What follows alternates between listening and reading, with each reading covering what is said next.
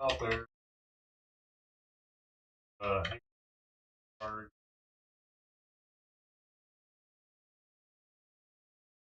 Running a little late this morning because I had to do the litter box. I had to wash it. Um,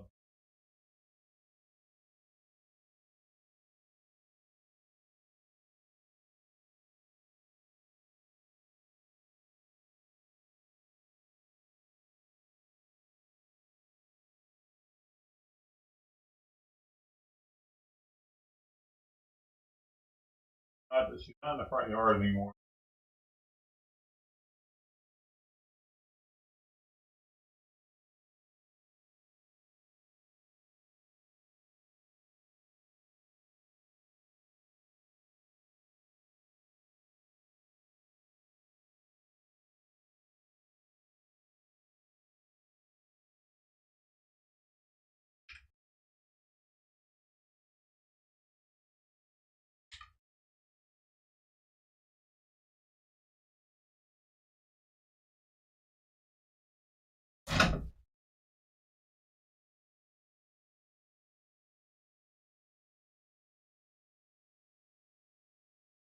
Right.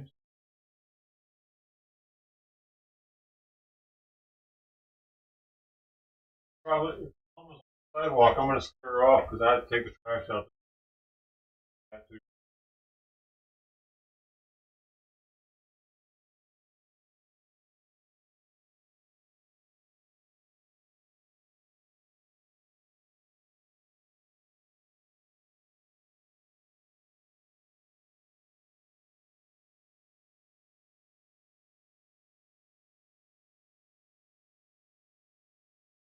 Got something.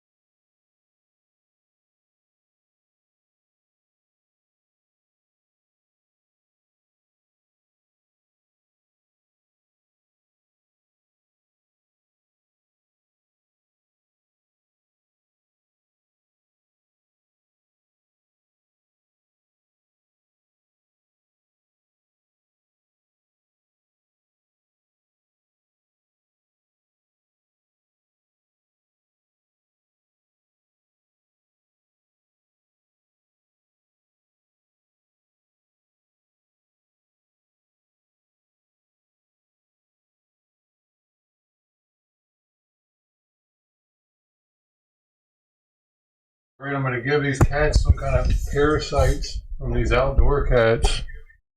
You know, outdoor cats. She's starting to scratch more. I was watching some stuff on fleas yesterday and the day before yesterday. It's interesting how how they're like. I didn't realize how their eyes worked, but they see shadows. So they could be all up on those plants whenever I'm ducking down to put the food down. They could be jumping all over my clothing when they see the shadow. I didn't realize they jumped off of plants like that. So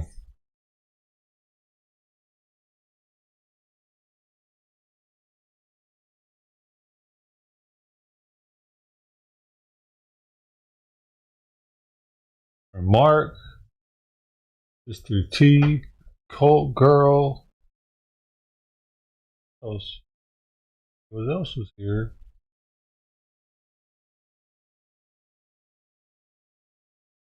Oh, Golden Coin, yeah.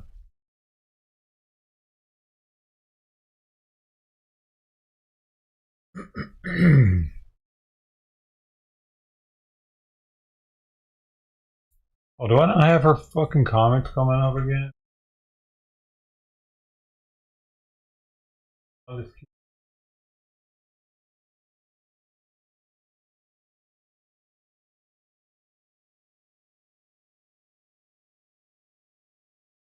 oh, she. Oh, you blocked Kitty Cam, so I can't see your comments popping up. What's going on?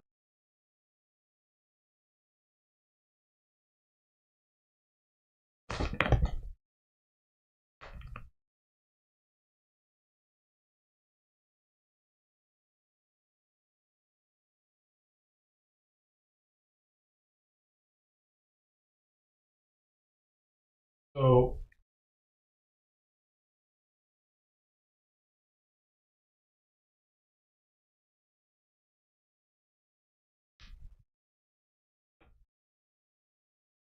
what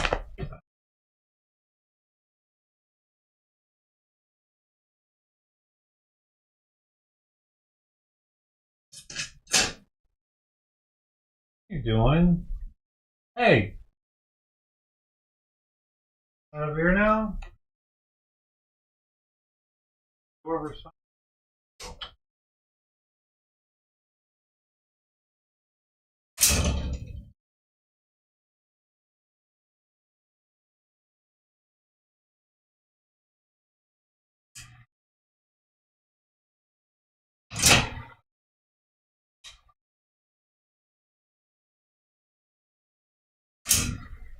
Jeez.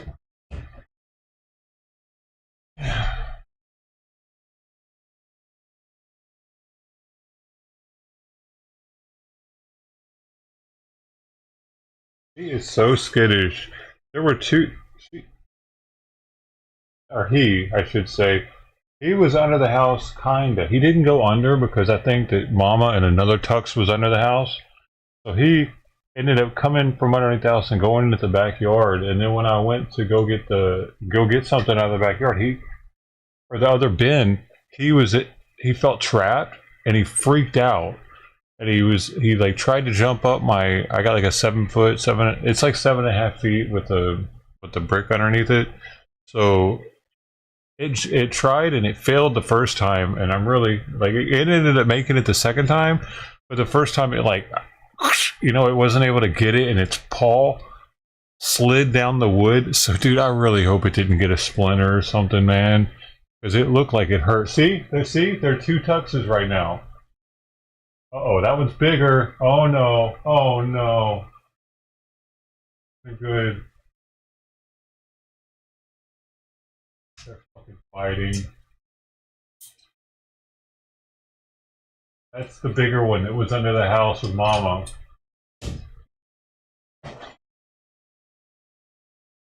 Motherfucker. I don't know what to do right now. I kind of want to take up for the smaller one, though.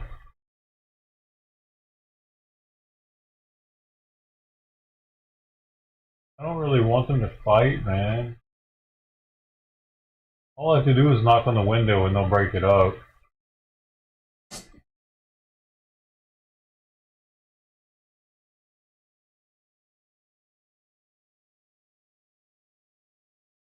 You go under the house? Oh no, this is a bad idea.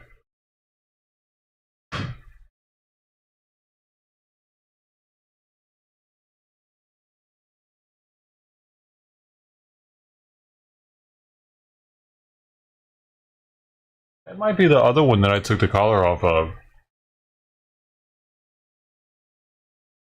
I think it is.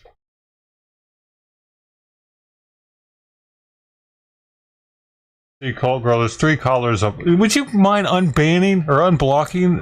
Oh, there it is. It's popping up. I don't know why I was tripping. I'm tripping. Wasn't popping up.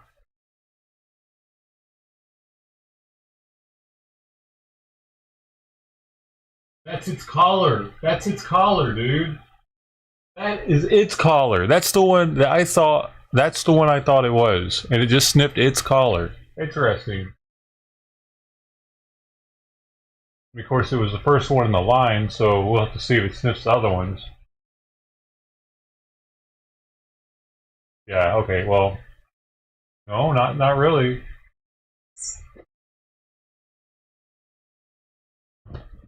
Well, dude, she's going nuts right now.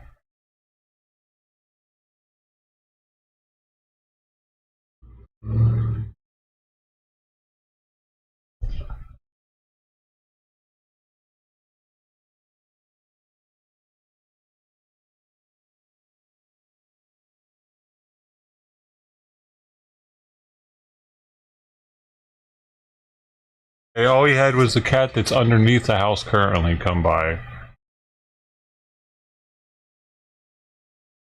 I've taken its collar off twice.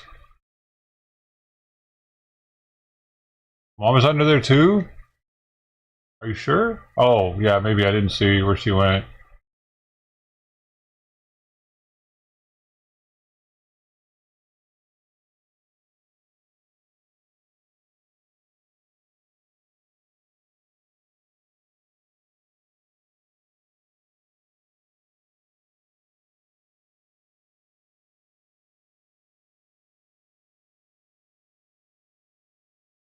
Mama and her are underneath the house. Or and him.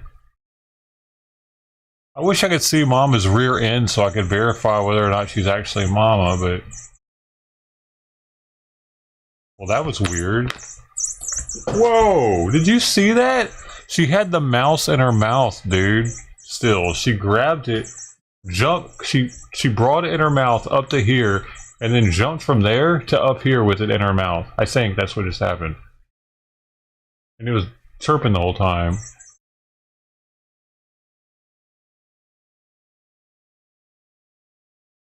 I thought this morning I might get a I don't know, she doesn't let people see her butt.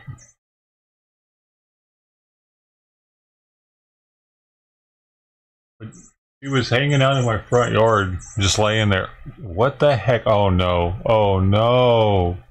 Why did he come strutting so fast?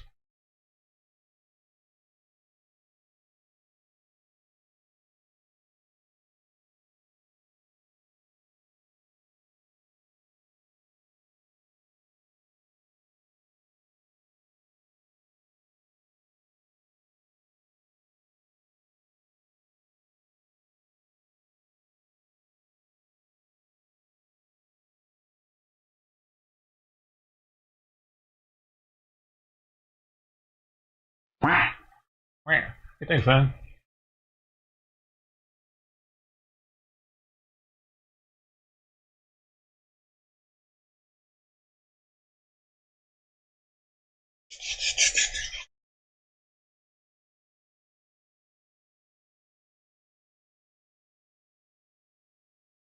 Are you sure they don't chirp? Because if you search chirp mouse, it says, what does it mean when a mouse is chirping? Mice are more active at night because of their biological clocks. As you tuck yourself into bed at night, that's generally the time when a mouse's day begins. It's possible to hear them create tiny noises like chirps and squeaks when they are searching for food and water. So, what were you saying? I, I don't know. Sounds like they chirps too to me, according to Google.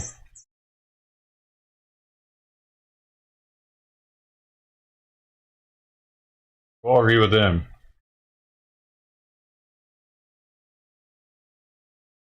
Google's not the reliable source. Okay, you're more of a reliable source than Google. Gotcha. I'll just cult girl next time I need to know something. I'll cult girl it. AI control. Let's look up the definition of chirp, okay, shall we? If you're such a smart person, typically of a small bird or insect, typically, but doesn't say always, utter or sharp, short, high-pitched sound. Utter a short, sharp, high-pitched sound. What is what that thing's doing? What does it sound like? A short, sharp, high-pitched sound or no?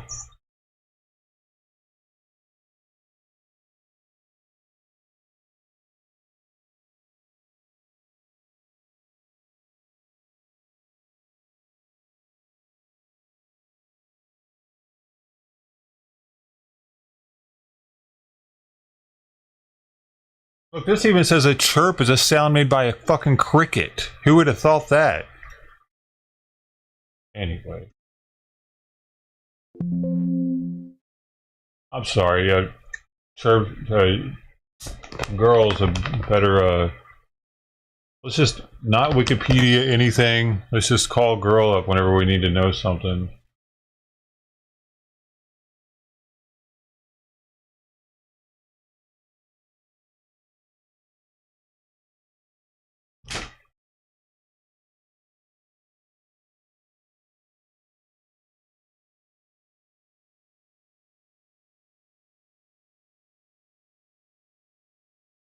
You love how sassy she is, really. She's probably fucking 15 years old, dude. It's probably a 15-year-old dude. So there's that.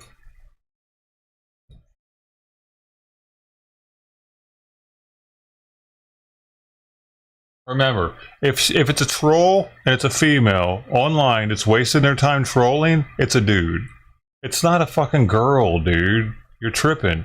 Girls have way better shit to do with their time than fucking troll people online. They got dudes hitting them up constantly and shit. Like, come on, man. Unless there's a reason why she doesn't have dudes hitting her up.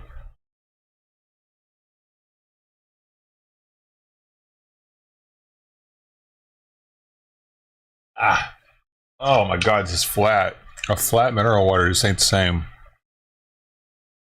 I took all the mineral waters that were like half full that were sitting in here and I made one out of it.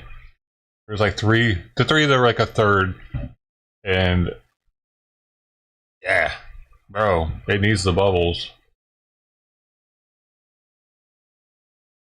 Yeah, but thanks Cole Girl for your information. I guess you're like uh what was that one search engine that Brave? You're Brave or something. You're like your brain is like the Brave search engine. You haven't been corrupted ever. You know all the information you know is correct.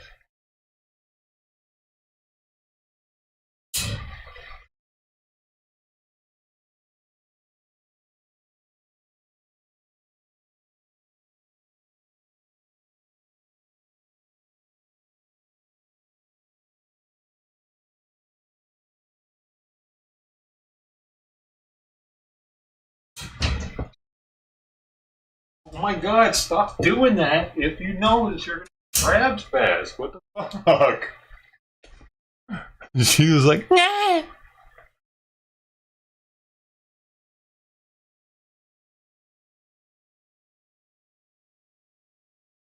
Simon, you want to come in here? Come here.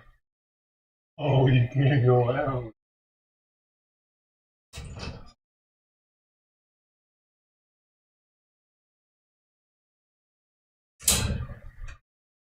There you go.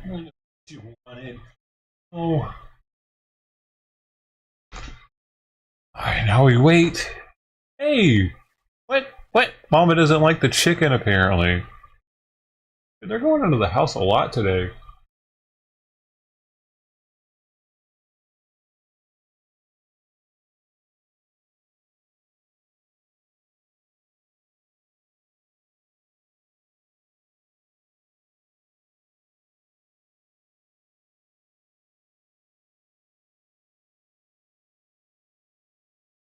Water's flat? What?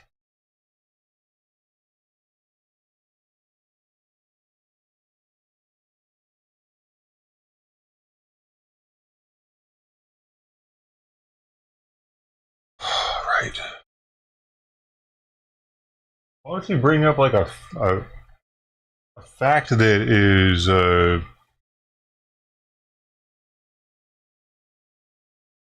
connected to like what we're talking about here, maybe? What are you even talking about? Water's flat.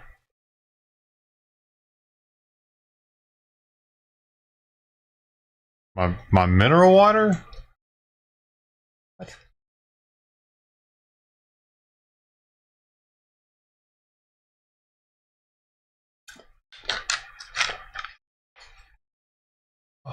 Oh, dude, I don't know how you could have so much free time on your hands that you waste it just trying to upset people on the internet. Kind of weird.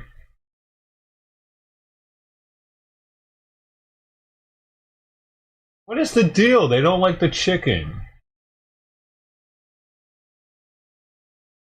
Beef and turkey and giblets only. Fuckers have gotten picky.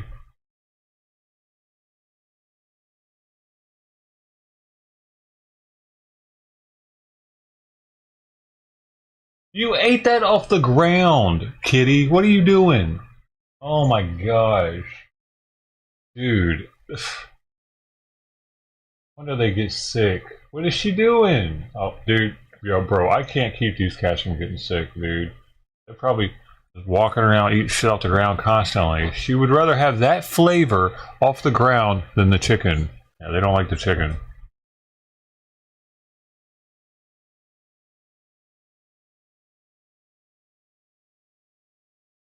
I have to start buying just the turkey and beef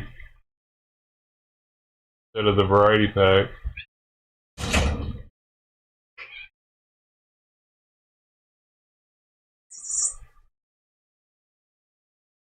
And I did sweet peas litter box today. So she got super fresh litter, super fresh box. Heck yeah, that's done.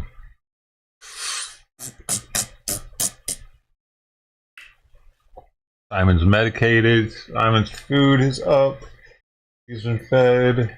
Litter box was emptied.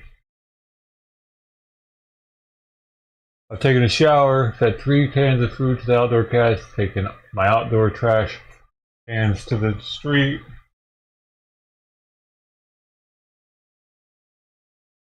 Oatmeal's ready right now. I need to go make eggs.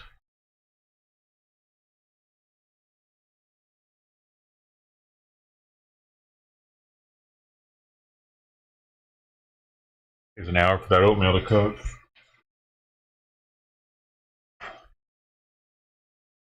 A 100 messages already? Oh my gosh, that's amazing actually. Thanks guys. I appreciate you being here with me early on a Wednesday morning, trash day. So there's a million other places you can be, things you could be doing right now. Seriously, man, there's a million different streams you could be in, much less other things you could be doing. So thanks for hanging with me.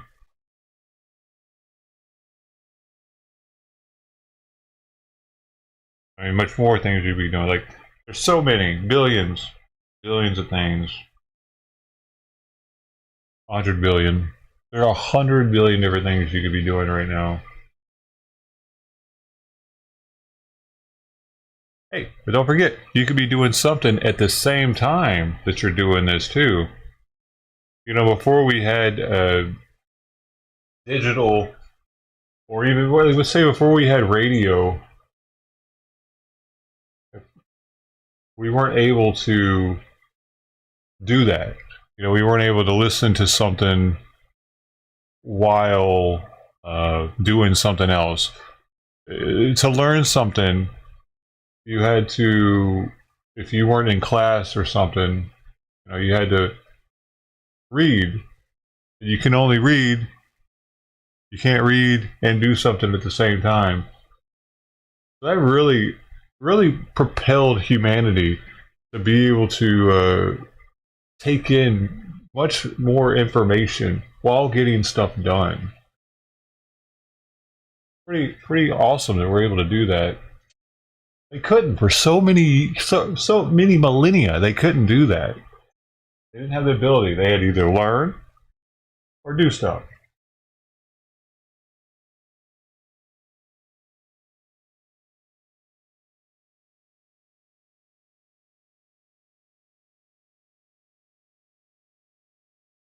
More sacred knowledge. Yes, yes. I mean, however you want to see it. What's interesting is you view everything that comes out of your mouth as sacred knowledge. I don't. And I think that's you projecting on me now, actually.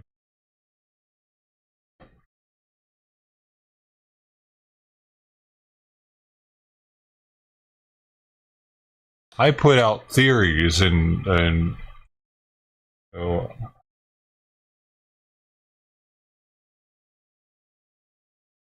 what I think is possibly happening. I'm not saying it's a fact.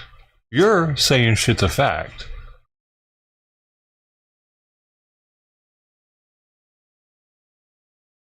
I'm saying Google says something as a fact. You see the difference here?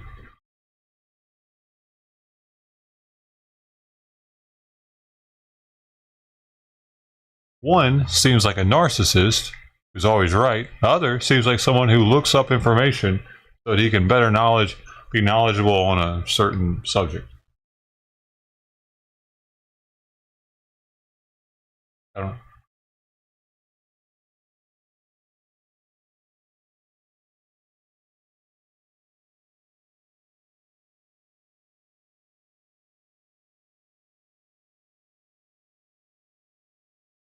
I bet you're a pro-Palestinian person too, aren't you?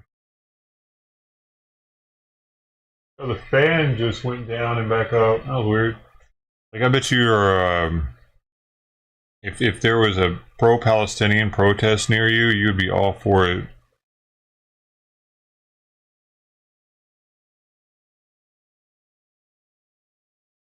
Wouldn't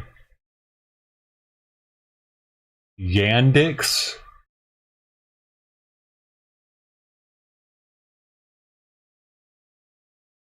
Okay. Yandex is less good than Google. I don't know what the hell that means. Sure. I agree. Yandex is less good than Google. Less than Google. I could agree with that. So I've never heard of it.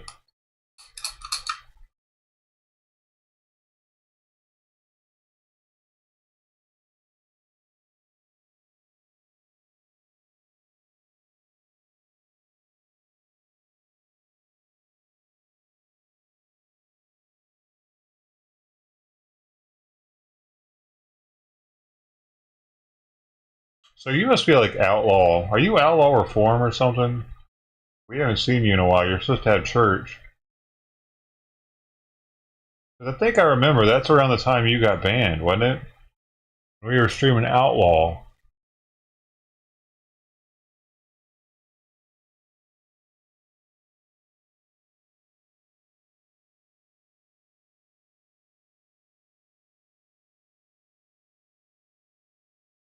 Well, Yandex now is greater than Google. Okay, well, I guess algebra was your first subject.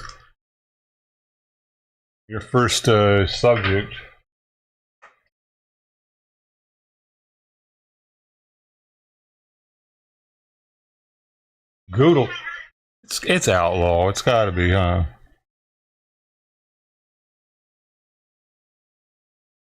It is outlaw. Holy sheep shit.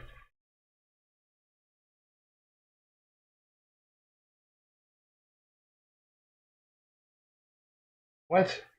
Why do you have a female name?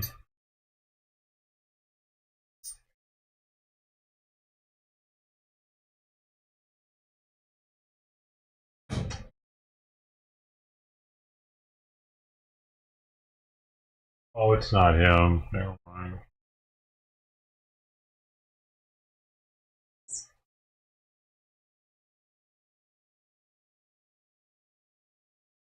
You're never going to be better than him, girl. He is a champion. He's dealt with me for 14 years.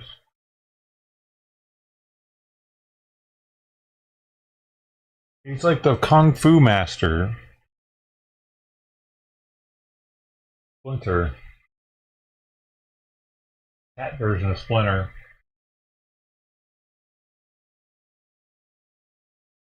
Oh, she's not hurting him, though.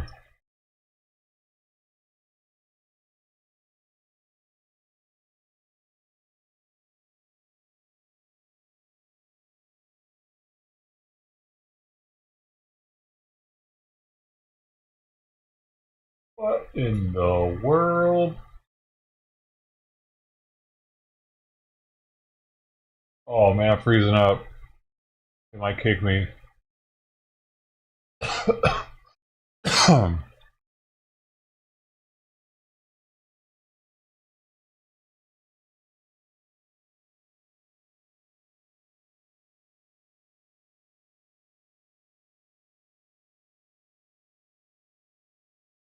OBS is lagging hard.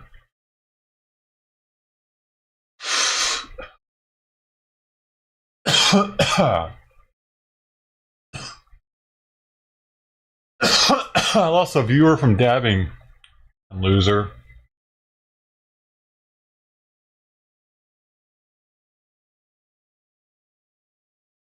Dude, your insults are not painful, cult girl. You know what I mean?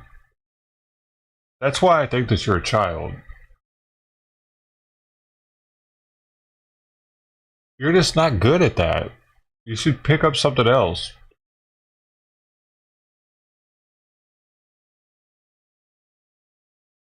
You're just not good at being mean. It's they don't hurt. They don't sting any. You're definitely trying to be painful with your shit. Because everything that comes out of your mouth is negative against me. with no explanation as to how I could better myself, or just spewing hate. So you're definitely trying to piss me off. I've been doing this for 6 years now almost. I know I should be doing better after 6 years, but it is what it is. I have a mental problem and I go off on people constantly. It's like Tourette's, but different.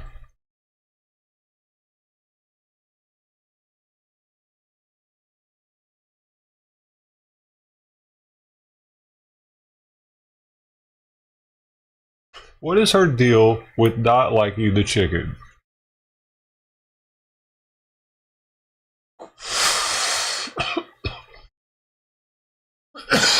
What is her deal with not liking the damn chicken?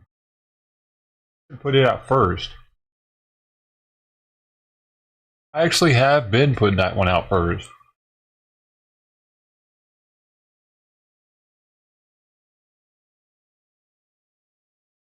Your dissentment is off. What do you mean?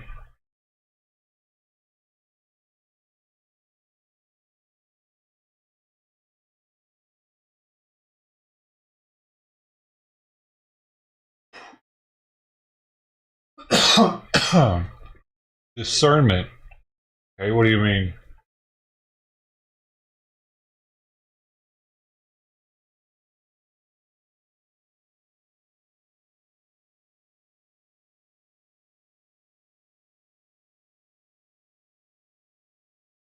Hey, just tried it. Maybe she'll come finish it off. She's right out front right now, looking at the sidewalk. She's thinking about it. Hopefully there's not a little trident fight going on in about 2 minutes. Being very leery. Now she's standing in my yard looking back and forth before she crosses the sidewalk. Crossing. Back. She probably sees Tuxedo right about now. Tuxedo doesn't see her yet. She's still looking underneath the house. Now she sees her.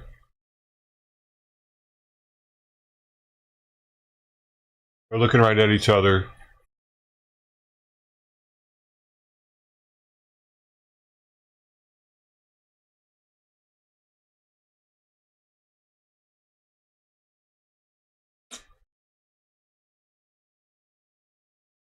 Her tail in between her.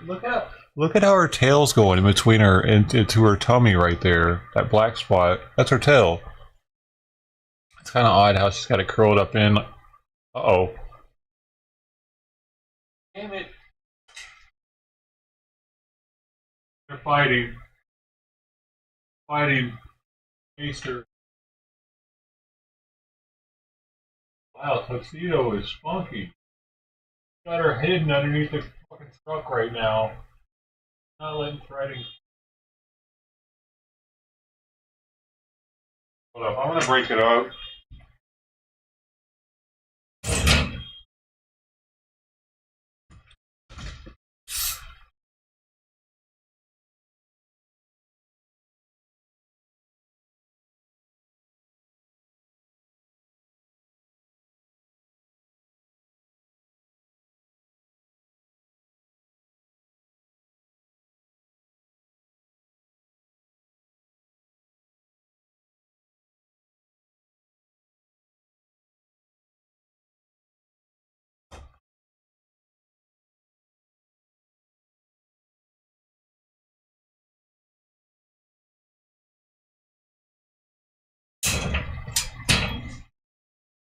Ah, shit, my fucking blind. Simon, did I do that or did you do that? Fuck. Other motherfucking broken blind.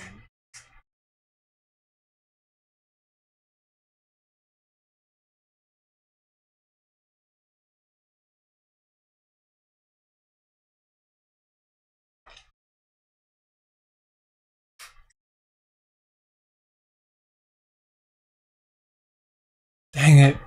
He chased Trident off. I had no idea that that little bitty old Tuxedo would chase Trident like that. He took off after her, and then I don't know if y'all could hear him fighting or not, but I need to get a new camera so we can hear outside noises. But she chased her, swatting her like under, and Trident was underneath the truck over here. Like they went all the way over there. So there was a car in front of the truck actually parked. That fast. And then when I said I was going to go break it up, that's where they were at. And by the time I opened the door, Tuxedo was already underneath the truck, and I think Trident was taken off. I don't know. Dude, new cameras aren't free. Girl, that's the only thing. I'm using a phone that I bought in 2016 to do this. I live paycheck to paycheck. It's expensive to live in California. You know? I used to have a bunch of crypto before I lost it all. Now, here I am. Now I'm in a weird fucking place. I had a lot of fucking savings. I was about to buy a house. I lost everything. And it still fucks with me. And it happened like 3 years ago.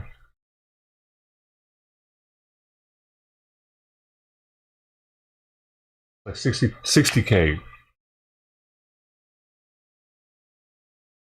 Vanish. It took me, I had to pay off a $25,000 loan that took me like 2.5 years. I just recently got that done. Now I'm trying to work the credit cards down. I didn't used to be in this situation 3 years ago. It's been fucking rough, dude, especially since the streaming fell apart.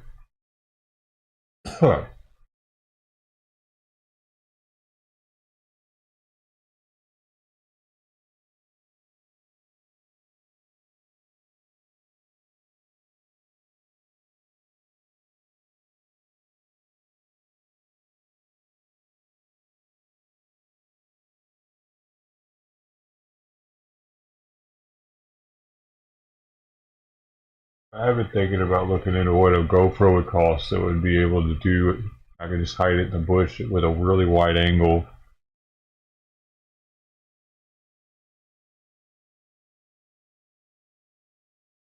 Maybe even just set it down on the sidewalk, have it facing, and then maybe even still have this one above head and have like a 2 camera shot, you know, that way I could see if someone steals my shit. Have this camera pointed onto the other camera, kind of thing. I don't know, I'd like to do it better, make it better.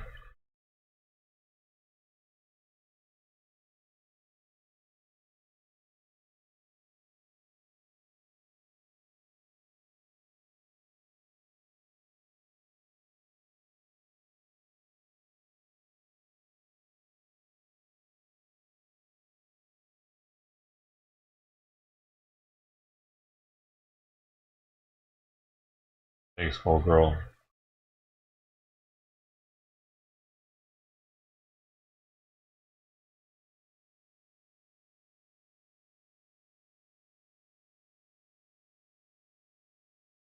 Quite honestly, their food costs way too much. She eats Royal Canine Kitten, and he eats Ziwi Rabbit and Lamb. And if you look up either one of those, you'll see that they're entirely too freaking expensive. It's I don't know. I don't know. Whatever. I think it all plays out in the long run though, because you feed high quality food to your animals. Hopefully, less vet bills. Hopefully, right? It's like putting high quality oil and gas in your car. Hopefully, less mechanic fees later on.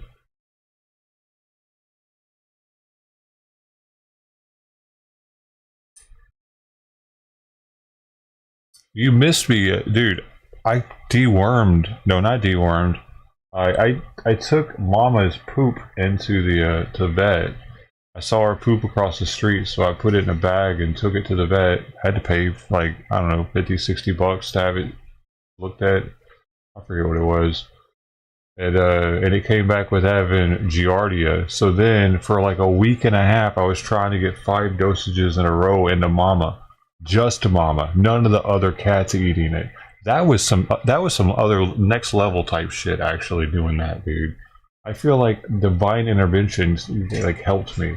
Like the aliens got involved or something. Like go now, because getting 5 in a row in her without another cat eating it first, and it's like, I don't know, man. That shit was trippy. That was like something. That was a like a side mission on a video game or something. Can you do it? If you can, you don't get shit except for the appreciation of knowing you did it, and the fucking Mama doesn't have diarrhea for a little while.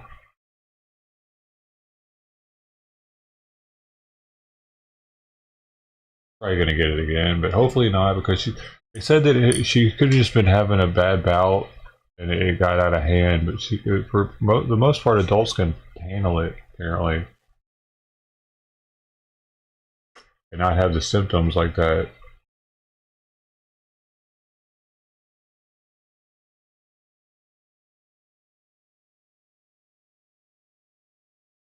I even pick up cat shit that's in the alley and spray it with stuff because I don't want these cats to get infected. Because I noticed one of them was sniffing it, and you can get giardia just from getting your nose too close to the shit. So I went out there and I cleaned it up. That's not my alley, dude. I mean, it's there, but I don't even have to really see it. I sprayed it with odor side. I don't know. Hopefully, it didn't make him less wanting to smell it. Hopefully, I think cats like that citrus. Oh, day 10 in the building. I did it. I did it. Dude, I came so close to giving up on that, dude. And her hair looks 100 times better on her back. I remember back then it always had this weird purplish red sheen, like she wasn't grooming. Right back here, next to her tailbone, or yeah, up to mid back, it had purple sheen, and that went away right after that treatment. I mean, it seems to have went away. I gotta look at it closely. I didn't remember seeing it this morning.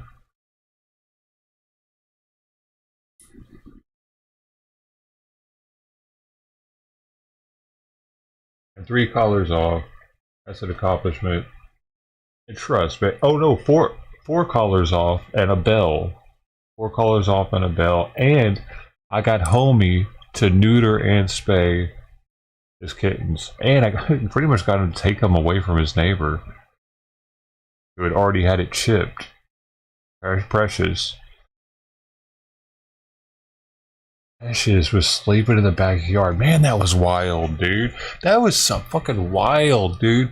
Going out to the trash, and then I'm like, I just saw her sleeping there, and I'm like, what the getting right here?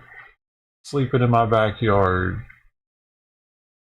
And like getting to see her, getting her tag before she would run off. And dude, there has been so much cat content going on. I definitely need a new camera out there with audio. I need to look into GoPro capabilities. If I need the newest one to really like if it has a different Wi-Fi than the older models, because that's one of the most important things. Like if I have the correct Wi-Fi, like if I needed to really punch through this wall, because this is an old house, I don't know if these walls like have like anything that makes it less. More hard for it to penetrate the wall? Probably not, though.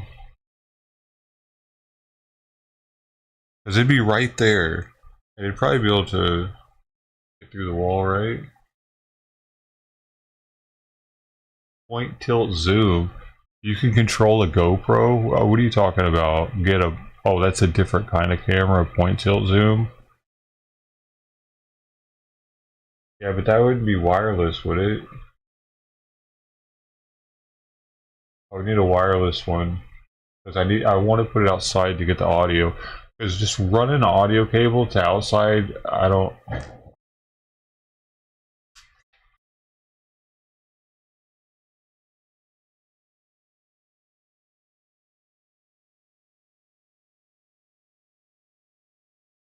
want to do that out the window, pinching the cable like that, and wireless. I don't feel like fucking with the battery. I'm gonna have to fuck with the battery with the GoPro too, though. I guess I could do, dude.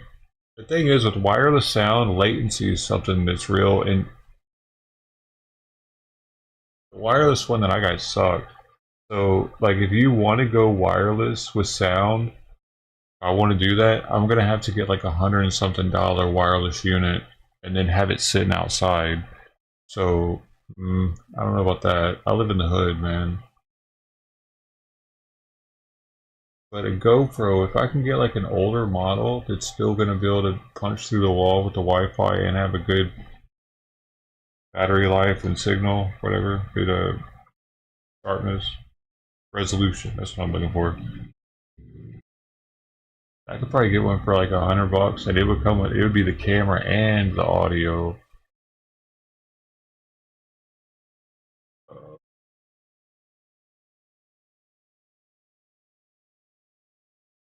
They're out there. What are you doing, crazy? We're both acting crazy this morning, you know that? Dude, I'm gonna be honest with y'all. I did eat a gram. Well, I don't know, not a gram. 1 squirt. It's probably a tenth of it. I don't know how many squirts I get out of one of those things, but 1 squirt of RSO. That's all I've had for breakfast is Jesus cracker and RSO. Joker strain. By the way, hope Joker's doing alright. I haven't seen him. Was he? Wait. He was on Doe Show the other day, wasn't he? Sorry, I didn't go live yesterday on Doe Show because I didn't think that much was gonna happen. Much didn't really happen, dude. Honestly, much didn't really happen. I watched Ford Fisher stream, and like I was in there chilling with it on the side over here while I was watching 2 things at once. I forget. But Oh, the Ice Poseidon, dude. I was watching the Ice Poseidon Hunger Games. Have y'all heard of this shit? It's the last day of it today. It's kind of trippy, dude. Dude, he's oh, fuck, dude. He's so smart with the shit he does. Anyway, it's like this. You watched it yesterday too, dude? Or no, you were watching Ford Fisher yesterday. What kind of cringe? Which one? The protest or the some of the definitely some of the shit in the Hunger Games shit's cringe because it's like, what are y'all doing, man? Shoot each other. What the fuck? Y'all fucking acting too fucking pussy with this shit. And then last night, how Ace got back with him. Like, what are you thinking, man? He should have stayed. He should have stayed like a fucking sniper out, like by himself. I don't know why he thought he was gonna just click up all of a sudden with them, and they weren't gonna. I don't know, dude.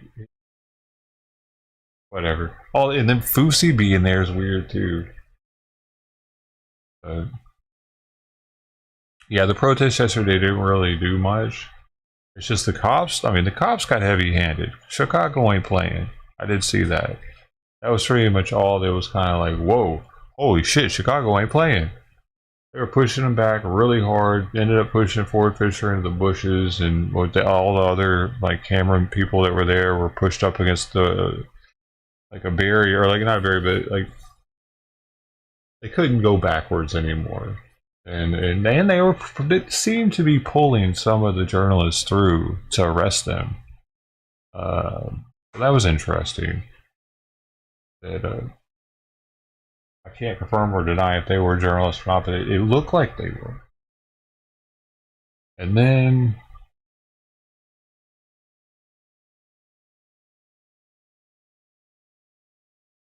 what else was there? Oh yeah, I mean they marched down the sidewalk to skirt the cops a little bit. Then they were able to get in the streets for a little while. Like this is before it all they've been pushing them up against the wall or whatever. But there wasn't any breaking of anything.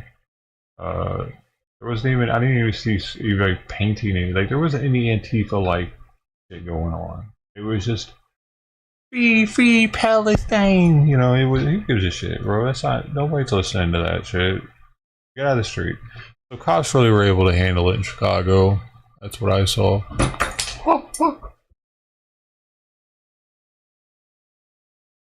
Holy shit, dude. Did I save that? Man, who said I don't know this about Kung Fu? Who was that?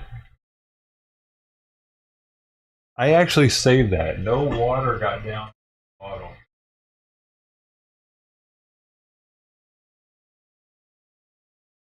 It was upside down for a second. Holy shit.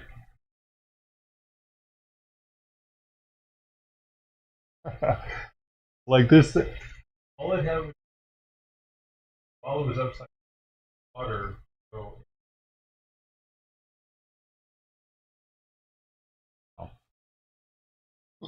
had to be quick for it not to do that. I think maybe even I don't know if I had my finger over the mouthpiece or not. Split second or not. But I don't know what just happened. It happened so fast. Muscle memory. Oh, really? You know, it seemed like it. You know, it's funny you say that, dude, because when I heard Chicken talk, he sounded like he was downerish when he was like, I found the smoozy or snoozy, whatever the fuck that dude's name is. I was like, is he rolling right now? And I'm like, no, he wouldn't be riding around this motherfucker rolling. But downers, maybe Xannies or something, Valium, or like he would, yeah. I could see that now. Boozy probably gave it to him because they were all doing like the little side shit. Yeah, he came back, dude. Y'all been paying more attention to this. I just found out about this thing yesterday, dude. And I was supposed to go to like Vegas with Egypt and Chicken one night.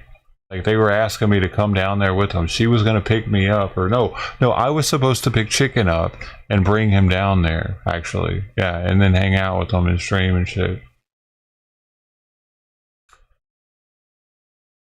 Yeah, who was here for that when I was supposed to do that? And they were all like, dude, they were in chat trying to convince me to go down there. And I was like, I can't. I got my cat. I got like, I'm flared. I think I was flared up at the time too. And I'm like, dude, I'm not trying to big and be down there with.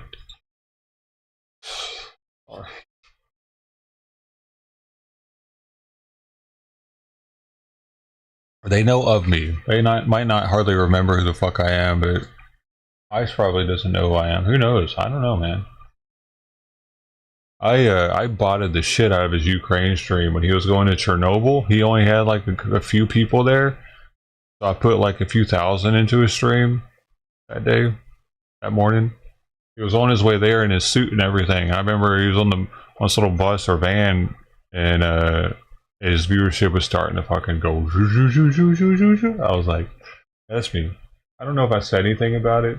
Eventually, I started talking. I started telling the CX people when I was botting them. Like when they were in Mexico, I bought it Vexed and Mexican Andy, trying to get their attention. I was like, "That's me that just did that." But this was before I was a streamer.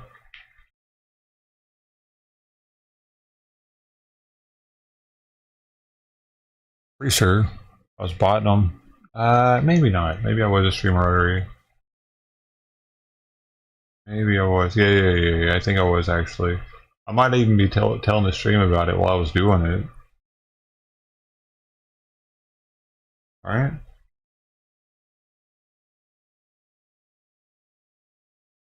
Remember now.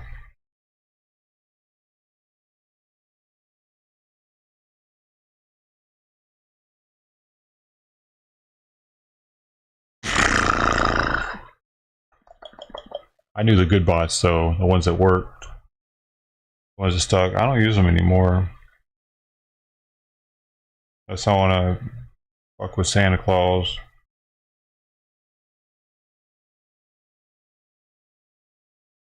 You remember when he was at that guitar shop thinking he had like 4,000 people watching?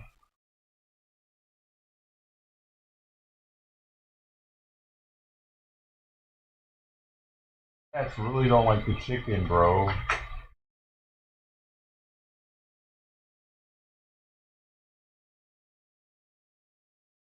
Picky little. Friday was gonna come have some. Let's put it. Or his mouth to other streamers. What do you mean? What? What do you mean? He was there. He was in it.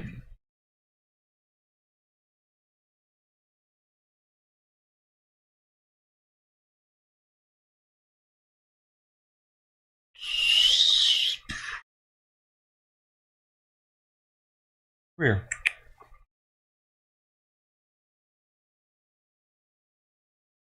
Simon leave, dude. I don't remember.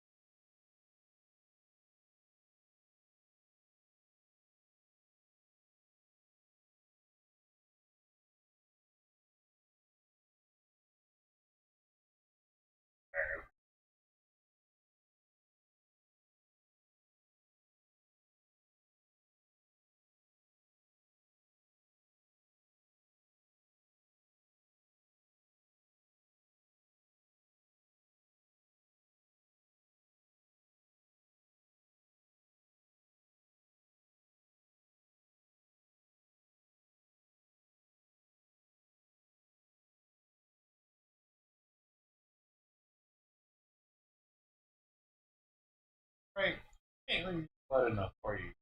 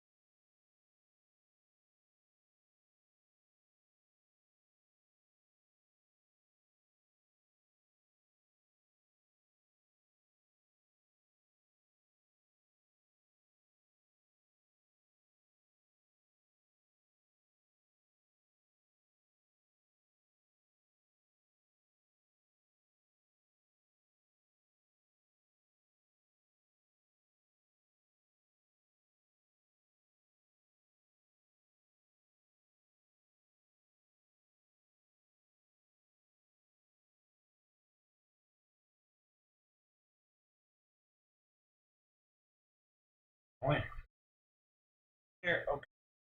I'm going to leave a second ago, though.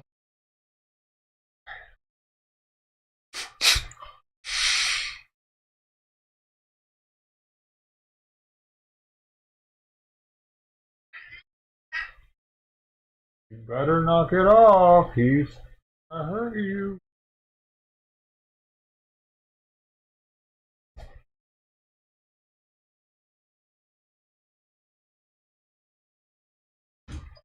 Jeez, you almost knocked that over.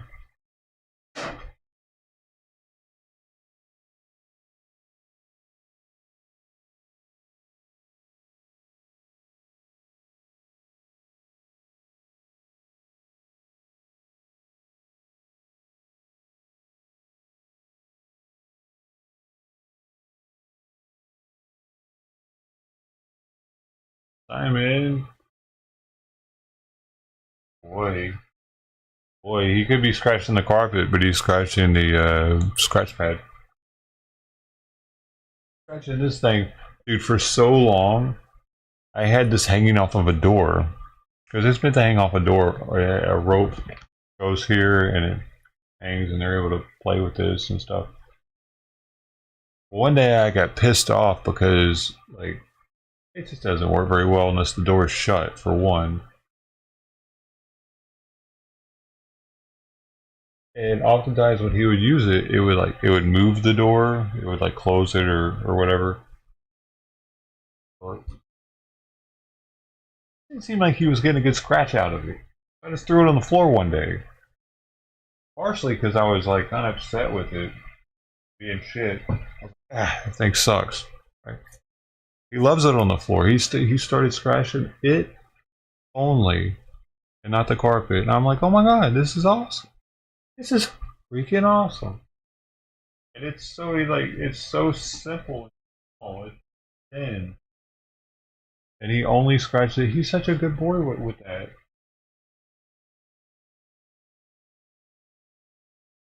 Also, because I probably I tell him not to scratch the carpet, so he's like, "Oh, man, I never tell him not to scratch that thing." So. But her, on the other hand, oh, that's sweet. Give me a little lick. She came up just to lick my head. Sweet girl. Oh my goodness, she's an athlete.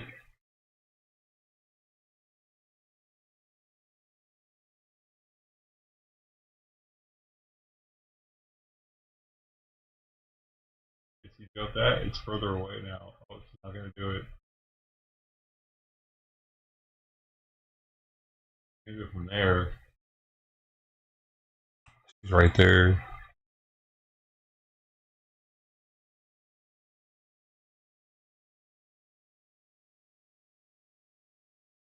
Kitty, kitty. Alright. Looks like the cats are done eating.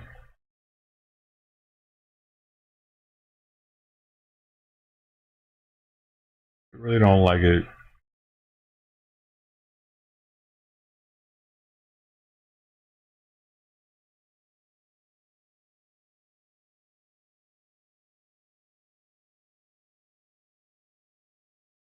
She's been pretty wild this morning. No, she's maybe just not hearing it. She's ran up this chair about 10, 15 times. She's ran up me a couple times already.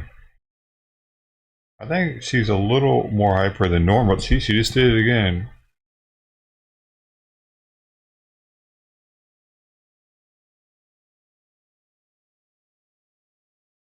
Oh, she's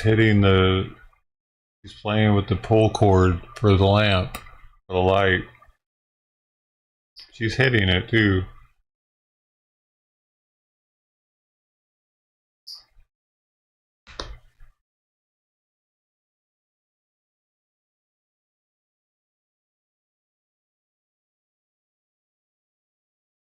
Is that Mama?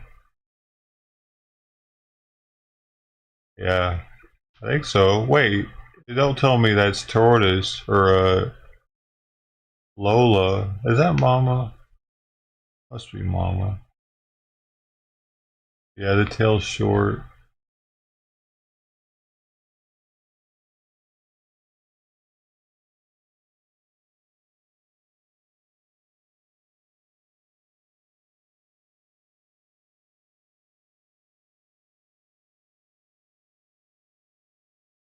She hit it one last time before jumping onto the desk. Back here. Okay.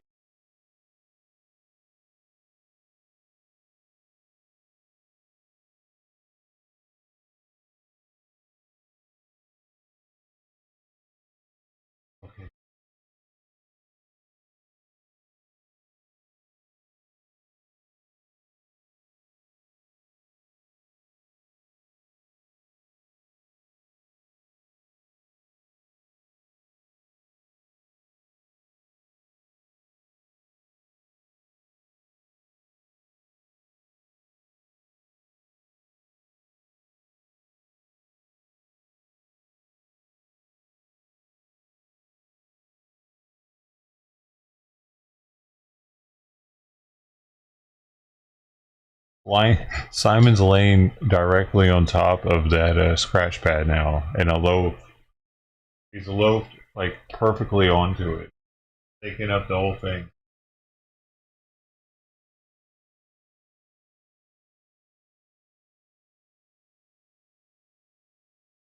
I gotta get a picture of it.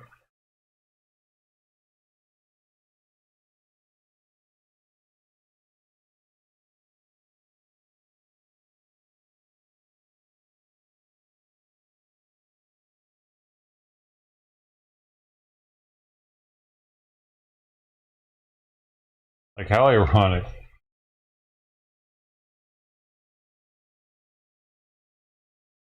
I didn't put it in there.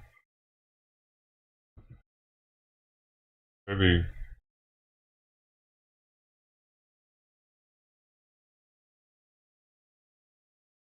But here, I want to see what she's doing.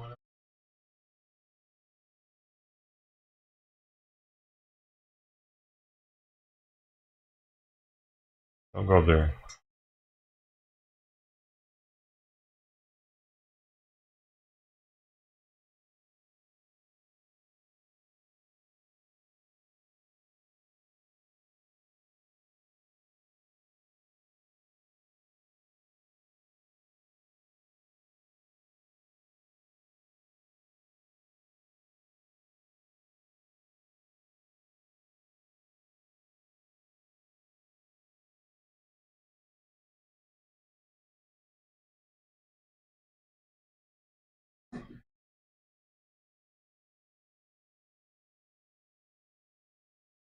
My scratch pad.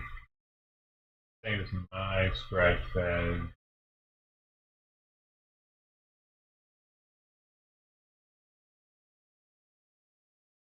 I weighed him this morning. He's still over 12 pounds. So he's holding steady at 12.1, 12.2.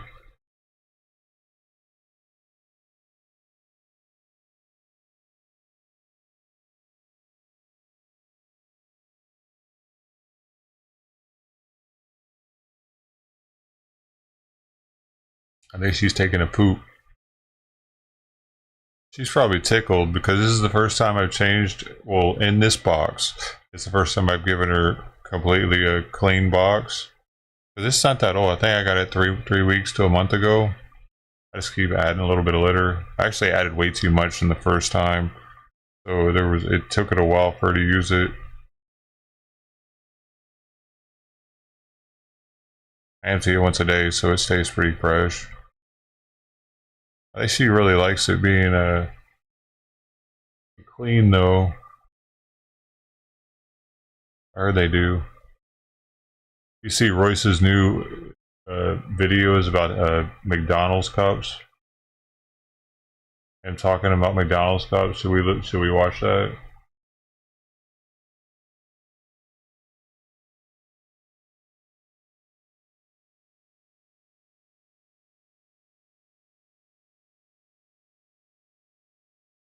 I'm almost finishing all the chicken. I'll try attempting to.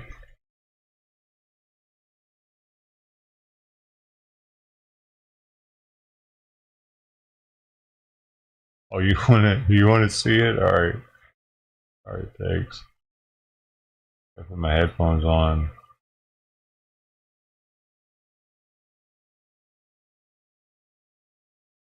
Charge. Got to charge. Alright. Supposed to be cooler today. That's another reason why I didn't go live yesterday again. Because by the time stuff actually started happening with the protest, it was like 90 degrees here and I wasn't even streaming.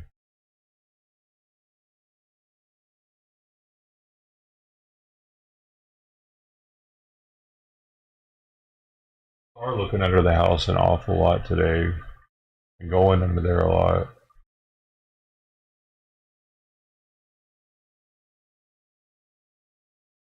I read something today or yesterday that said that coyotes are kind of bad in Long Beach and that a lot of the oh, here comes tuxedo the male. I know it's a male. It looks like it was running over here, but it stopped short and now it's underneath the cars across the street. Yo, I don't want you doing that, cat.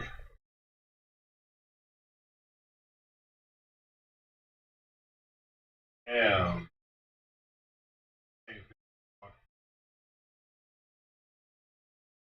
I gotta put this up, man. I gotta put it back in the closet.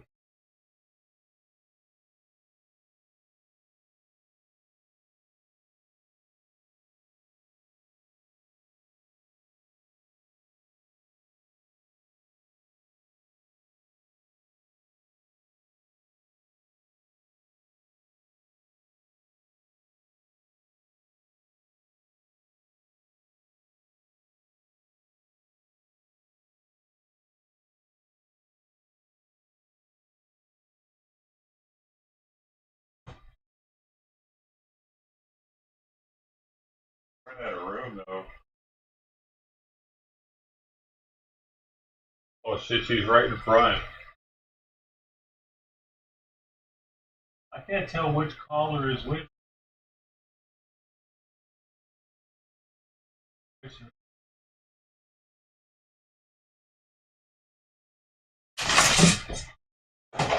Brilliant.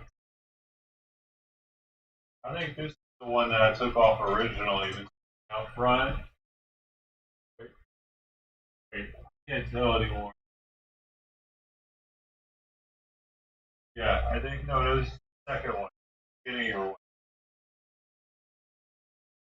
Just dude, it's laid directly in front of the walkway that comes into my place.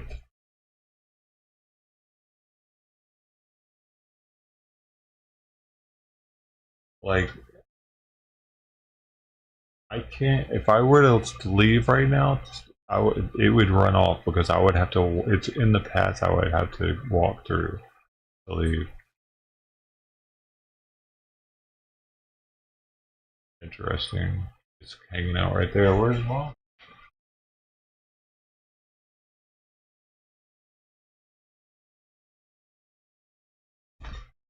Oh.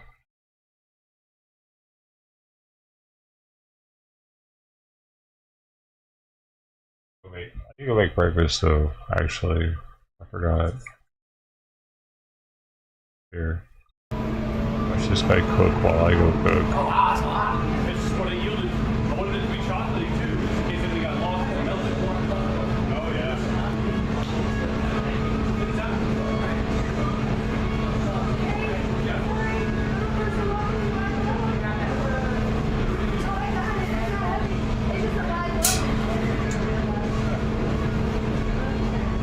What do we need prep or anything, boss? Start loading up the batter buckets, okay? Okay. Make sure.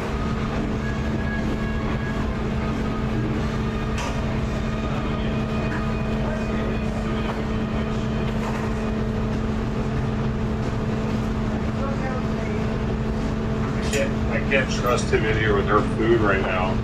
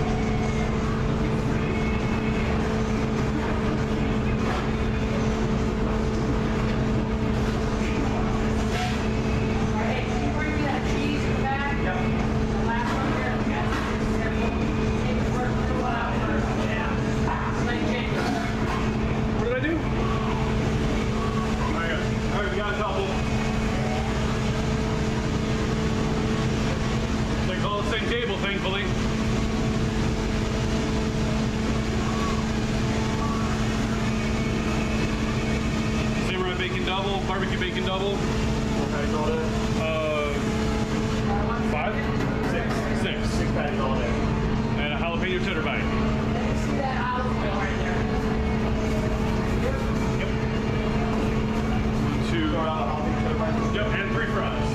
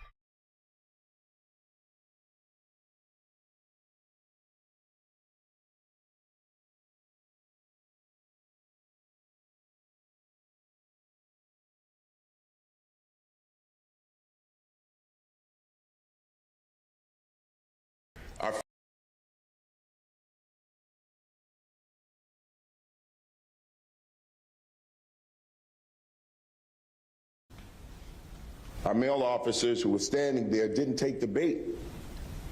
They continued to fight through in the way that they were trained to respond. And in an incident like that, where that number of people showed up to fight with the police, and we were able to take nearly 60 people into custody, minimal injuries, tells you that what's happening with the Chicago Police Department is transformative. Sounds like leadership and the leadership team that you see right here, this is a transformation of what you're seeing. Please report that. There was enough of you out there. We will not allow people to come to this city, disrespect it, and destroy it. We expect the rest of the week to be better. That's what we're hoping for. We're hoping that people see that the Chicago Police Department is prepared, ready, willing, and able to defend this city. It's time to get a handle on anyone who wants to wreak havoc on the city, people who are committing violent acts throughout the city. It is time to bring Chicago back to where we know it can be. But that's going to take all of us. So it wasn't just the Chicago Police Department last night. As you see, we have the fire department here with us, our federal partners. We have the COO, John Robertson. We have Deputy Mayor Gatewood standing here with us. There are so many people behind the scenes from other agencies who are working to make sure that this city is safe and to make sure that we're successful throughout this DNC. I cannot say enough about my leadership team, boots on the ground, making sure that this operation works the way it needs to work. The overall incident commander, Chief of Counterterrorism, Dwayne DeVries, the Chief of Patrol, John Hine, the Chief of Detectives, Antoinette Ursitti, our Chief of the Bureau of Internal Affairs, Yolanda Talley, and the Chief of Constitutional Policing, Angel Navales. Behind them, I'm sure you all know, Director, Community Policing, Glenn Brooks. This collaboration has been excellent. The leadership of Executive Director Jose Tirado, making sure that the communication is working, is why we're successful. Lastly, I'd like to thank the men and women of the greatest police department in the world. Our Chicago police officers, our sergeants, our lieutenants, our captains, commanders, our deputy chiefs who are out there making sure that we keep this city safe during this time. I saw something in their eyes last night that I haven't seen in years, a level of pride knowing that they kept this city safe from those who came here to burn things, to burn flags, to fight with the police, to cause destruction, mayhem. Make it great like '68. That was what they brought here to Chicago. It's 2024. And the Chicago Police Department proved that. So let's get off of 1968. Let's stop talking about 1968. This is 2024. And the Chicago Police Department is proving that every single day. I cannot be more proud of the work that the men and the women of this department are doing right now to keep this city safe. With that, I'm going to turn it over to Deputy Mayor Gary Gateway. Thank you, Superintendent. Good morning. I stand here yet again. As I said yesterday, the city is ready. The city has always been ready. The collaboration that we have across the board has been phenomenal. Last night wasn't a protest. To call last night a protest would be disrespectful to people who have actually protested for things that have moved societies forward across the country. That wasn't what we had last night. What we had is we had people who came down to the city to cause harm, to wreak havoc, and they were met with the best trained police department in the country. They were met with collaboration across the board with all of our agencies working together around the clock, with leadership like Deputy Mayor Lori Lipson, who makes sure all of our agencies show up on time every time to make sure this work happens. We work in partnership around the clock. We work to keep this city safe. And again, as I said yesterday, we welcome protests. We welcome peaceful protests. Last night wasn't that. We expect protests. We expect them to be peaceful going forward. We expect that level of collaboration and partnership. We welcome it. We look forward to it. And with that, I have the pleasure of bringing up Derek Meyer, the Deputy Special Agent in charge of the United States Secret Service. Thank you, Gary. Thank you to Superintendent Snelling. I could not ask for a better friend, and the city of Chicago could not ask for a better leader. Good morning. I'm Derek Meyer, the Deputy Special Agent in charge of the United States Secret Service's Chicago Field Office. We're starting the third day of the 2024 Democratic National Convention, and I'm proud of the work the U.S. Secret Service, Chicago Police Department, and the rest of our federal, state, and local partners have done securing this historic event. It is a total team effort. There have been several large demonstrations this week. We are very appreciative of the Chicago Police Department for safeguarding the city and the convention. I'm also proud of our Secret Service personnel for their great work during the DNC so far. As we head into the DNC's final 2 days, I'd like to thank everyone heading to the convention for their patience and understanding navigating the large crowds associated with an event of this size. We ask that attendees and delegates arrive early and allow extra time for security.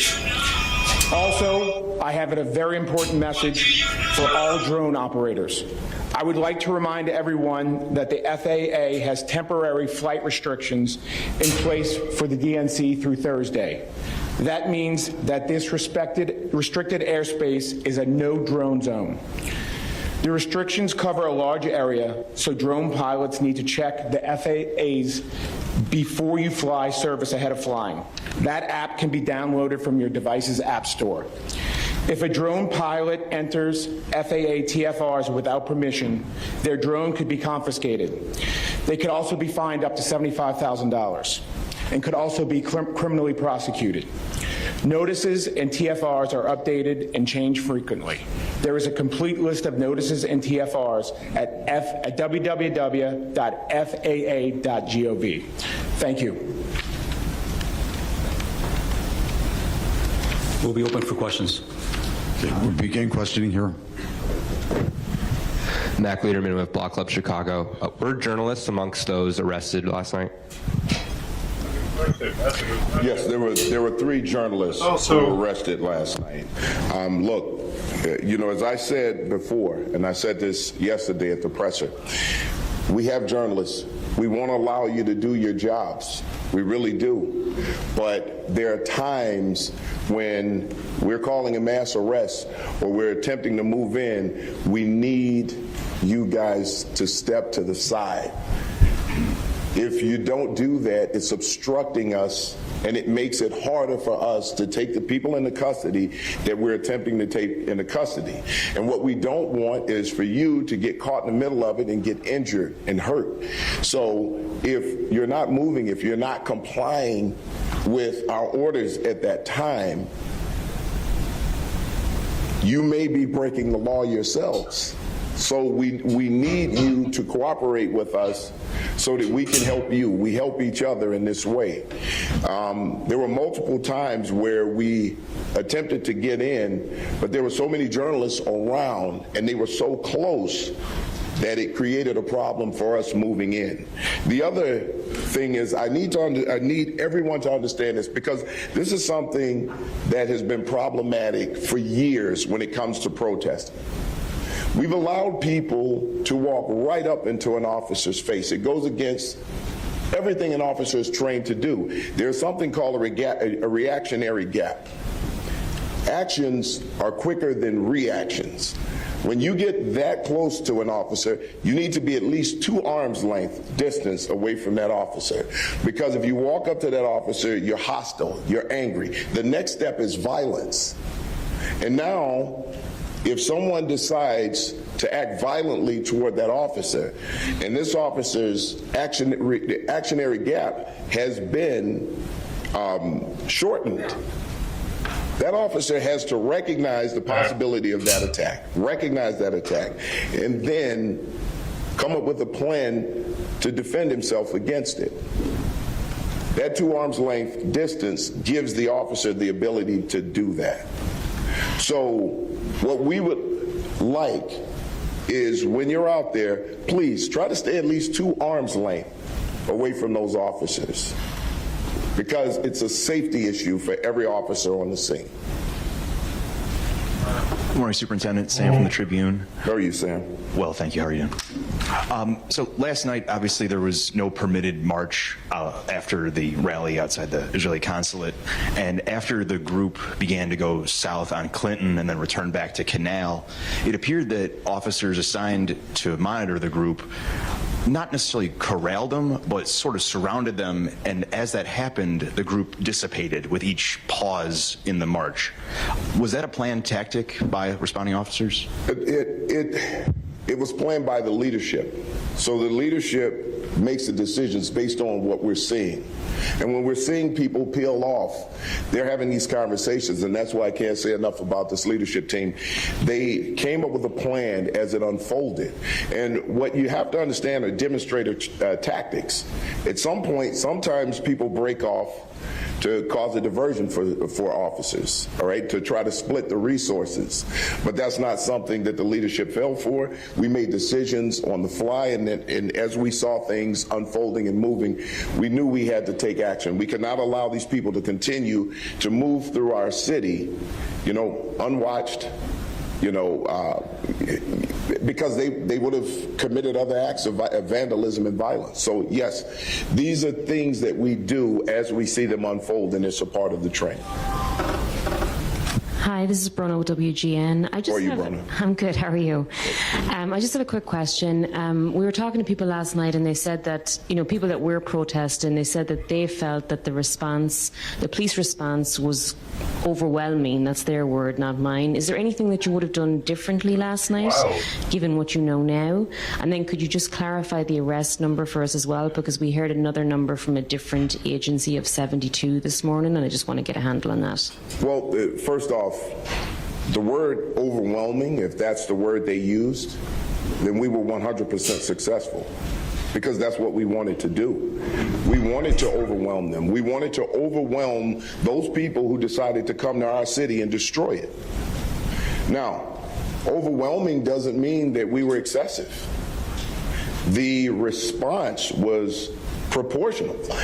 And in some instances, officers use less force. In most instances, officers use less force than they could have used. So when we look at something that could have been so much more chaotic, to lock up that number of people, to have that number of people taken into custody with 2 minor injuries, it tells you that the officers are doing a great job. They remembered that training. They're not overreacting, and they're responding the way that they're supposed to respond. But when there's criminal activity, when we take people into custody, it's never going to look pretty, ever. It's not going to look pretty. They yell and scream, they yell obscenities, and they'll say, we're not doing anything. We're just peacefully protesting. Just because you say that doesn't mean that's what's happening. Alex Tabbitt, NBC News. Thus far, your team has managed to control the activity without the use of tear gas or rubber bullets. Are you reserving that tactic as an option, and what line needs to be crossed? Well, here, we can't say what line needs to be crossed. That's a game time decision. It's what we're seeing, and if we know that it's absolutely necessary, then we'll utilize the tools that we have to, and those tools that we have at our disposal. However, if it's not necessary, because our officers are responding to this quickly, and I want everybody to understand this, when we recognize that someone is going to act out violently and we respond quickly, immediately, but not rush in, we put an end to the possibility of that violence growing.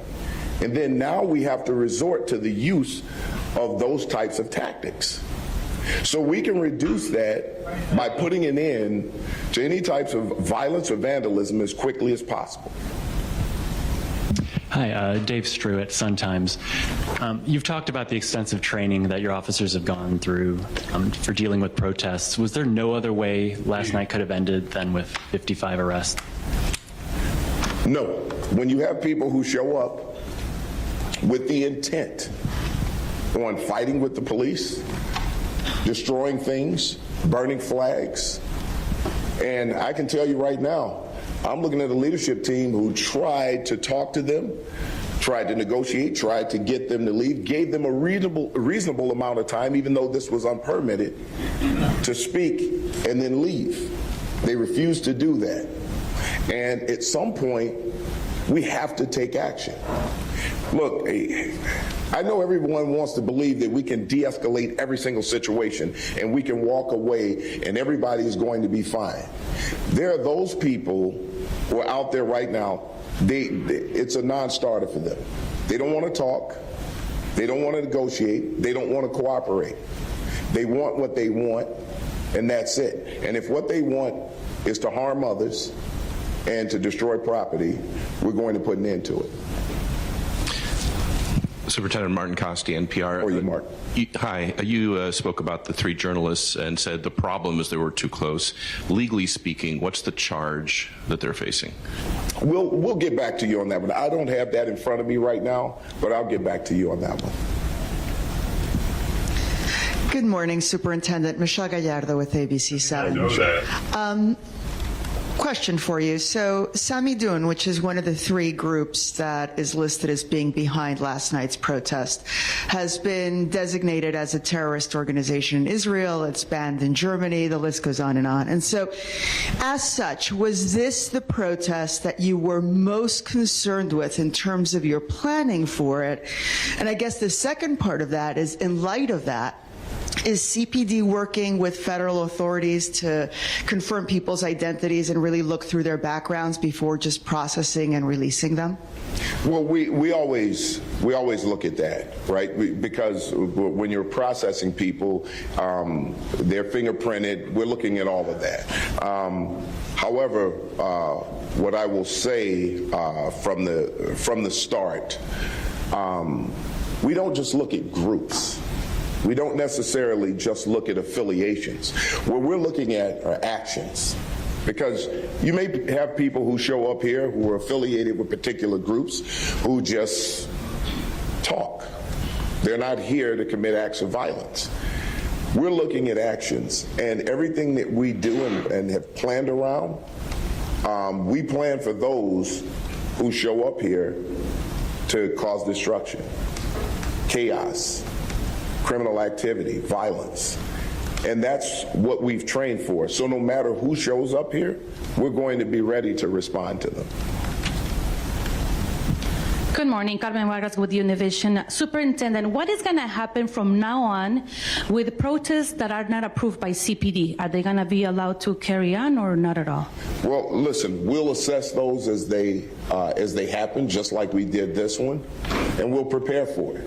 Look, when people are moving about the streets, walking, talking, if we don't have any reasonable suspicion to stop, question those people, they can form up. People have the right to assemble. However, we are going to control the situation. When we get there, we'll make an assessment of what's happening, and if we know we need to take action, we'll take action. But we'll make an assessment, and everything that we do in response to that will be based on a constitutional response. Right here. Yes. Hello, Superintendent. It's Molly with the Washington Post. How are you, sir? A two-part question, if I can. The first is, the folks who were arrested overnight, will they be prosecuted? Because you spoke a little bit about that before the DNC, about the intent to prosecute those who get arrested. And then also, we're expecting a pretty big protest later today, and then there's another big one scheduled tomorrow, but my understanding was today's might be the biggest. Will the approach today be similar to what we saw overnight, because today's protest, the big one, is unpermitted as well by the city, or will it be different? That's my question. Okay, so to the first question, can you go over that one more time? Will the folks who were arrested overnight be prosecuted? Okay, so here's what I will tell you. I have had, and before this started, I've had a conversation with State's Attorney Kim Foxx, and she's actually made a public statement that people who come here to damage and destroy our city are going to be prosecuted. That's number one. Is our approach going to be the same with the group today as yesterday? Absolutely not, unless things change. Our approach yesterday initially was the same approach that we approach every group with. Obviously, we had heightened concerns about this one because of the threats that were coming out of the group initially. The group that's protesting today, we're going to treat them the same way we would treat anyone who wants to exercise their First Amendment rights. And that's how it starts. It's always going to start that way. It's going to start with respect. It's going to start with respect for people's First Amendment rights. If things change, and we make an assessment that we need to do something different, we will do that. But we will respect people's rights to protest. Hi, Mills Hayes with News Nation. How are you? Hi. So we obviously saw an unruly protest last night, and we know that this is day 3 and there's more protests planned. Do you guys expect these other protests to look similar? Is this a glimpse of what we're going to see, these mass arrests over the next few days? No, we never know what to expect. And, you know, and I never want to put that out in the universe that we're going to make mass arrests. I've said it before, if we can get through this Democratic National Convention with no arrests or the least amount of arrests possible, that's a win. It's a success. However, again, we're going to respect people's First Amendment rights, and those who are protesting peacefully, following the law, we will give them that right and we'll protect it while they do it. But we're not going to allow people to come into this city and destroy it. Good morning, Superintendent.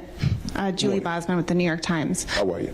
Good. You said earlier today that it is time to bring Chicago back to where we want it to be. Can you say specifically what you mean by that? Well, listen, Chicago gets a black eye, you know, about the dangers of the city, and they have people who don't live here who believe that if you just show up here, that, you know, you're going to suffer immediate harm. This is a beautiful city, a beautiful city, and we need to bring back. What is beautiful about Chicago? We need everybody to see Chicago as what it is. It's one of the most beautiful cities in the entire world. A city beautiful. I'm proud to be a Chicagoan. Buildings. And so is everyone standing here. People. And I'm proud to be a part of an organization right now that's defending this city against destruction and harm. Hi, Superintendent Heather Sharon, WTTNB. Can you talk a little bit more about the taunts directed at female Chicago police officers? They were explicitly sexual in nature and directed at them because of their gender. Do you have a sense of how the female officers in particular responded to it? That seems somewhat unusual to me, and I want to know a little bit more in specific about what they faced last night. Well, I tell you, you know, listen, I was here in 2020. I was here during the NATO event, and I was on the front lines in each one of those. And women suffer those taunts on this job all the time. You know, I mean, just vicious nastiness. But our officers are resilient. I mean, I can't say enough about the women who work this job.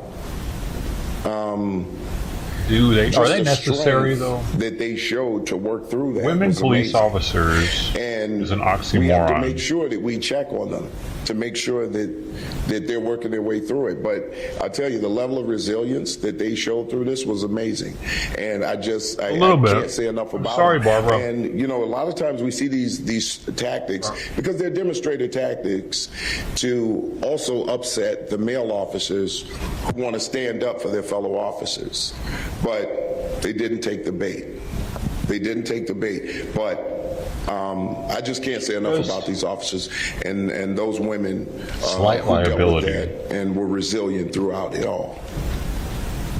Good morning, Superintendent. Joey Kaplan with the Associated Press. How are you, Joey? Good, thank you. Kind of a change of subject, but there was a fugitive that was arrested about a half mile from the DNC at a restaurant. Many male cops. They could Mississippi.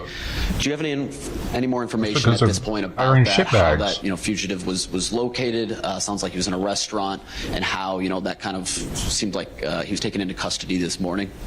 That's something I don't have a bunch of facts on right now, but we can get some information to you afterwards. Okay.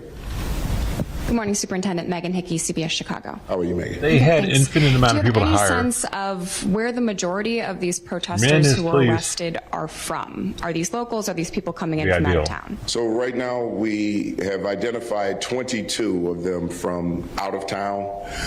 14 of them right now we're trying to work through because I believe they've refused to give addresses. So we haven't been able to determine where they're from at this point. But really? Right now, that was the half only of them, reason? and that's without the 14 being accounted for, are from out of town. They're not from Chicago. A lot of them are from the West Coast. That's just last night? That's just last night, yes. West Coast. Thanks, Superintendent, for doing this. Shimon Prokopis from CNN. When I was out there on Monday with the protesters, like the 3,500, I wanted your observation on this. There seem to be, and perhaps it's these outside groups that are coming in and are trying to agitate the protesters. And what's happening is actually the protesters who have the permit and who live here are actually blocking them. There was a group that was trying to break through a group of officers that were on bikes. And so I just wanted to get your observations on that and what you're seeing out there. I saw some of your deputies out there, and obviously saw you out there, but I just wanted to get your sense if that is something that you're seeing and just your take on that. And then I would like to ask the Secret Service a question as well, if possible. So when you say block, you mean where they trying to stop the bad people within the group from getting? Yeah. Well, so here's what I will tell you. That happened? And the protest on Monday, you had a lot of great people in that protest who just simply wanted to express their First Amendment rights. Now, you will have people who will infiltrate those groups. Now, when we have those groups like J6 who self-police to some point, they like have their own Jaden monitoring X? that. Was that his name? And in some cases across the year, we've worked with those people to make sure that if we need to extract someone from the crowd who's doing harm, He got locked up. Is he in prison now? We will do that. Or your rub. With any protest group. If you want to protest and you have your own people just kind of self-policing and you're cooperating with us, there's someone within that group doing things, committing acts of violence, vandalism, point them out. Step aside, we'll go in, we'll extract that person, and we will continue to move on. Okay, and just for the Secret Service, if I may, there was a lot of concern over these email threats at the hotels, and I just want to see if there was any update on that and how things are going with that. We in law enforcement, especially the Secret Service, have to run out every threat. I know we ran out every single threat yesterday, and I think they're continuing to come in today. But as our agency, along with the Chicago Police Department, will continue to run out all those threats. Steve Vado from the New York Post. How are you, Steve? Good, how are you? Good. I know you said you didn't know the charges against the press, but do you know the charges against the protesters or a range of charges? Well, there are multiple charges. There are disorderly conduct charges. There are obstruction charges. There are charges of battery to police officers, and quite a few more. Now, at some point, you'll be able to get that information, and I have it right here. From the Joint Information Center, they'll be releasing. Yeah, he was sentenced to 6 years in April. So you'll be able to go in and look at all of that information. Also, we're also setting up a FOIA portal. 5 felonies and 2 misdemeanors. And you'll be able to get the information through there also. Morning, Superintendent. Morning. Ben Haberly with NBC5 Chicago. How are you? I'm good, thank you. I wanted to ask because it appears as though the tone and the interactions between protesters and police has changed since Sunday. There's a marked difference in your tone this morning. Crowd control policies inherently have a little bit of discretion. You've said a couple times you felt like officers could have potentially used more force. Can you talk about whether you believe they should have? And are there incidents in which you believe your officers should use chemicals or kettle protesters if they're being unruly in your view? Well, first of all, let me say this: our officers. We didn't have any major injuries of our officers yesterday. Now, in the protest Monday, we had an officer who was pushed over at a different protest from the one at the fence and suffered a concussion as a result of that. But minimal, minor injuries to 2 officers. Minimal, minor injuries to 2 of the arrestees. So if you ask me the question, was it necessary to use those higher levels of force? At that point, no, because our officers weren't injured. Now, there are times where we know that when the risk of injury becomes greater, the risk of death to an officer is imminent. Now we go to those higher uses of force.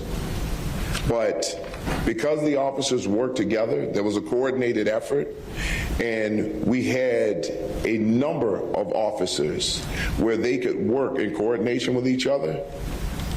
They were able to take these individuals into custody without resorting to the use of weapons. Now, that's not to say that if officers are outnumbered and they have to respond to attacks, that they should not go to a higher level of force to protect themselves.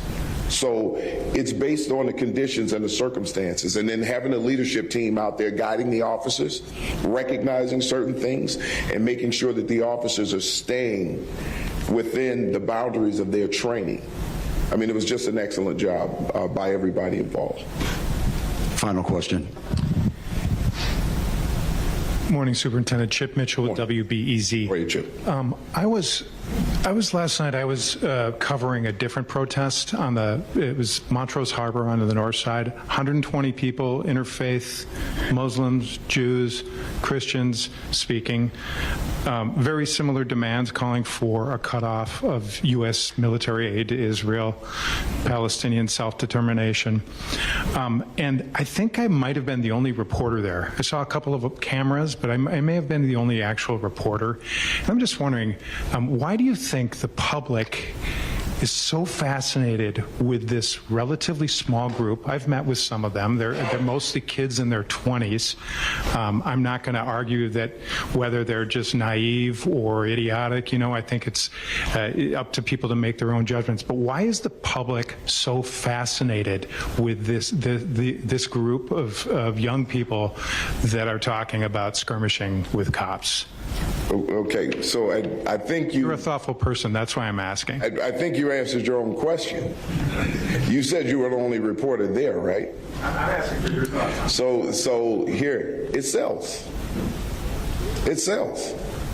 When you're expecting a clash, when you're expecting a fight, when the continuous message is that this is going to be 1968 all over again, the Chicago Police Department can't respond constitutionally.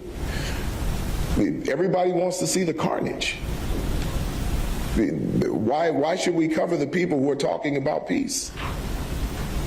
It doesn't sell. I mean, look, let's face facts. Let's tell the truth about what's going on here. I want to capture the picture of the officer with the billy club smashing into someone's head. And I want to put that on the front page of the newspaper. And then I want to talk about how terrible the Chicago Police Department is. Right? People want to see the carnage. We have people in this city who are doing great things, but we focus on the negativity. We focus on the violence. And we push that narrative in our own city. There comes a time where we have to recognize what we're doing.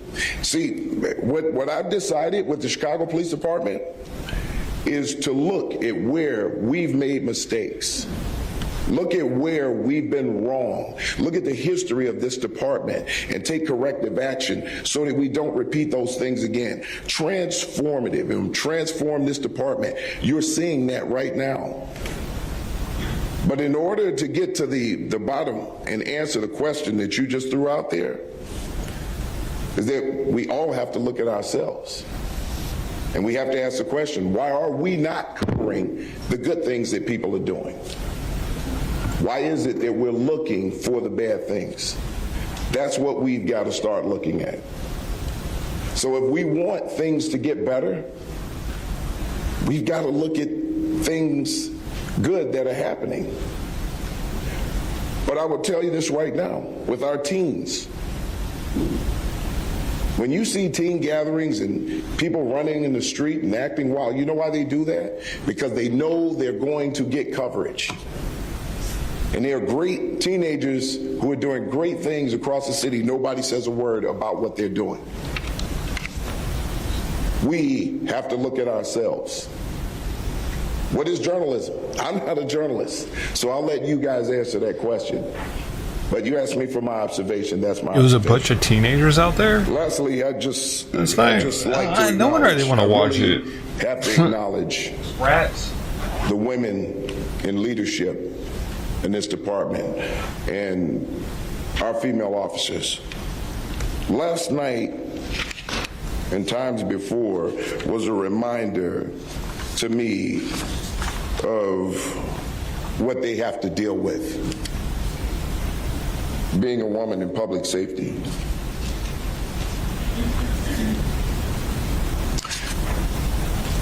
I really have to give credit. Yeah, why do we do that? Why do we make it so that we have a liability? And the work that she's doing with the fire department, because she is an excellent, excellent partner. Deputy Commissioner Mary Sheridan, for the work that she does, hardcore. Just couldn't ask for better people. Our Chief of Detectives, Antoinette City. Our Chief of the Bureau of Internal Affairs, Yolanda Talley. They're all women? Thank you for the work that you do. Right. Thank you for the resilience, and thank you for setting an example for every woman who wants to be a part of public safety. What is this deal with women being sold for that? So continue so to much keep that lately? work up. I appreciate the work that This everybody here is administration. doing. Thank you. Thank you for the questions.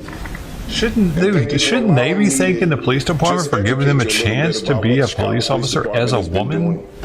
Not the other way around. What the fuck is this backwards world going to? I see a deputy. As you could clearly see, she's short as shit. Probably not the strongest police officer back in her day. My chief of staff. Cannot say enough about my chief of staff. She's behind the scenes.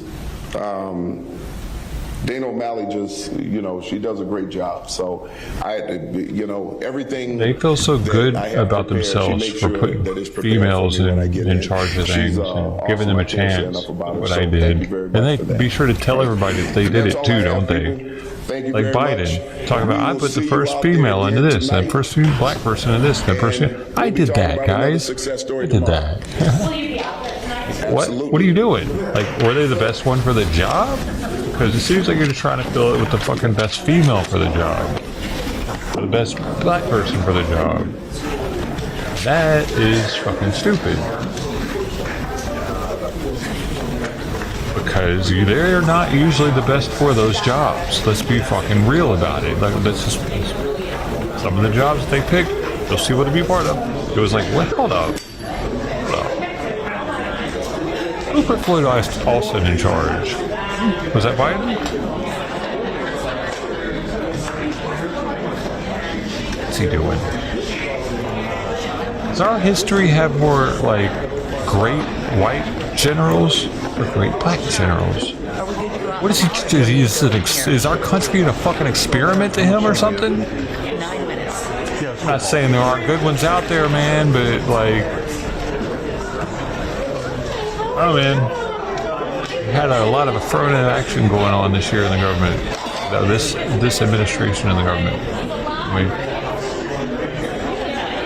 had equal opportunity. It happened in so many places. What's trippy is that justice that Trump put in was actually black. I mean, he found the one black justice in the country that's a super right wing. He's like the most conservative black judge in the country. That dude, isn't he? He's never has smiling in any of his pictures either. He's just like, he was at the president's like celebration shit, just sitting there, just. How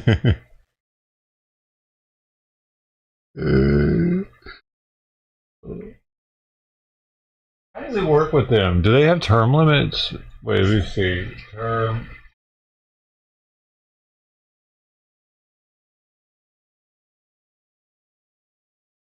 The bill establishes 18-year terms for Supreme Court justices. It limits the Senate's advice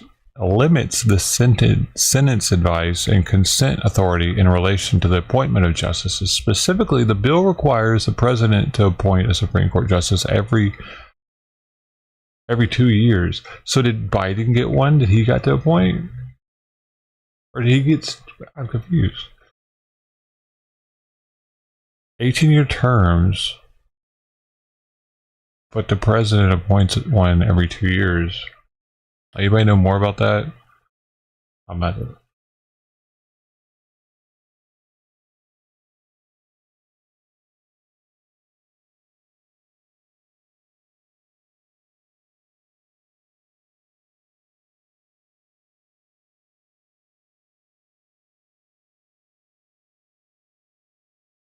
Members of the Supreme Court are appointed by the President, subject to the approval of the Senate. To ensure, and it's subject to the approval of the Senate. So they have to have a Senate majority too, usually, for him to have gotten in. Very interesting. Senate majority was Republican, apparently, whenever Trump was in office. At least his last 2 years.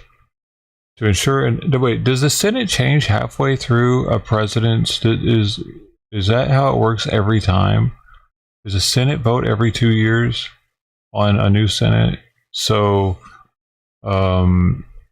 it gives an opportunity for things to be overturned in the same 4-year presidential term. Is that how this works?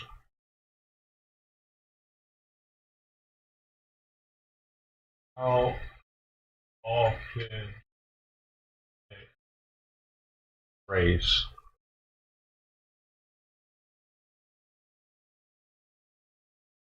Senate vote? Congressional elections happen every 2 years, so that is how it works. Dude, I didn't take this class in high school. I didn't have U.S. government in high school.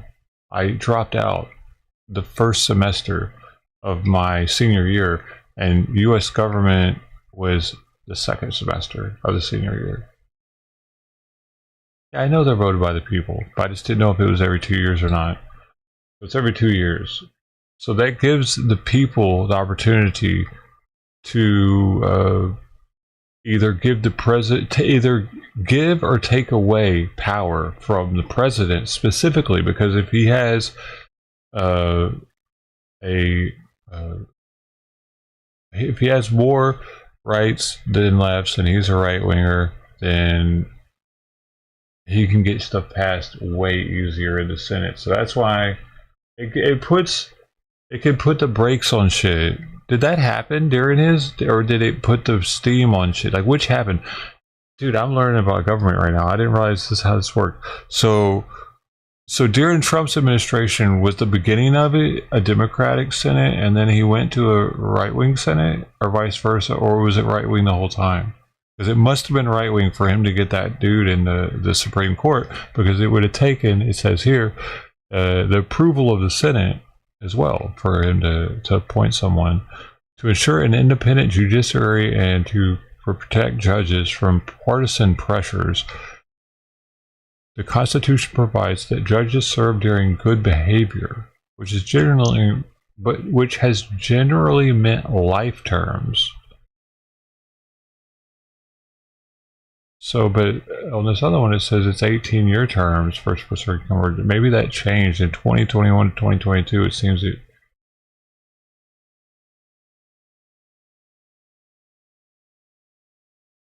Wait a second, though. Wait, I don't know, man, because this looks like a pretty recent. This is on SupremeCourt.gov, so this is recent. Can they serve life, or is it 18? Hey, what's going on? Y'all looking at it? She took all. Oh, whoa. What's happening? What's a fly?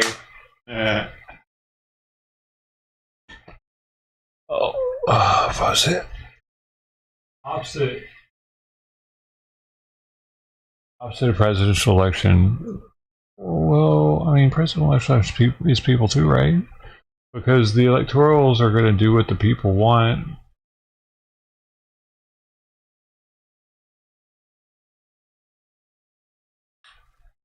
I should probably go pick the plate up now. Doesn't really matter. I'm just feeding flies at this point. Let the flies have a little grub, you know what I mean? Good for the flies. It's probably better that they eat there than to eat in the trash cans. That's good food for them. Healthy food. Get the taurine levels up. Vitamins.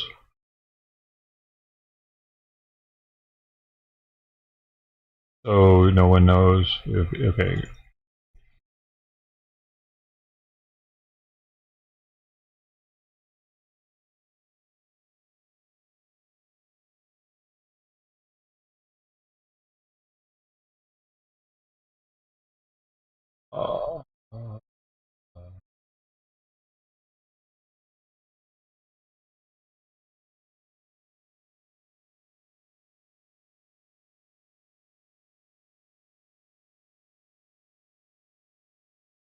Oh, it's catty corner of it even, because the first years of Trump's were he when did he go in office? 2018? Oh wait.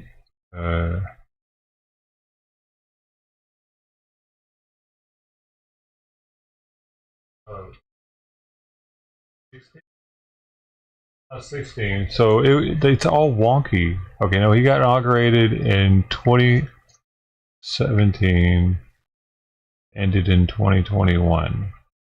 So the Senate was from 2017 to 2019. Okay, yeah, so it's right then. Yeah, that's right. They're not wonky. They're so first 2 years was one Senate, which was the 115th United States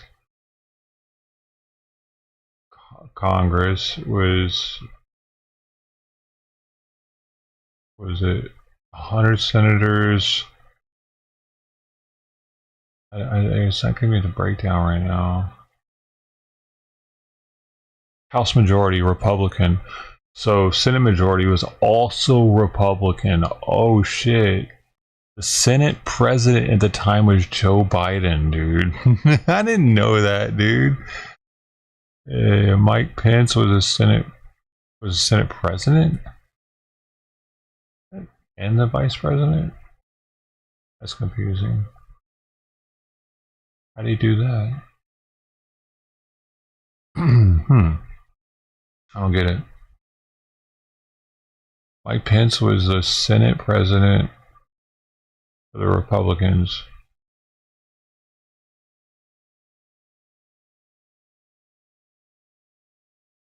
Wait a second. What's interesting is I hover over Senate president and it says the vice president of the United States. It goes to vice president. It links to that. But it also has it has Joe Biden there though as the what is a Senate president, dude? And why would Mike Pence? Oh, wait. I don't know. That's confusing. How he could be that and the vice president.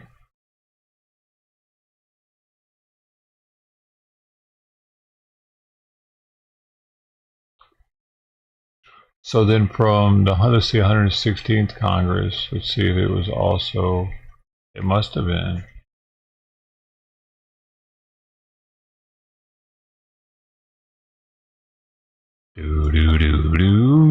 Republican. No, it was a House majority. It switched to Democratic at that point. Why does it look different now? It doesn't have the same stuff on it. But I'll show you. See, like we got over here.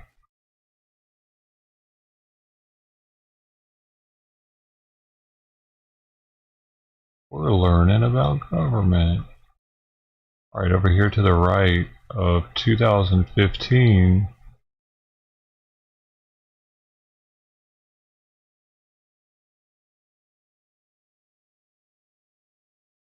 I mean, 115th, when Trump first went in office, it's got Senate president over here with Joe Biden and Mike Pence being there.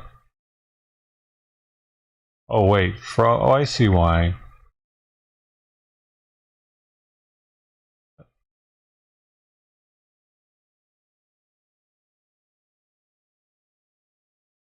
I don't know. I don't know why there's a Senate president. Because if I go to 116th, there is a Senate president still. Okay.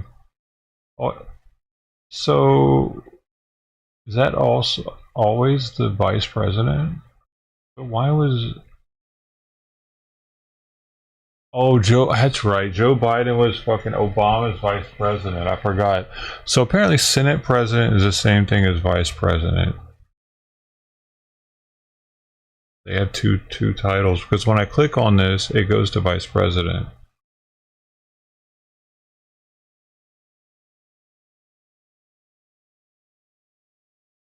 So we switched. Is this when that guy got put in office? When did? Okay, let me see the justices. But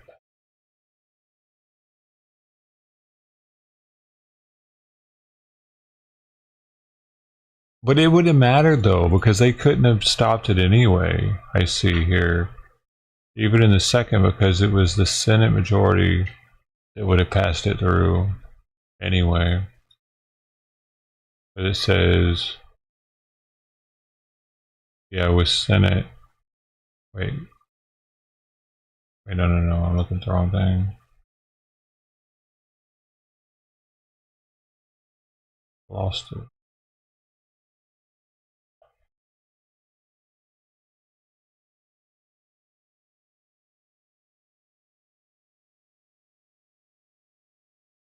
Subject to approval by the Senate, so it wouldn't matter that the Congress wasn't a majority. The Senate would pass it through. Okay, so let's see.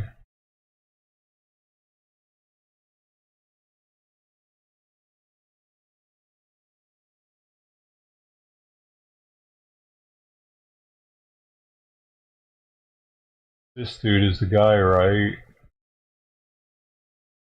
And he got, doesn't it say,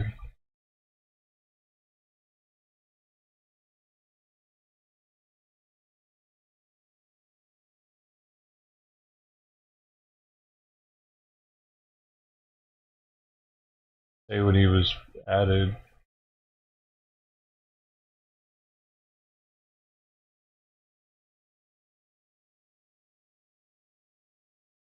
Is he not the guy?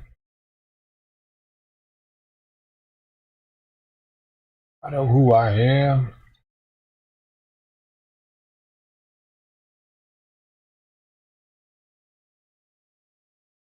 He was he was nominated by Bush. Never mind. But he's one of the right wingers, right?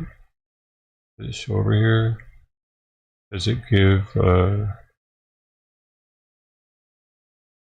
I thought he was the one that for Trump, but no, it's not. It doesn't give their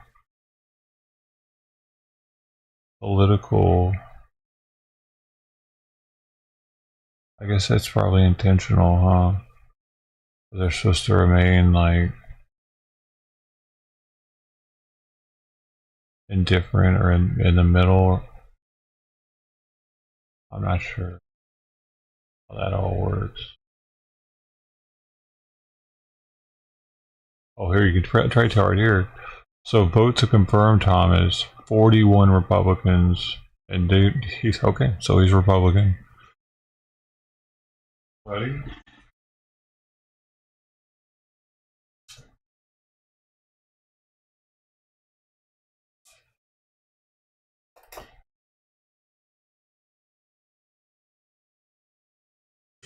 To run and get it. Where'd she go? Oh, so let's see the newest one then. Let's see this one. That's the one. John G. Roberts, Chief Justice. There's no way he's the one, right? He's already the chief. How did that happen?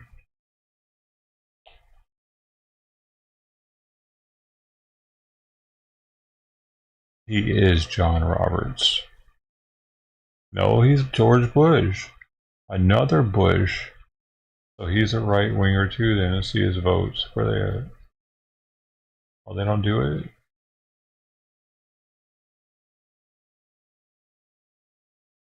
Really?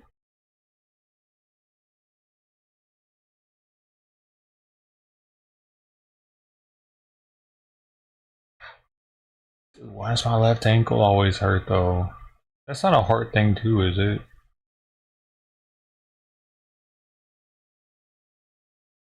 Every day. He must be right wing though if George Bush was right, so it's not him.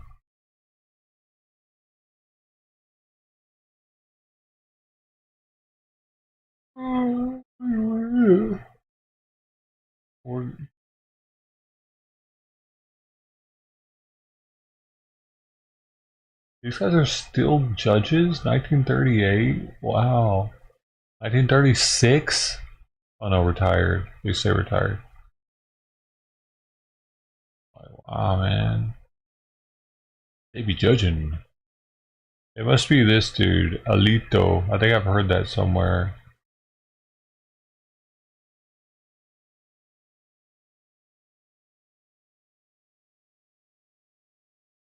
Alito.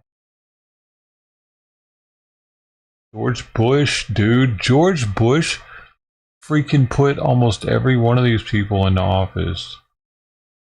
3 of them. Wait a second. What is this? He had been in office previously? Nominated by... Oh no, that was for the... No, this is for different shit. Okay, no, but this is... He definitely was... Oh, his dad liked him too. Oh, but for a different Hills Court. That's a trip. They had jobs that you needed a president to nominate you. Attorney for the District of New Jersey. Deputy Assistant Attorney. Ronald Reagan. Wait, that's who was in office. It doesn't say actually nominated him. 74 years old. He was in the Army as a captain. Right up the year I was born. Oh. Well, it wasn't him. We're getting narrowed down here, dude. It must be one of these two guys.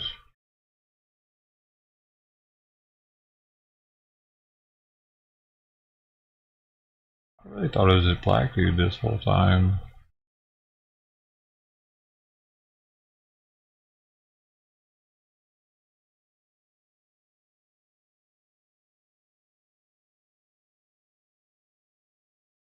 Oh, it must be him. Oh, his comes right up. There it is, nominated by Donald Trump. Denver, Colorado.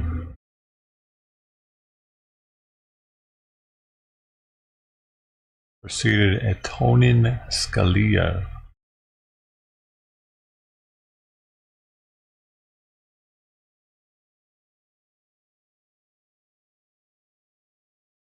Oh man, he lived it until he died. 20 years. There goes my trash. Yay.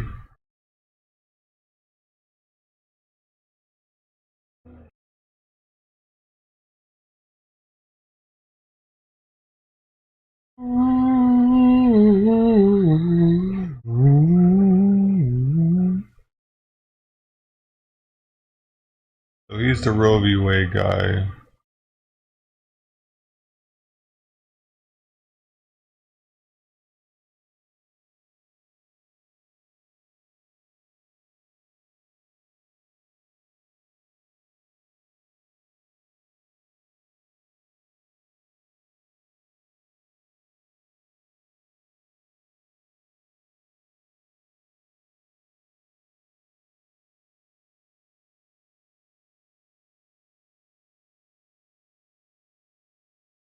About the last one.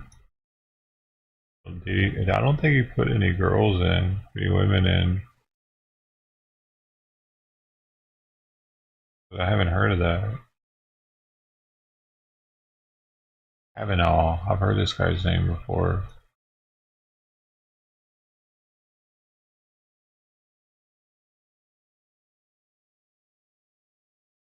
Donald Trump. These two he put in. I'll check the women too,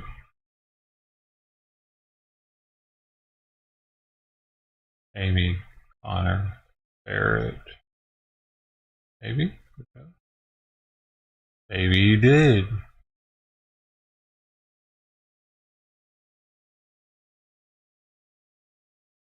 Donald Trump. Boom! There you go, baby. He did put a female in. Boy, he put a lot of them in, dude. How did this happen? Did so many people just die? Let me see. I gotta look over her comment, right? Oh, her. I mean, preceded, right?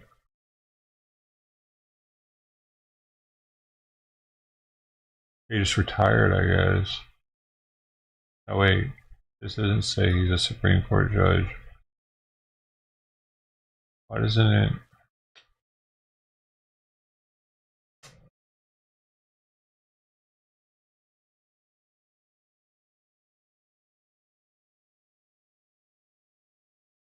So that's 3 though.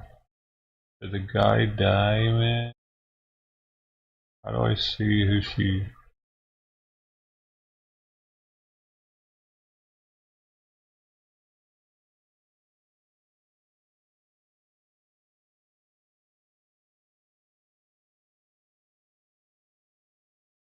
What do you think writes all these Wikipedias? Do you think they get somebody to do it for them? Or just they got fans that love them so much? Who's Angie? How did this lady, did the person before her die or what? I'm surprised it isn't.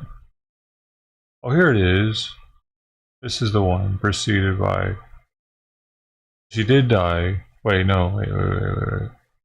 I was looking at something different. No, she did die though. September 18th, and she was in office until August 9th. Very interesting, dude. She looks like a prude for some reason. Oh, I'm sorry, lady. Okay, with the last one.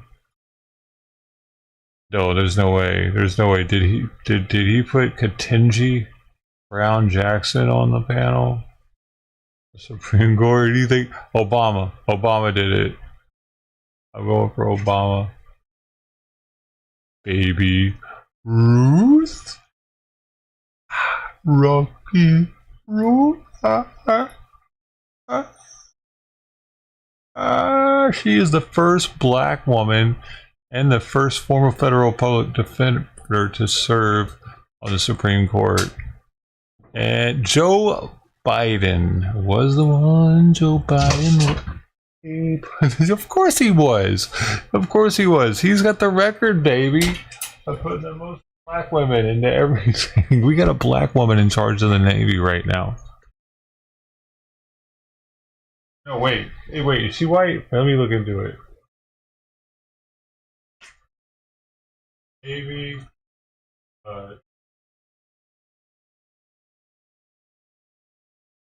Might be white. But he's working his way into getting one. Oh, she's white. Chief of Naval Operations is woman, though. And Biden did that. I thought there was a black woman somewhere in here. Maybe I'm tripping. Not yet. Not yet. They haven't quite gotten that crazy with it. But she's at the very top. And that's fucking nutty. That's a little nutty. Yeah. But what was I talking about? This one though. Hey, where'd she go? Ketanji Brown Jackson. Let's look more into this whole Biden. And how did she? What was her incumbent?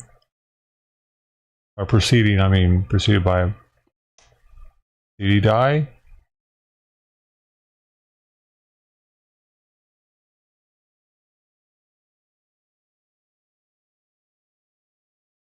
No, he's no. That's even more interesting. Like it was planned. I mean, it was planned. He's not dead, dude. And this was back in was it all of the preceded bys were dead in Trump's case? Like they died from old age. You know, or they were close to dying, and they ended up dying a month later or something, right? I think all of them. Maybe one of them wasn't, but like 3 of them at least. I have like what out of 4? 4?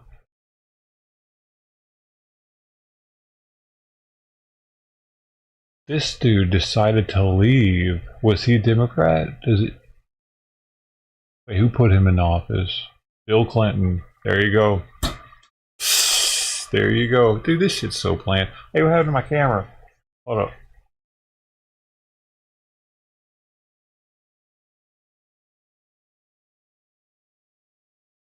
Gotta go check on it. Shit.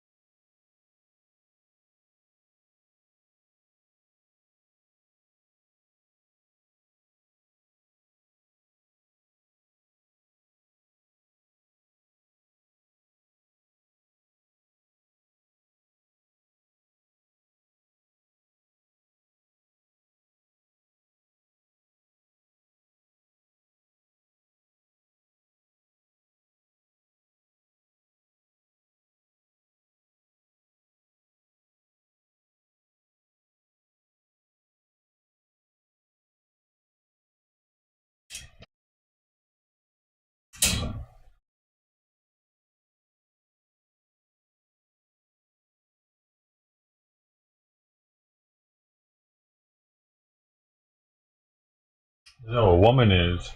Oh, really? She's trying to do some type of I want to look more near her. She's trying to do. Oh, she's probably down here. I bet. Let's see. Meat packing industry. She cares about that. Oh, requiring them to identify animals' country of origin. I mean, okay, that's cool. I mean, I do want to know if meat's coming from China. Oh, wait. Okay, cool. She's for that.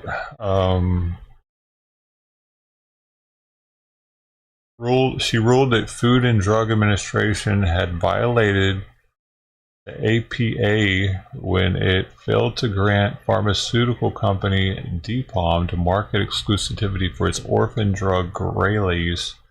She concluded the Orphan Drug Act requires the FDA to grant Graylease exclusivity. Okay, so she helped the pharmaceutical company make more money and didn't allow generics to be made of that drug? Is that how you just read?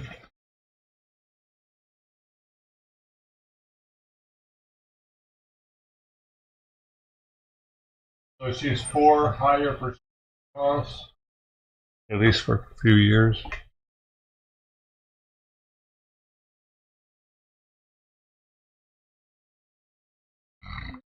Orphan Drug Act of 1983 is a law passed in the United States to facilitate development of orphan drugs for rare diseases such as Huntington's disease, myoclonus, ALS, Tourette syndrome, or muscular dystrophy, which affects small numbers of individuals residing in the United States.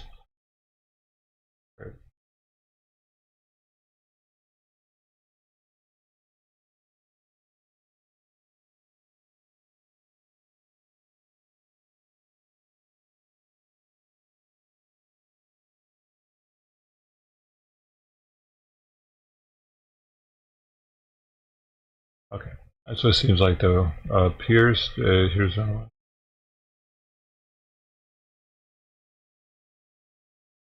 Oh, she ruled that the D.C. Department of Corrections violated the rights of deaf inmates under the Americans with Disabilities Act because jail officials failed to provide the inmate with reasonable accommodations. Oh. Or to assess his need for reasonable accommodations during his detention in 2012. She held that the district willfully blind. I forgot to take that to the kitchen. Were you licking my plate? I forgot to take that to the kitchen. Yeah.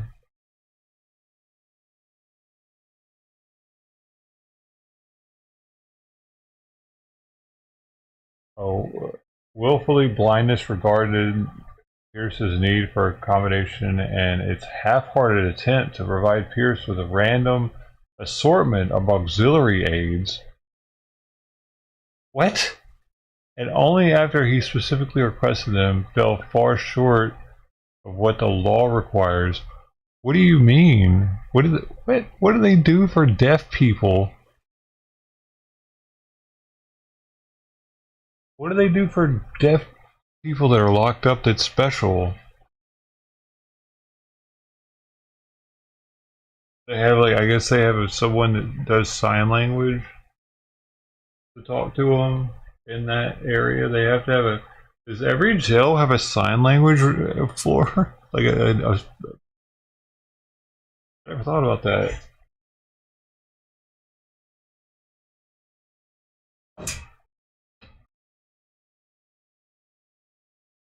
Dude, that must be such a bro. I bet the jail hears that they got a deaf guy and they're like, "Fuck, oh shit, it's gonna suck." Because they gotta get all his information from him and talk to the nurse, like an intake, like at LA County. You go through multiple different areas in there, and they bouncing you around, talking to different people, evaluating you, and finding out where they should place you in the metropolis that it is. Different floors for different things, for different levels of security needed for your history and current mind state, all that. Like they had to take out, they got to take all the information in. For a deaf guy, holy shit, for a blind guy that would be that wouldn't be as bad actually as for the deaf guy, because the blind guy could hear all the questions and answer them correctly. They just had to help him kind of bump around the hallway to get to where he needs to get, show him where the bathroom is and whatnot. But they're getting a lot less fights in the blind unit. But the deaf unit, they can see and not hear each other. Oh man, I bet they're fighting their asses off up in there because they're pissed off all the time. I can imagine being pretty mad about that situation, not having anybody to communicate what's going on, unless they're like coming in there to tell you with their hands. Whoa man. Be grateful for having hearing, huh? Alright, I'm gonna take this to the trash can.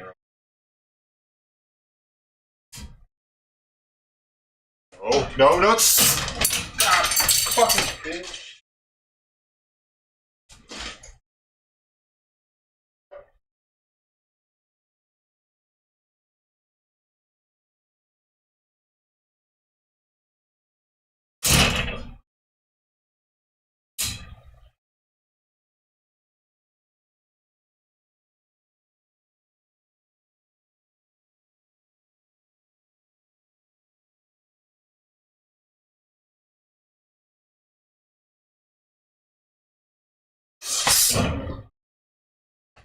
I hit the hell out of my hand right then. It's cut in between my hands somehow. It's already red. It fucking hurts a little bit. It's not like the end of the world, but what the fuck, man? Cat? What is your problem? She always goes to the same spot too, where she just doesn't actually go anywhere. Too scared to run down the hallway. She goes straight every time. She gotta go straight. Like a squirrel crossing the street.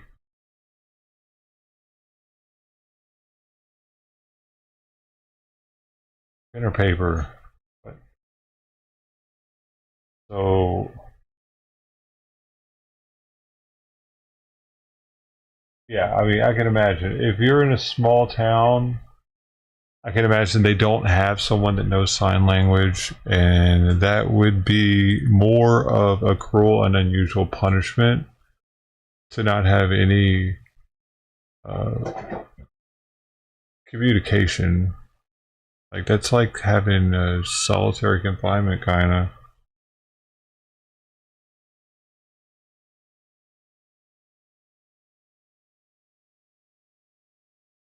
Interesting.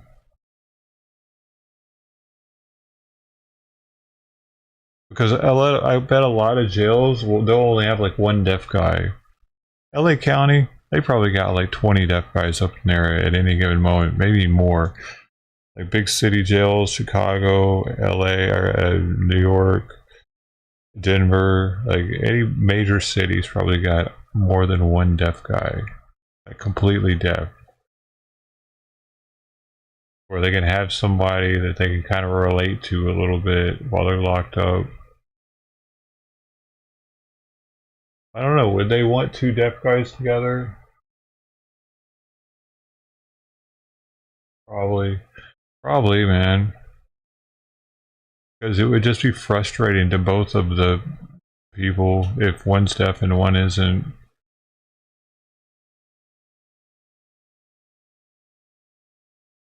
They say it's more frustrating to not be understood than it is to not understand. So it'd be actually more frustrating for the person that's not deaf. Simon's yowling.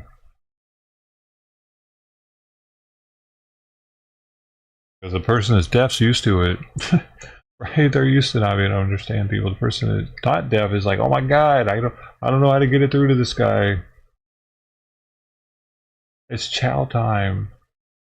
We gotta sit on our racks now, dude. Sit here, sit rack. I don't fucking. Okay, just looking there. Like, wait. You get it through to them though, probably. What else did she do? Oh wait. Jackson presided over 2 cases challenging, but this is before her time. Okay, so the Department of Health and Human Services decision to terminate grants for teen pregnancy prevention programs 2 years early. She ruled that the decision to terminate the grants early without explanation was arbitrary and capricious. So, she wanted teen pregnancy prevention programs to continue. What is a teen pregnancy prevention program?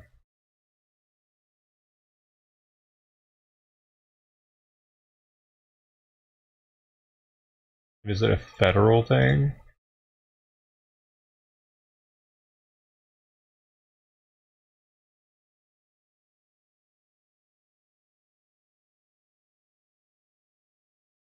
National evidence-based program. It funds diverse organizations working to give adolescents and the adults supporting them the tools and knowledge to improve sexual reproductive health outcomes and promote positive. What does that even mean, though? Money for abortions? Are they helping to finance them having abortions?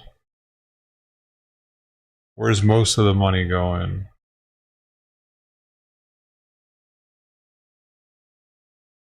HSS, HH.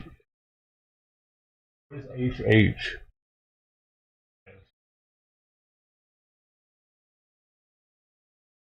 This office.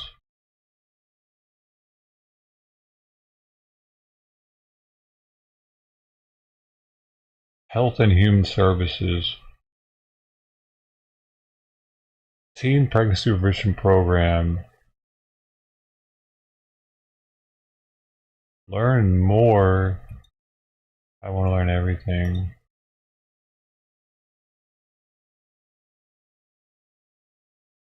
The annual budget is 101 million. 101 million being spent to teach kids not to. What the hell was that? Where should you get out of here?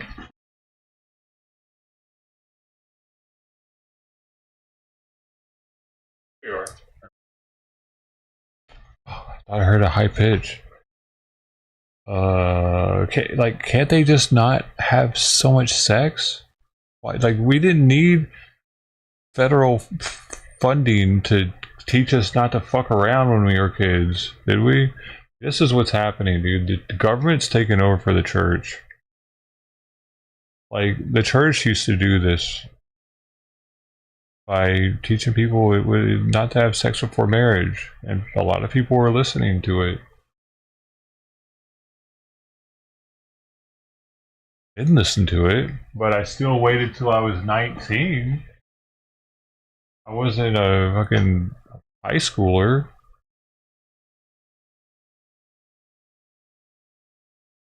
I was wearing Jesus shirts in my junior year in school. I had like the fish on my backpack and everything, the Jesus fish. Everybody would see it. Everybody knew I was a little Christian Jesus freak. 11th grade, but then I started hanging out with the wrong crowd. Ended up dropping out my senior year. I wasn't wearing the Jesus shirts anymore. There were some assholes that went to church, I realized, and it kind of ruined it for me. So it says that they're paying for replication of evidence-based TP programs while developing and evaluating new and innovative approaches to prevent unintentional teen pregnancy. And what do you mean, dude? What do you need to do to initiate innovative and evaluating, developing all that? Can't they just not have fucking sex when they're teenagers? Can't their parents teach them not to do that? Why? What are they teaching them to do? Use condoms? Yeah, well, you can't keep kids from fucking, can you? Why not? What do you mean, dude? Make them more scared of it, like we were when I was a kid. Like, damn, I don't want to get herpes or something. It is the most prevalent disease out there, you know, and you can get it just from putting your mouth on somebody's vagina or something, or penis. And, oh my, I don't want that. I don't want mouth sores, dude. Scare the kids out of doing it, man. It's up to us. The internet, I think, has made it so that kids are less scared of sex. Actually, it's something. Because I feel like the internet, it kind of ruined a lot of different things. That was one of them.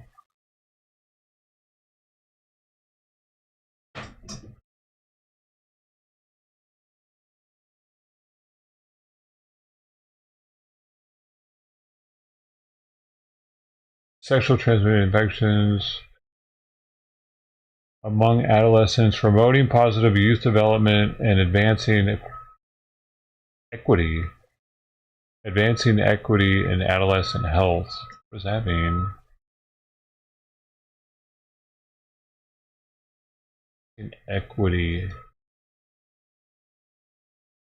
Why does Planned Parenthood come up when I put advancing equity in adolescent health? The first thing that comes up. Then HHS.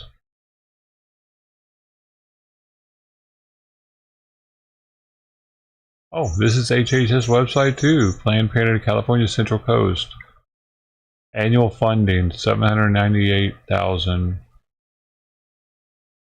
for the TPP, baby. Oh, and the Central Coast Comprehensive Sex Education Collaborative. Why does Planned Parenthood need to give sex education? Isn't the school doing that?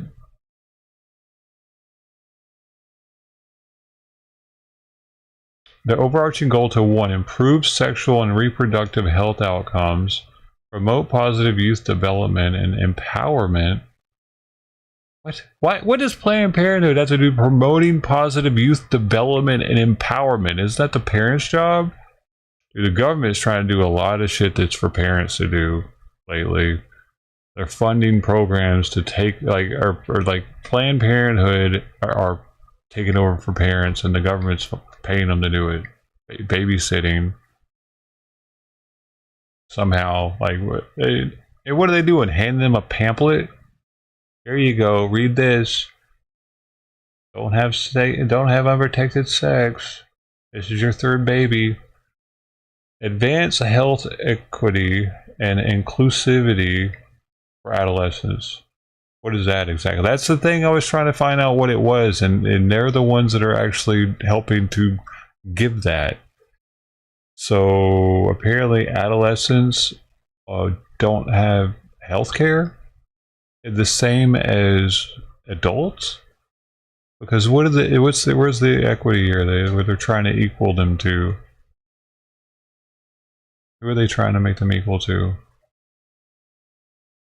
Oh, their families for adolescents. Oh, for their families too. Okay, no. Now we're talking about the families. Okay, that's right. Because this is all Planned Parenthood and communities through replication of medically accurate and age-appropriate evidence-based TPP. Well, now we're getting back to the kids.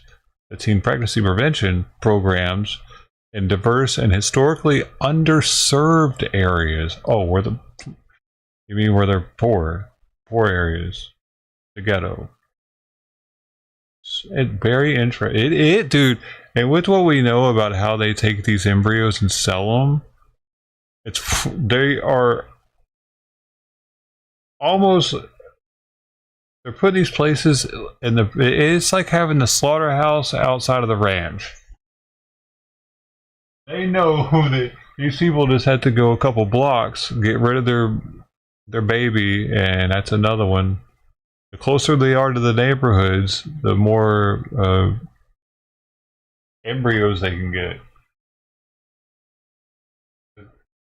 They're right there. Hey, just go to Planned Parenthood. They're around the corner. Just go talk to them about it. Yeah, you'll feel way better. They're right there. You don't even have to take a bus. Wow.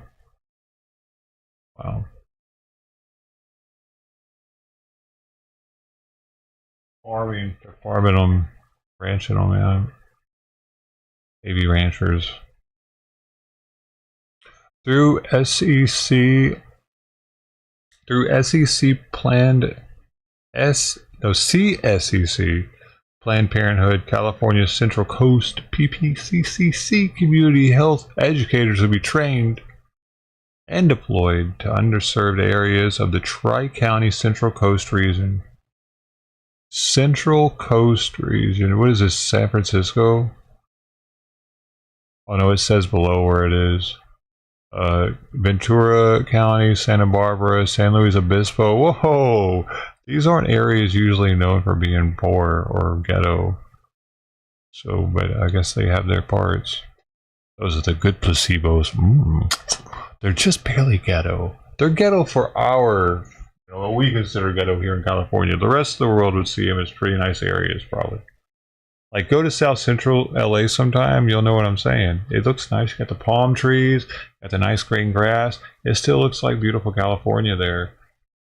But, you hang out too late at night, walking down the wrong sidewalk. Santa Monica and Venice are getting the same way, though.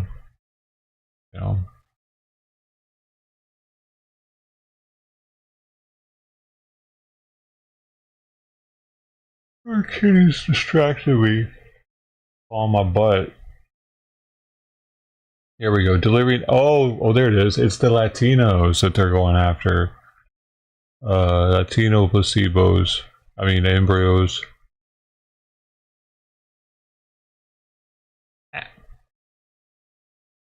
Hey, stop.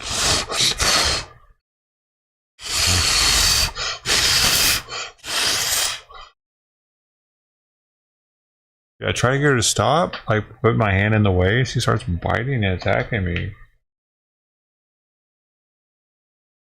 I'm reading right now something, kitty. Ow! Hey!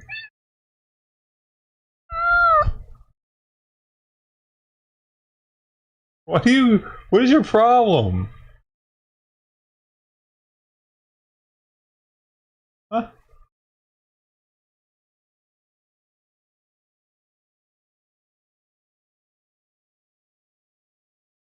Oh, she's coming right back up here, dude.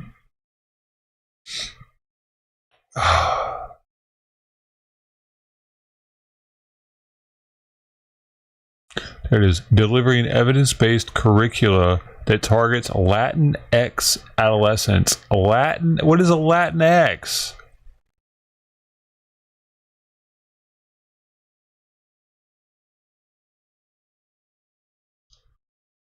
Latinx is a term for a group identity used to describe individuals in the United States who have Latin American roots.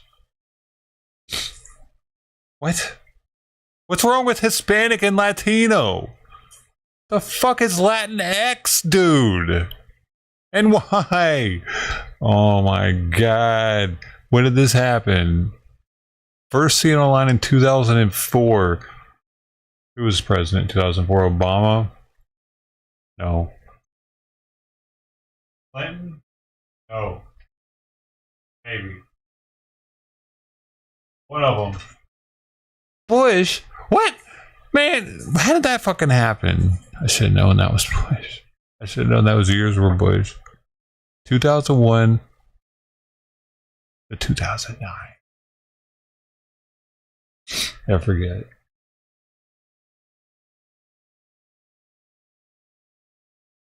The gender neutral X suffix replaces the O and the A. Latino or Latina. They're typically grammatical gender. So the dude, check this out.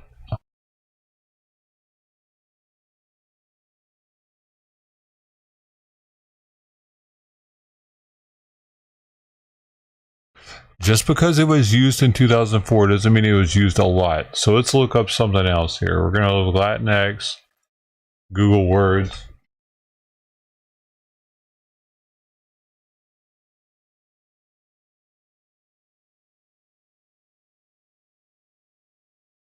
Like I want to see.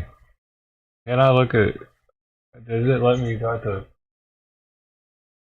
Where does it show me?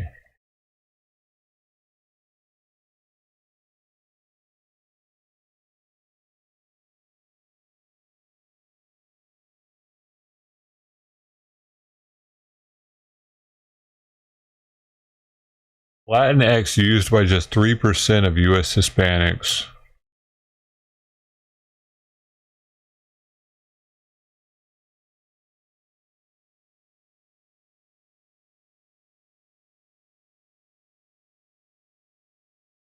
If Hispanics hate the term Latinx, why is it still used?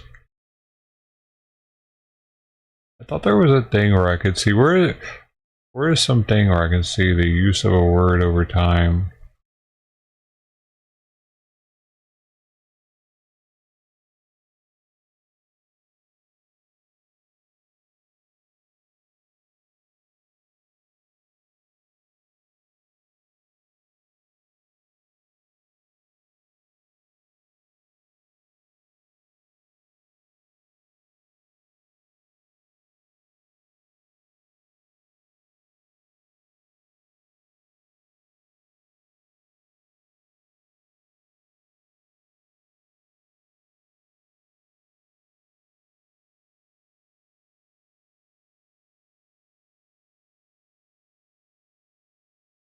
Google Books Ngram Viewer. Okay, whatever. Is it this? I knew there'd be something out there.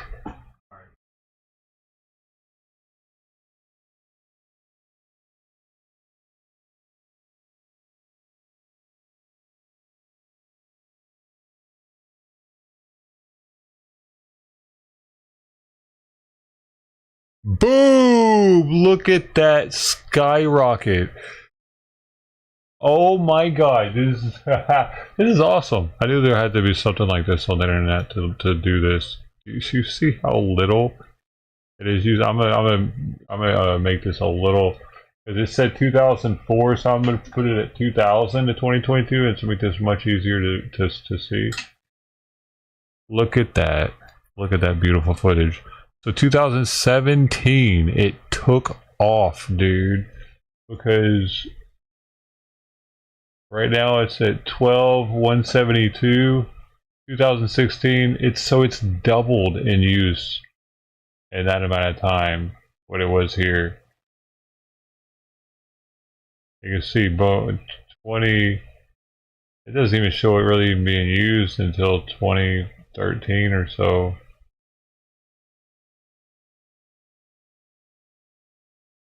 being used in books. I guess this is checking all the books that are on Google.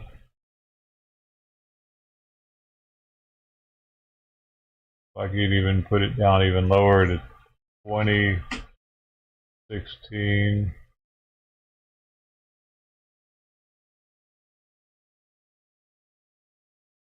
Latin X. What other one? Let's see, MAGA. I'll go from 1980. Yo, it was a thing back then? How long has that been a thing, dude? 1880. I don't know what's going on here. MAGA's always been a thing. 1600. See, even back then they wanted to make America great. 1832, they were like, MAGA!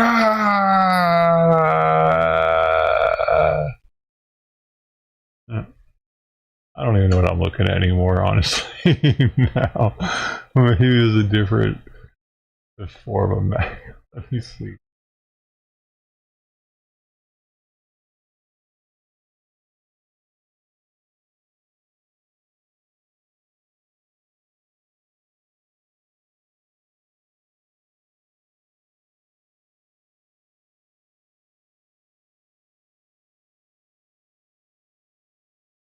Originally used by Ronald Reagan, though, actually.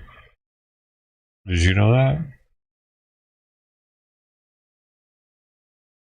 I'm all about teaching you stuff here. And right now, somebody just was like, damn, Ronald Reagan was the first one to use it.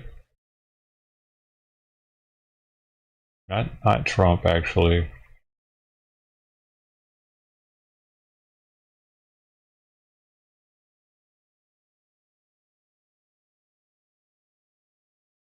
Just popularized by Trump. It was freaking Reagan's campaign slogan, though. Look at that. Let's make America great again, Reagan. They met in 1987.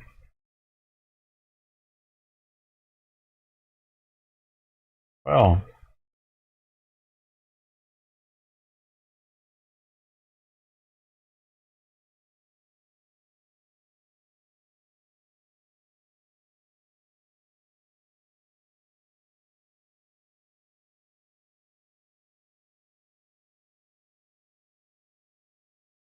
He did make America great again, didn't he?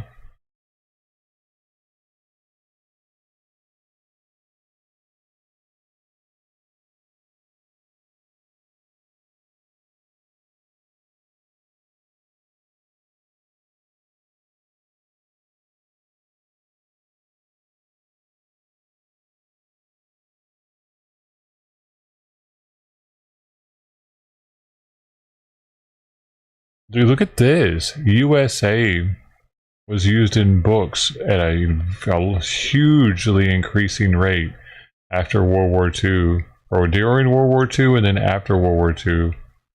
Up until the 90s, early 90s, and then the term USA has dropped significantly back to the levels we were at in 1970. Wow. What am I even looking at, man? Has our popularity really tanked that much? That means we were popular, super popular in 1990. And think about it. Our music, our movies, internet was starting to pop off then. That has anything to do with it.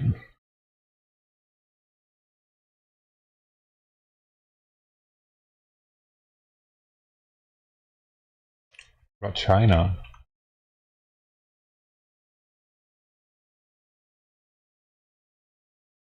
'79 they peaked. Oh, they're way low now though. Why aren't people talking about China anymore?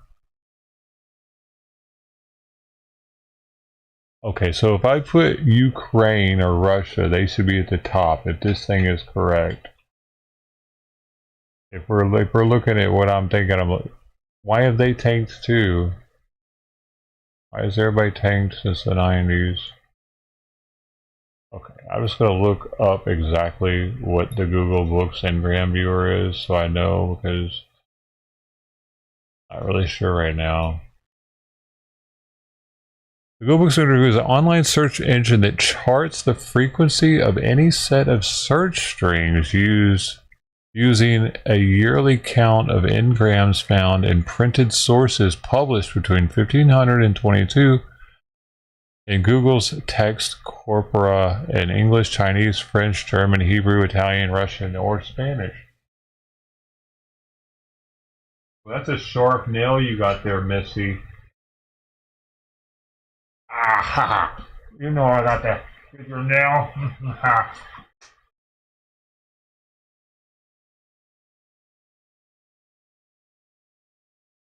Ha ha. Ah. What?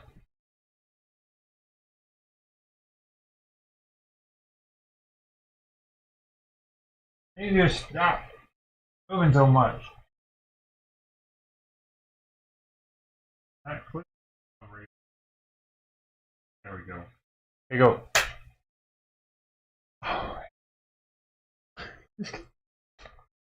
Hey kids, welcome to the show. How you doing? Huh? Latinx.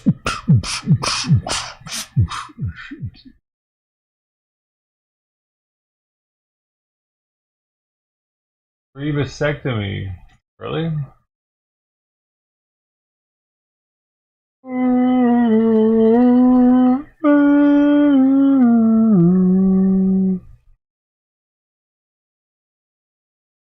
So I don't even think they like the Latinx term, dude. Adolescents and teens. So what's interesting is Planned Parenthood just got an $800K from the federal government just in California Central Coast to specifically target Latinx adolescents and teens and their families, and the LGBTQIA plus youth and their families, with an integrated lens of positive youth development, education for and after school, community-based, and healthcare. Partnerships will be developed to connect with difficult to reach populations. Oh, because their embryos matter too.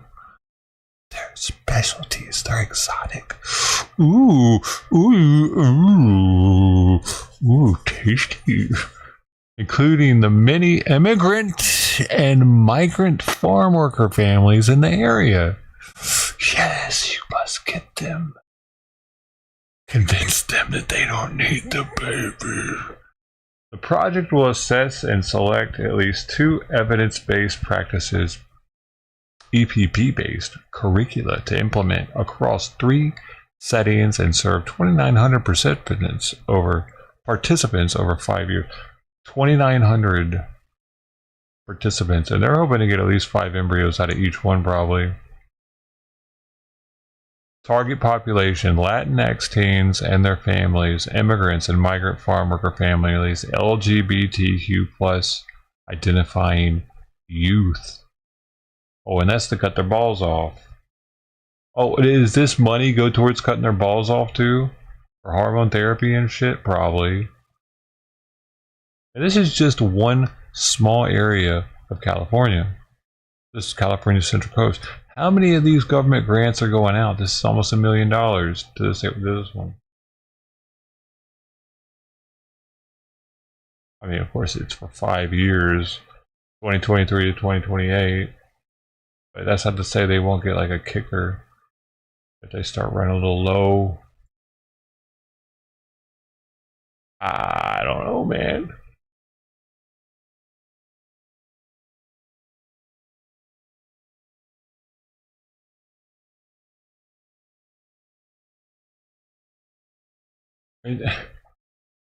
Do they really need special education to know that you can get an STD from having sex?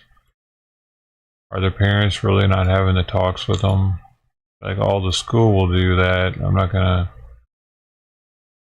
I can even talk about a penis. Or a vagina. Maybe.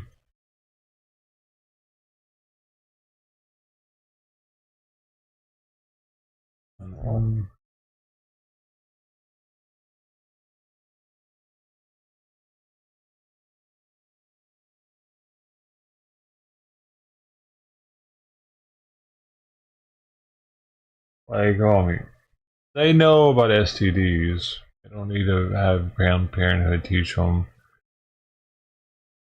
And I don't know. I guess they need the trannies need Planned Parenthood probably, like the real trannies that have the mental disorder.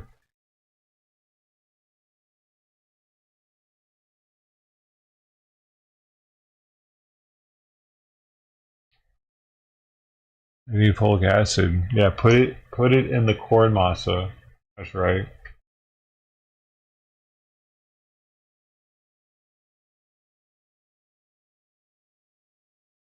Put it in the corn flour instead, though. That way we can all get it. Oh, they haven't done that yet, though.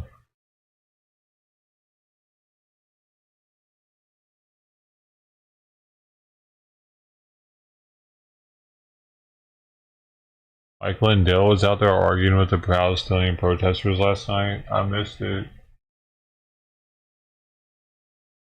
Did you miss it too? So how confident are you that the 2024 election this November will be safe and secure? I'm not safe and secure at all. Yep. 40,000 dead Palestinians. No one cares what the My Pillow guy has to say.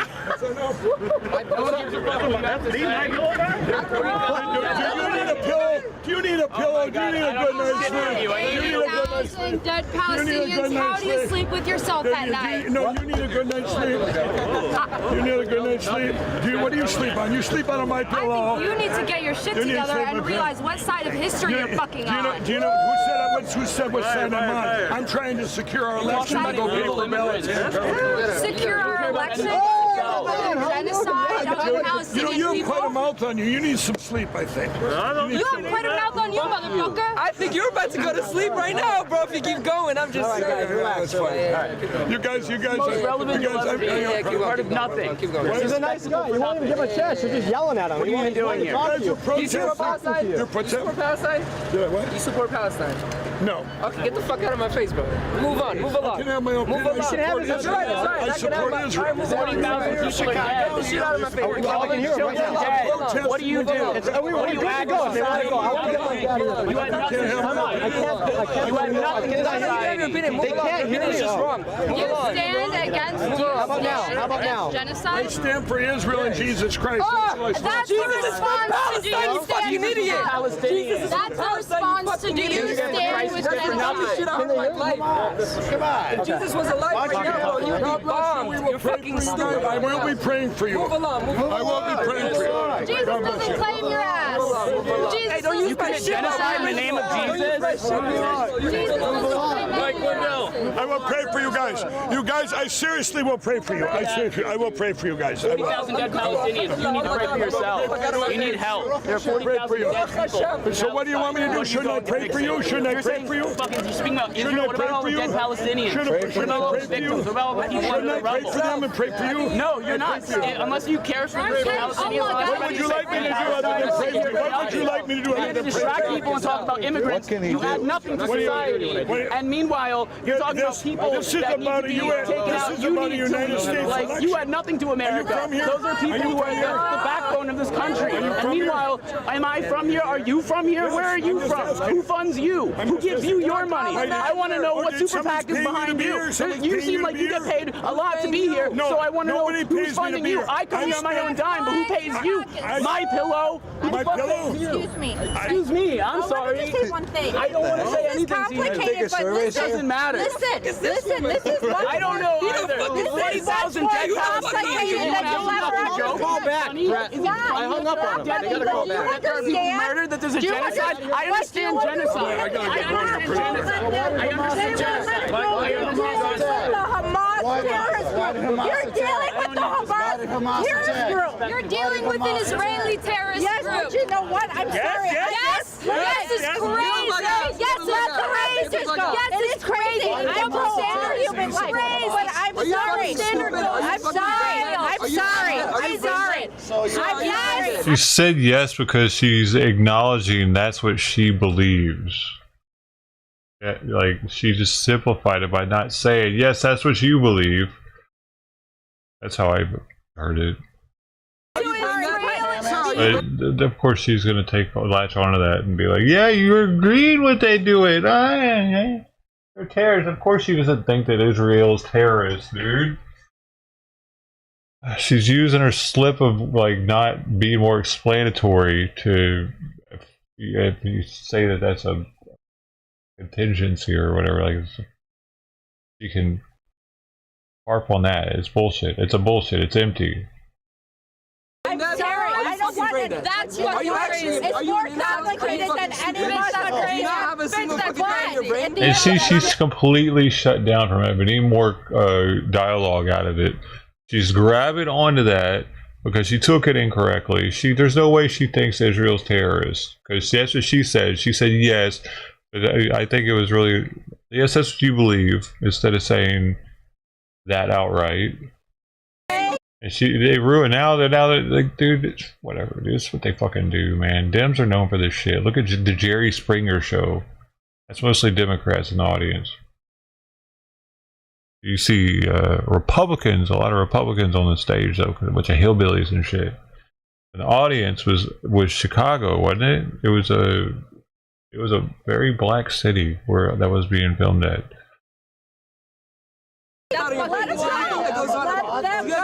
Which is why it worked, because see, a lot of the audience of Jerry Springer was laughing at the people on stage, as were the people in the audience, because they weren't hillbillies like the people on the stage were.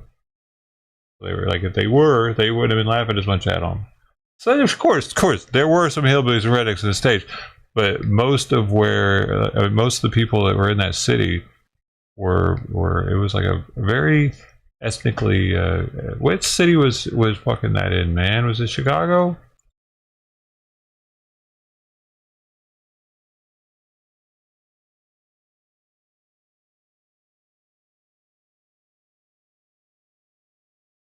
Or Detroit? Cincinnati. So there's a lot of, like, compared to the rest of Ohio, Cincinnati is very black compared to the, you know what I mean? So that's how cities are, man. Yes. Do you have anything that goes on up here? Let them go. Let them go. I think you might be a little fucking brain dead. Get out of my face. No, get out of my face. Don't fucking come up to me and cross your fucking arms. Oh yeah? You know who I am? You're wearing a peace sign. You're talking about this. Who is this guy? Can I tell you something? The irony is crazy. But I'm sorry you're dealing with them. I don't like how many people die. Nobody died. Nobody knows. But you know what? I'm sorry. I know you don't give a fuck, but the bottom line is this country's being run by a terrorist organization. Yeah, Israel, you're right. No. You're right. Israel is lining up everybody's pockets. You're right. You're right. Let them go. Stop funding them. I'm sorry. Let me know. Was there a Hamas in 1948? No, the fuck was there not. Was there my great-parents were getting executed? Every country was there. Shut the fuck up. Do you know who are you? Who are you? Who the fuck are you? Why does he have to be somebody? Who the fuck is this squeaky kid? Who the fuck is this bitch? Like, why? Like, this is Gen Z for you. They don't have to be somebody special because they're just kids. They're screaming. But this guy, because he's walking up, he has to be a Pulitzer Prize winner to be able to talk to them, even though they're fresh out of high school. Who are you? And then when they try to say who they are, they don't listen. Like, yeah, you're nobody. I'm an 18-year-old. I know everything. Hey, what happened in 1948? Is that when England gave back I thought that was in the 60s. What happened in 1948? Answer your question. Who the fuck are you? Answer that question first. Who the fuck are you? Who the fuck are you? Who are you? Who are you? You beat the drums of peace. You be quiet, and I will. You don't tell me to be quiet. Move the fuck along. You ask me a question. You don't tell me to be quiet. Move the fuck along. Don't you tell me what to do in my city. This is my Chicago. I don't see anything happen. Tell me what to do in my city. Bro, you are brain dead. You have not a single thought inside of your head. You don't have a single fucking thought in your head. Oh, the Arab-Israel war. I've ever interacted with. Okay, get the fuck out of my face. Who beat the drums of peace? You asked me a question. Drums of what, bro? He's not even having any. Nothing he's saying is smart. He's just yelling at him. He's yelling shit at him, telling him he doesn't know shit. Pretty much. This is where we're at. This is where we're at. This guy's living. She's like, yeah, I'm gonna let him stick his dick in me tonight. He's so brave. Question. I'm gonna answer. That's the problem. Then they're gonna have a kid that's gonna be just like him, huh? Oh no. No. This motherfucker is actually stupid. He's probably literally only there because he came with her and he's trying to get in her pants.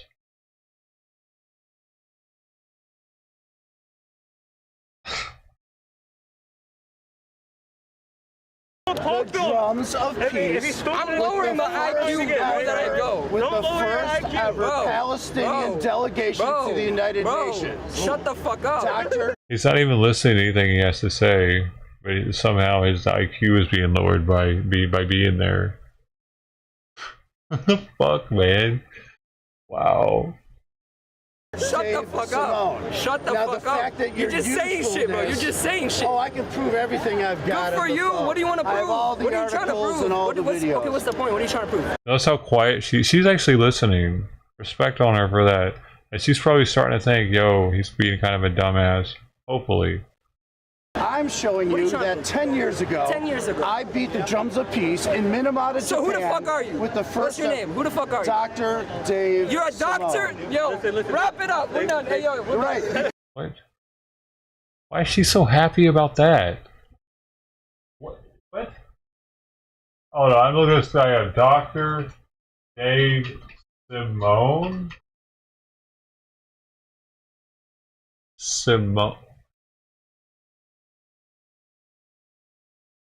Dave. Another piece.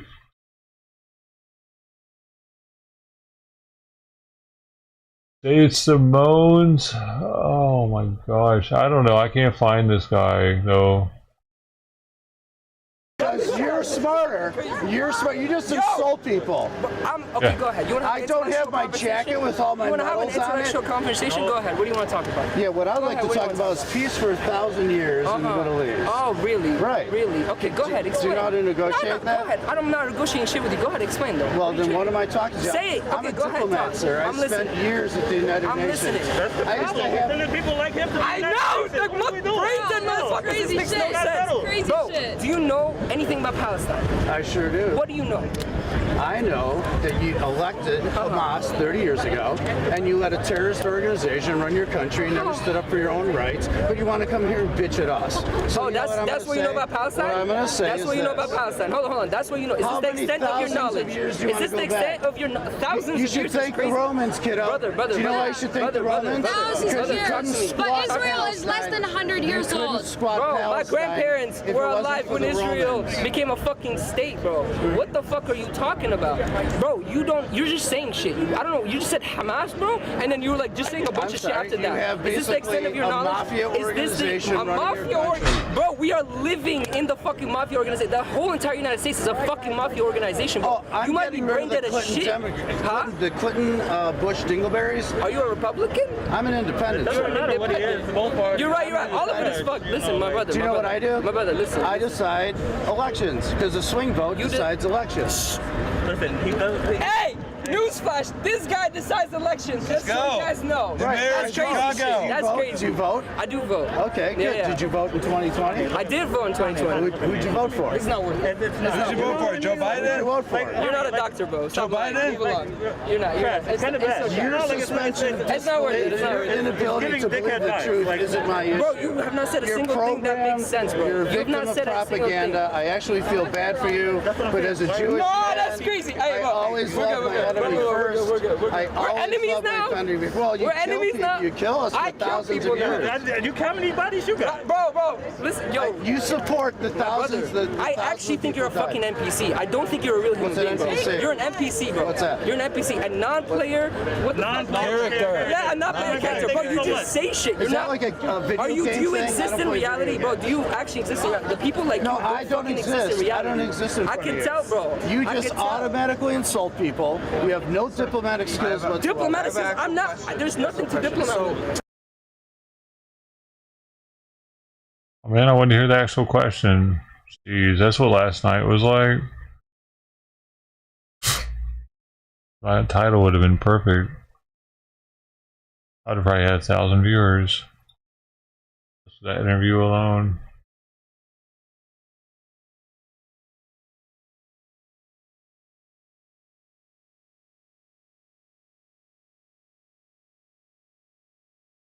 Booger's really a fucking idiot. He's actually, dude, he's live streaming Trump's first outdoor rally since the shooting. Like, that's breaking news or something.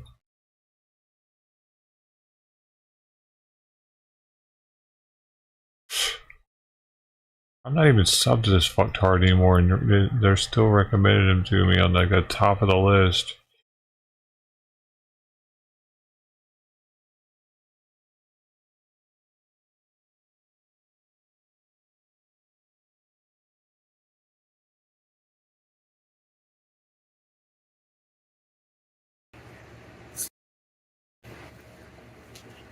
Good morning, everyone. This is Restaurant coming back at you with yet another small ramble.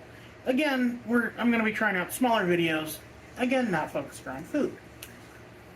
And today on the docket, well, I say not focused around food, but we are actually talking about something that is very much focused around food, just not me eating it. Today we are talking about the new McDonald's Collector Cup. I went and got the Collector's chicken nugget meal last night, and this is what they gave me. Barbie. And Hot Wheels, but I'm just... Of all the ones they had to give me, they gave me the one that I really didn't want. Is there one that's just Hot Wheels? So what are they? Well, They're fucking plastic though, dude. McDonald's is weaponizing nostalgia in a bold new way. They put them in a bag. You get a random one. Dedicated to some of their most successful collaborations. People are already selling them on eBay. Happy Meals or promotional items. And they are Coke, McDonald's Land, Hello Kitty, Beanie Babies, Mattel, and well, I have it listed here as Shrek, but apparently Universal Studios. Well, the Hot Wheels and Barbies mixed. It also has That Minions sucks. and the infamous Jurassic Park cups that McDonald's had back in the 90s. And here we have the Mattel one, where it showcases all the various collaborations they've had. So it starts in the far-off distant year of 1993, the year I was born, 31 years ago now. Well, not quite for me, but about this time my mom was still going to work and my dad was helping, They had to have had a Mattel. try to prevent the Des Moines floods from claiming more lives as part of the National Guard. And it goes to 1994 with the claiming more lives, helping. About this time my mom was still going to work and my dad was helping try to prevent the Des Moines floods from claiming more lives as part of the National Guard. His dad was in the National Guard, dude. And it goes to 1994 with 90s. the 1994, 1995 then skips to 1999 and 2001 over here. Dude, the first Hot Wheels with a McDonald's small collab was 94 in here. '79. Okay, so basically, this is just listing off all the times they have had crossovers, which I call No, it's baloney not. on, because I Yeah. am sure Barbie has been way more than that. So is Hot Wheels. And that's why I say this is. Oh, but Mattel, it does because say in '91 McDonald's started distributing their own card designs in Happy Meals. But didn't he say '93 was the first year that it had on there? That's when the racing series was put out. The under 3 toy is intentionally omitted from the table because they were a wrench and a hammer set. What? Oh, they had a special toy for people, for kids that were under 3. Bigger.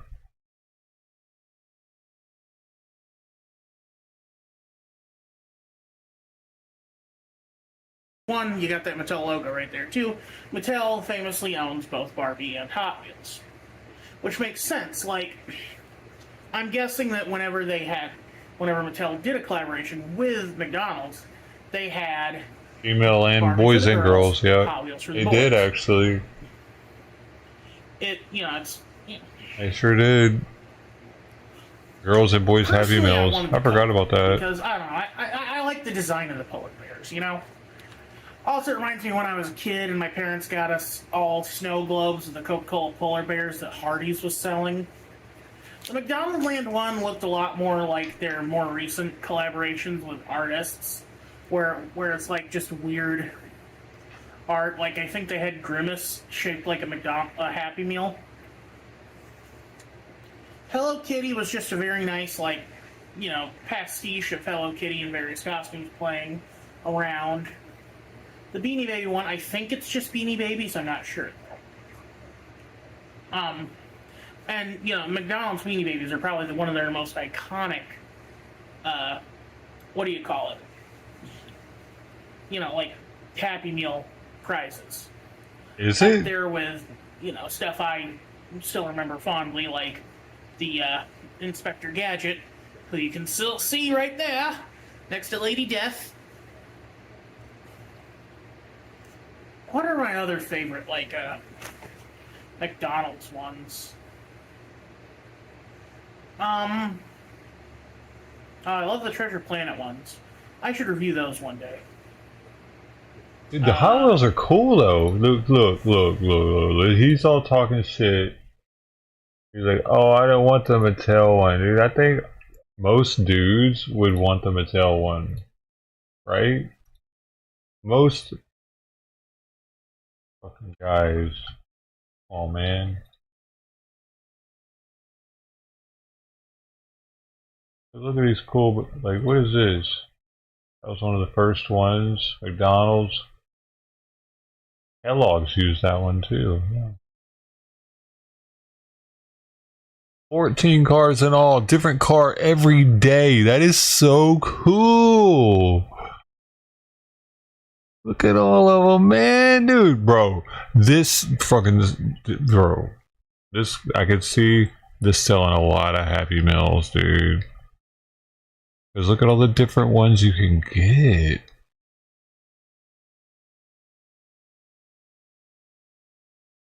And they're like not some bogus toy. They're like pretty much the same thing you get when you buy a Hot Wheel.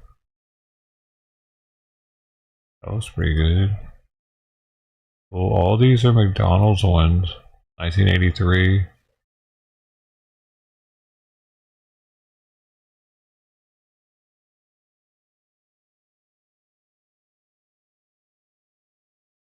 I don't understand that one. What does it say McDonald's at the bottom? Oh. Aren't I still in the McDonald's area?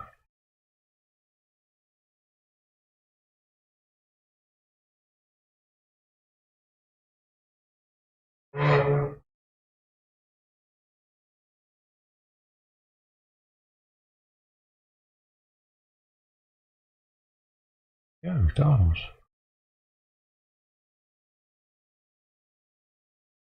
All these were McDonald's specific, though?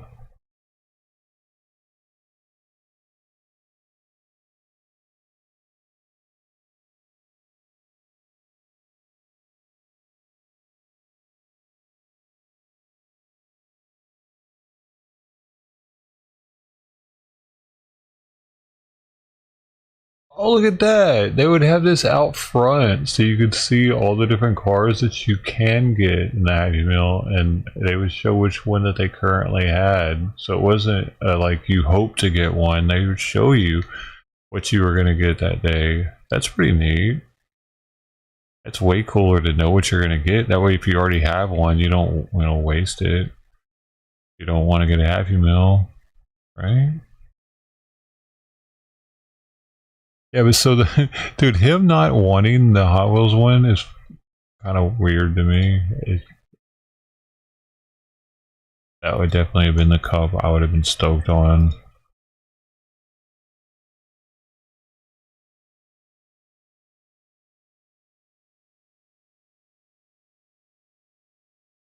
Oh god, there were so many of them.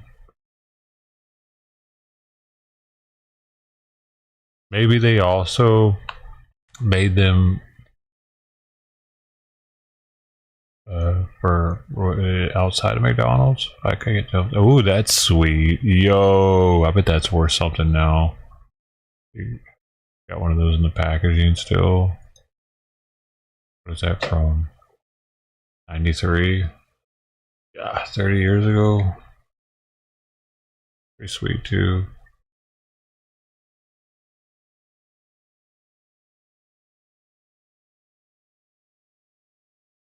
Oh man, why is it all plastic though? What's going on here?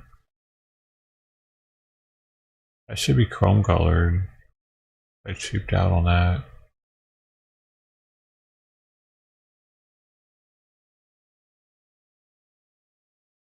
Duracell. It's all plastic looking now.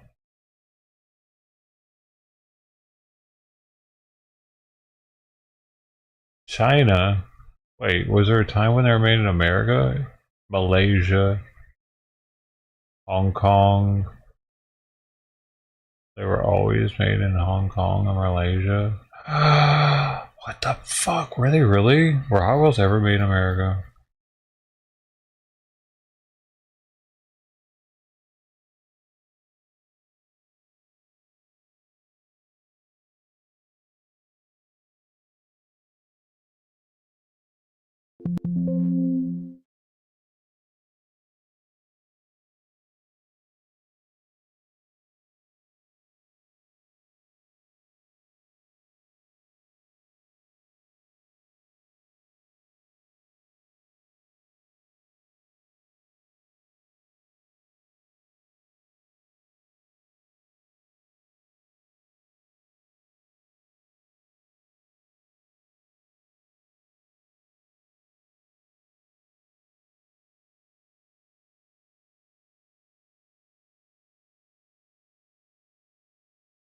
Dude.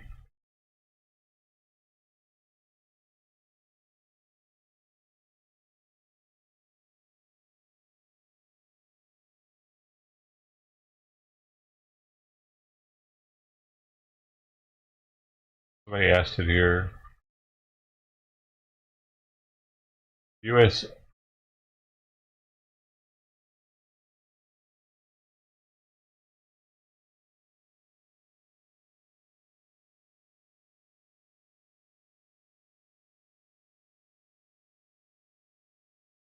68 to 69 made in the USA.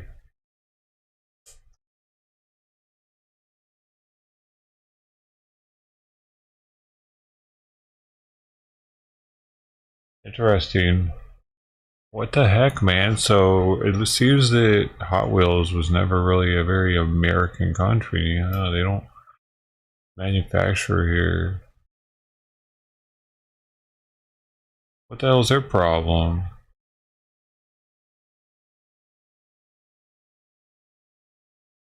Dude.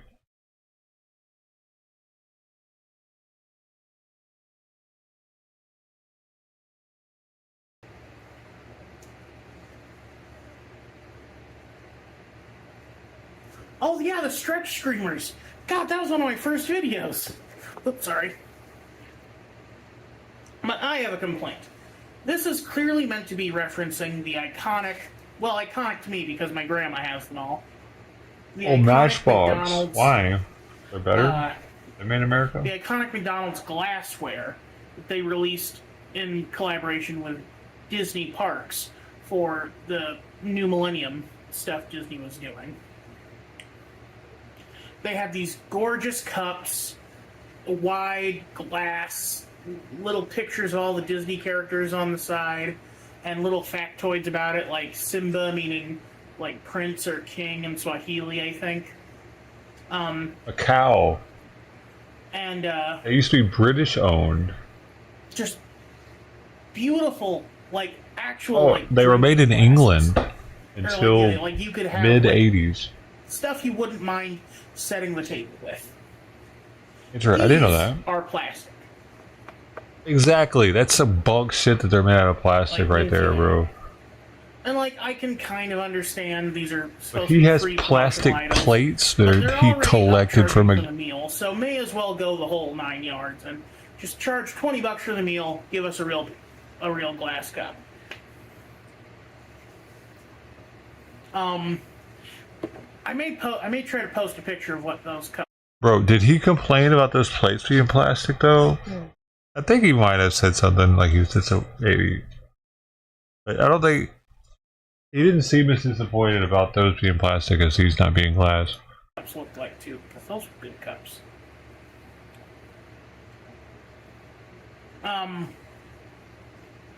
Also, this isn't even machine washable. Like, I feel like if you're gonna be making, It's not? if Damn. you're gonna be making this kind of ware, it made sense for Hercules because that was like back in the day. You didn't have as much technology, I guess, as you do now. But like, come on, make the cups machine washable so I don't have to. Because now I can't use it without having to wash it. The fuck? You can't put a sponge in it and wash it? I wash all my dishes like that. Anyway, but you get what I mean. Dude. And machine washable, darling. That's a feature. Sorry, just Edna mode. I am actually legitimately surprised Disney is not one of the collaborations. I guess it came down to like, because, I mean, I'm not saying that Disney's like bitter toward Universal, but I do get the feeling that there was some like agreement that had to be reached where, well, you can either do a partnership with, or you can either do a partnership with Universal Studios, or with Universal Studios and Parks, or you can do a partnership with Disney. And they chose Universal Studios because, again, they had this iconic collaboration with Jurassic Park where they sold these collector's cups, which were also plastic, but they were more like those classic drink cups you used to get at like the theater or whatever, where they're like a sturdy, very softer plastic where it had a little bit of give. The cheaper ones? Again, a kind of cup that my grandma has. Hey, what are you doing? She collected a lot of cups over the years. Like, one of my favorite cups that she has is one that we got from Toy Story on Ice. And it was a Buzz Lightyear strapped to the rocket cup. And it originally came with a slushie, I think, in it. But I always drank milk out of it as a kid. That was my cup because Buzz Lightyear was my character. Like, it's weird. When I was a child, I had these characters that were my characters that I gravitated towards so much. As a little kid, it was Buzz Lightyear. As an older kid, it was Batman. Oh, as a little kid, it was and of course Darth Vader as well. You know, like, I was the one who liked Darth Vader. I mean, you have the helmet back there, you have the lightsaber behind you. I just love that. I just love that Dark Lord of the Sith. Speaking of which, a set of toys that I never reviewed, but kind of piqued my curiosity a little bit were actually the Toy Story 4 Happy Meal toys, because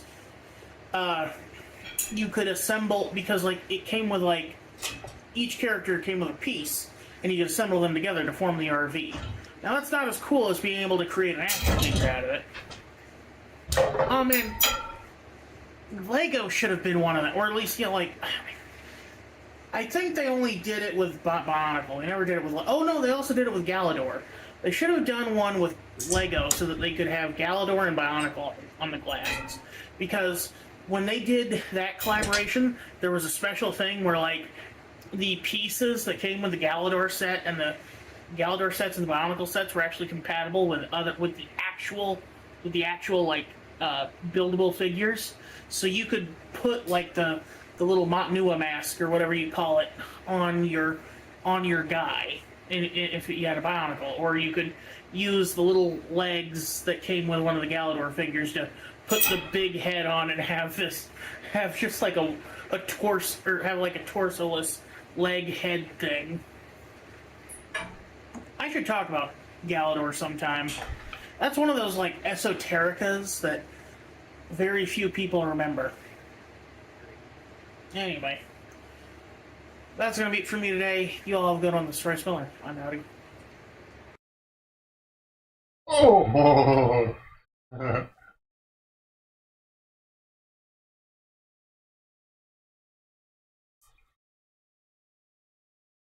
Let's watch something about.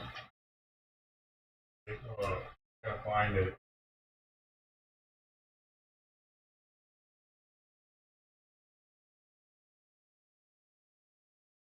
Then.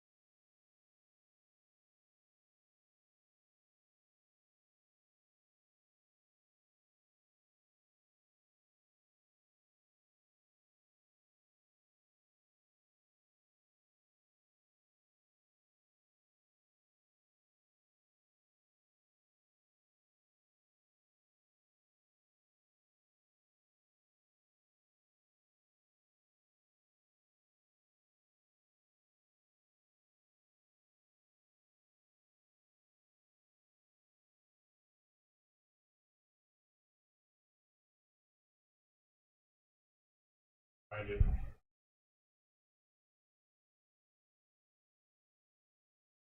I can't find it, Captain.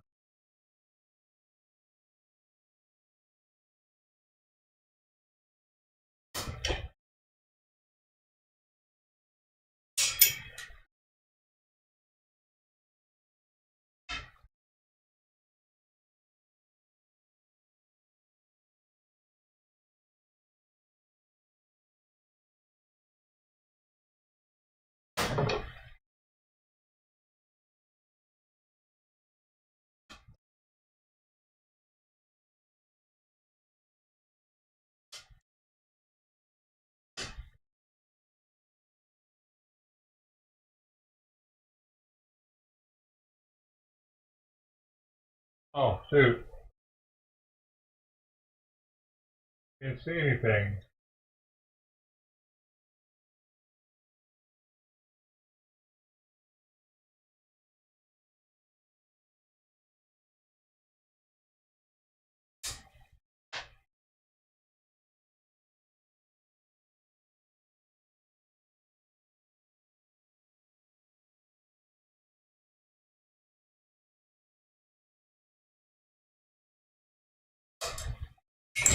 Oh, baby girl.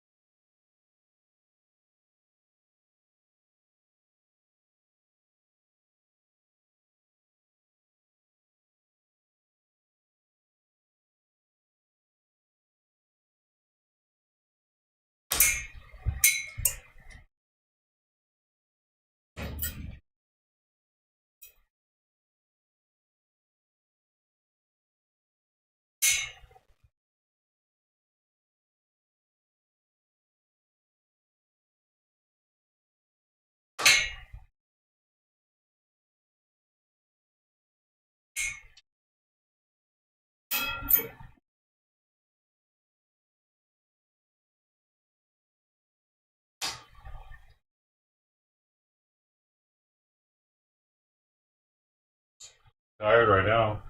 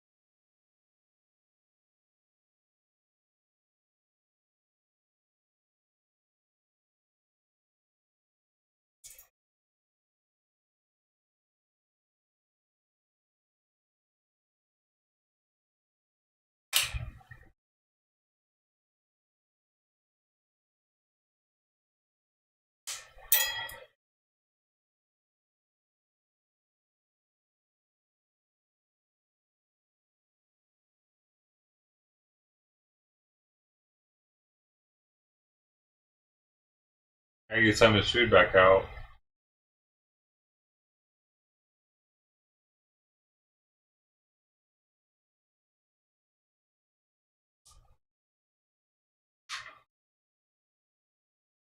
Well, she's panting up a storm. Oh, pants right now.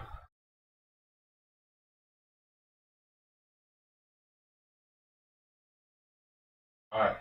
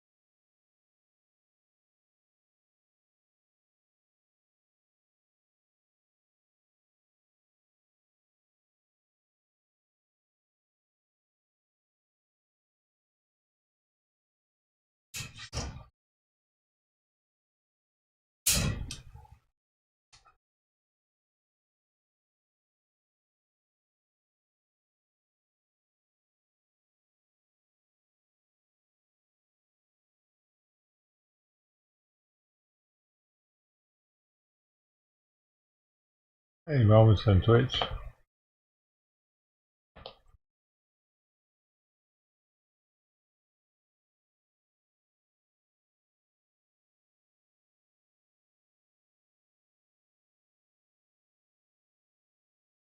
Oh, that's new. You can now see through the menu. Look at this. Ow, dude. On the right, you know, when you click on your notifications on YouTube, you can see through it now.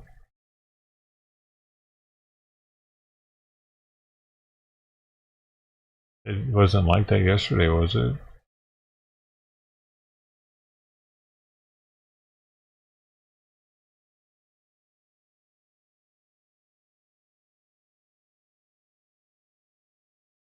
I don't remember it doing that. This used to be black and opaque, not translucent.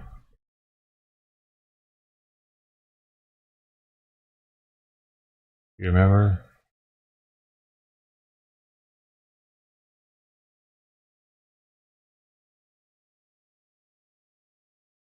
Isn't that cool?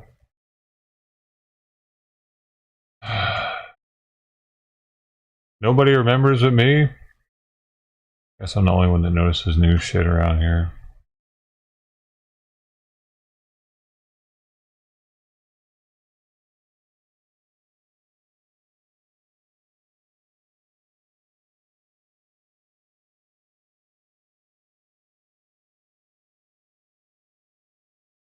I am the only one that notices new shit.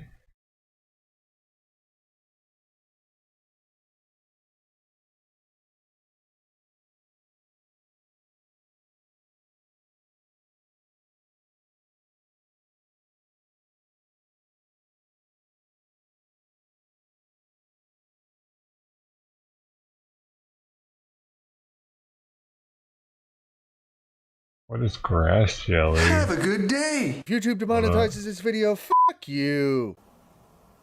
Godhead cheese? Well, I sure do.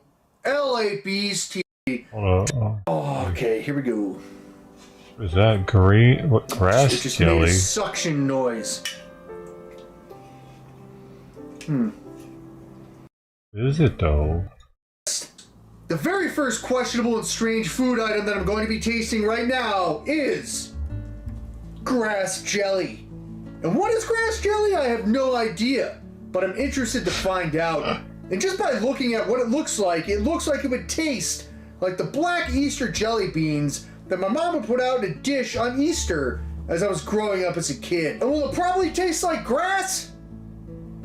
It depends on which grass we're talking about. Okay, grass jelly or leaf jelly or herb jelly, nice, is a jelly-like dessert eaten in East and Southeast Asia. And it is created by utilizing the Platystoma palustre plant, giving this a mild bitter taste. It is served chilled with other toppings such as fruit and or in bubble tea. And right here, right now, as I'm about to open this is 100% warm. Pretty much, in my opinion, I think it's gonna smell like a health food store or any herby supplement that is sold in a health food store. So let's speed this up, let's open this up. You've had this before? Oh, cool. All right, so, geez Louise. All right, let's just get the close-up of what I think it looks like. There it is. I think it's just a straight-up glob of canned Jello. All right, so here we go. Come on. Grass jelly, ladies and gentlemen. Okay, well, I was not expecting the grass jelly to just be. I thought it was going to be in chunks. It does have like an earthy smell, but it also smells like stale farts. I'm not getting any hint of mint whatsoever. Okay, you know what?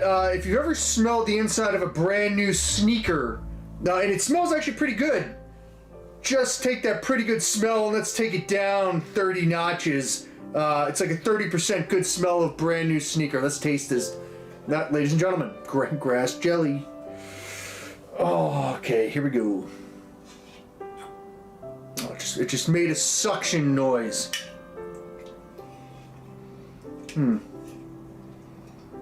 Okay, great, excellent. That is what grass jelly looks like. Bon appetit day. Oh.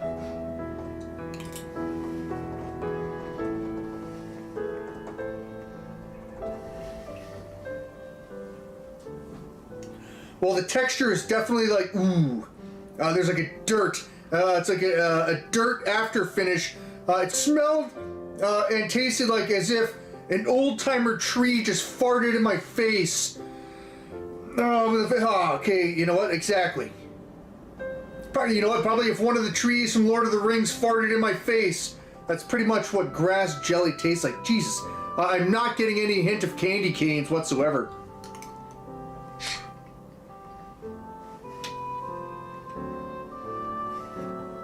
Okay, you know what? I can definitely handle the texture of Jell-O, as I just turned regular food items into Jell-O in a recent video. It has the consistency if you're eating a hard-boiled egg, like the shell of a hard-boiled egg. And it smells like very earthy tree farts. Ladies and gentlemen, grass jelly. Next item. It actually kind of looks like in Terminator 2, Arnold Schwarzenegger's enemy. Not really, I was way off. That melty stuff. This next item, which I definitely don't want to consume, but I'm going to do it anyway, is going to be jarred sweet pineapple gel. And honestly, I couldn't find too much information on jarred pineapple gel, except that it's from the Philippines, and that the ingredients include coconut gel, refined sugar, water, pineapple flavor, and FD&C yellow number 5. So that, you know what, this looks extra chunky and extra liquidy. Flavored like pineapples. And the cap look extra dirty. It looks dirty. When it comes to pineapples, I've actually consumed an entire pineapple, including the skin, while I had icy hot on my balls. So the texture is not going to be an issue. And as far as gels, not only have I consumed doing the New York City Half Marathon in 2 hours, 6 minutes, 39 seconds, I've consumed Gatorade goo gels, but I've also had the pleasure of consuming the gel of a Sweet Sue's whole chicken in a can. As you can see right here, you can actually hear the gel, the gelness. Oh fuck, he ate that gel? So how bad can jarred pineapple gel from the Asian market really be? Here we go. This is, there's like dirty crustiness. Okay, you know what? It has a faint smell. If anybody is a fan of Nickelodeon, it smells like Nickelodeon gack.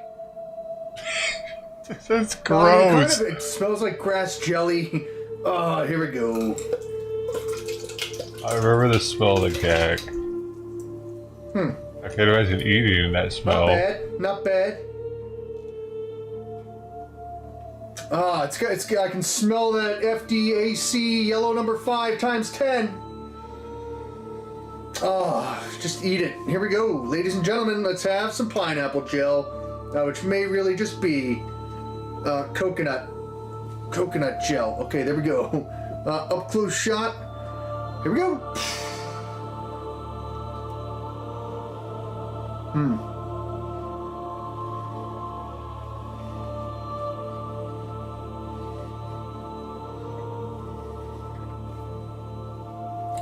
All right. It's got a touch of honey, but it actually like the consistency of a straight up phlegm wad, like Buzz from Home Alone. He's like, hey, don't you know how to knock phlegm wad? But then it's got like a honey, like maybe what a baklava would taste like. Interesting. And then as I'm going to take another spoonful, I really don't taste the pineapple.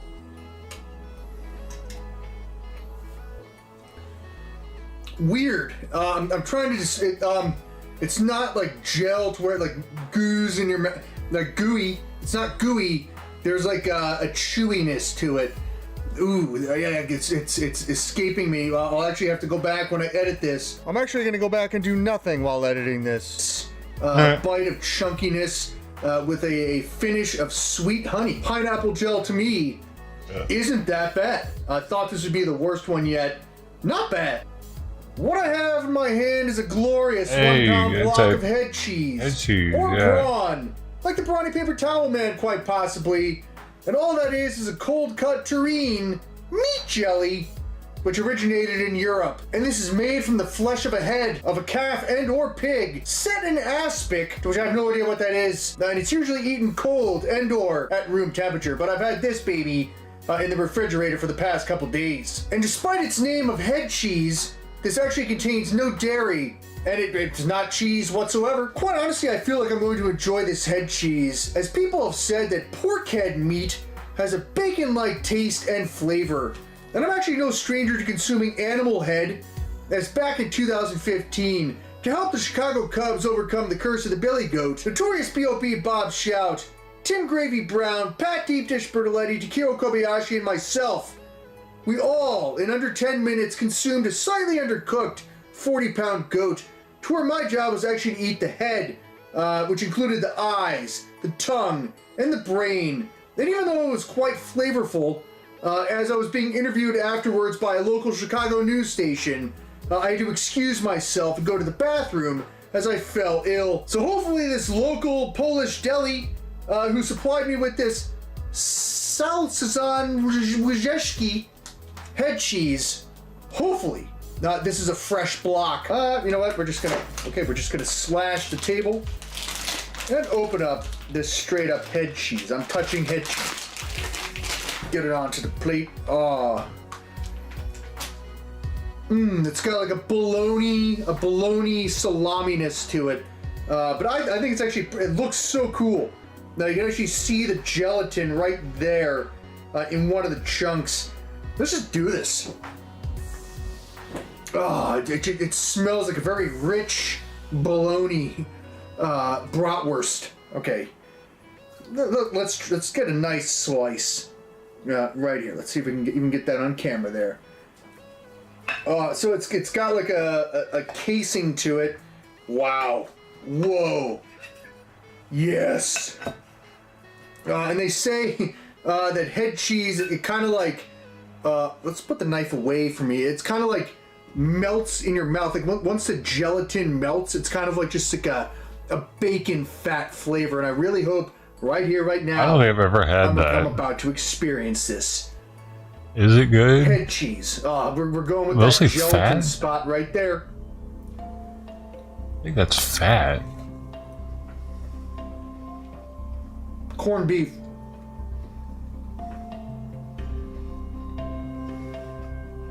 That's good though. Whoa. I can only imagine like putting this in a frying pan. Spam? F*** you. But you put it, it'll fall like apart the if you head do cheese that, in a won't it? pan, for breakfast with a nice hash brown. Doesn't it disintegrate once the gel gets... I'm eating pig head.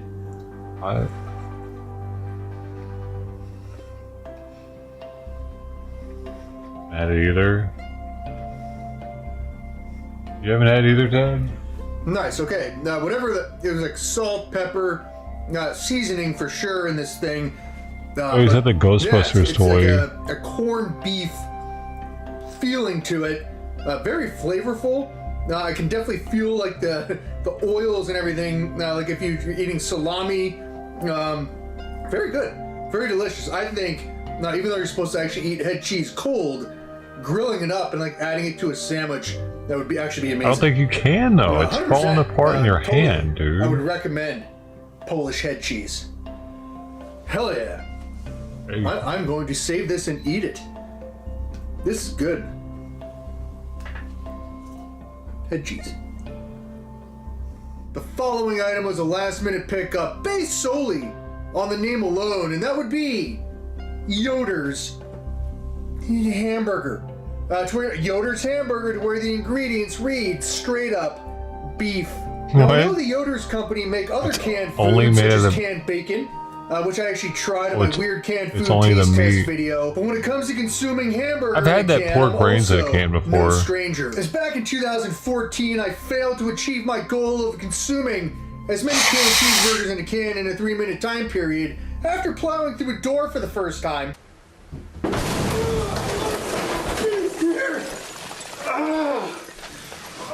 Today I'm gonna eat some cheeseburger in a can. Cut. And because I lost that challenge, I had to super glue my hand to my face. Ah! Ah! That was burning my hand. I gotta get this off my face. Oh my God. Oh boy, that's not good. I have my sister's graduation tomorrow. To where in the process, when I pulled my hand off, I ripped off half of my beard. And the following day, I actually had to go to my sister's college graduation to where in all the photos I looked foolish. So right here, right now, because I paid roughly $28.97, I'm going to see what canned hamburger tastes like. And you know what, quite honestly, I think I was expecting hamburger patties. As it said, the beef is like cooked and ready to go. Not quite sure what we're about to get, if it's ground beef and or patties, but if it's patties, that'd be pretty cool. And if not, that'd be pretty cool too. And we can speed this part up as I open up the can, and I will give you my honest thoughts of what it smells and tastes like. I haven't used one of these things in ages. You know what, I just used one to open the grass jelly. Jesus! Okay, you know, my bad. Okay. 100% have I consumed 3 cans of dog food before in my life? Yes. It definitely smells like dog food, which in turn, because I described dog food as tasting like my grandmother's attic, it smells like my grandmother's attic. And holy dang! It is in fact patties. Wow. That looks like a brain. That looks like a sheep's brain. You know what? I'm not gonna 100% tip the can over there because I don't want to. Dude, they're so expensive. Woo! To have canned hamburgers. It seems like there's mashed potatoes in there. Okay. It's all the lard. Okay. Oh. I don't know what the white stuff is. Oh boy. Again, it seems like it's like straight up hamburger. It comes with a side of beef and mashed potatoes all in one. Fair. I would definitely say I'm getting a very corned beef and hash smell. It's a delicacy in some countries. This comes from Pakistan. It did come in patties. Fully cooked. Okay, fully cooked. It's just. Well, you know what? There we go. Oh no! No! No! The LA Beast in this right here, ladies and gentlemen. I'm spilling it on my favorite blanket. This is a Yoder's hamburger from a can, probably from the United States. Yeah. Probably. Fully cooked. Oh, good day. There's white stuff. There's one little chunk of whiteness.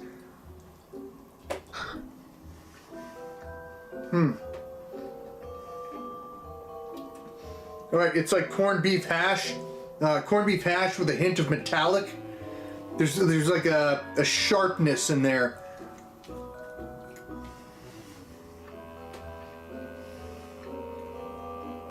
Dog food. Definitely dog food. And then there's like oil. It's like covered in oil. Interesting.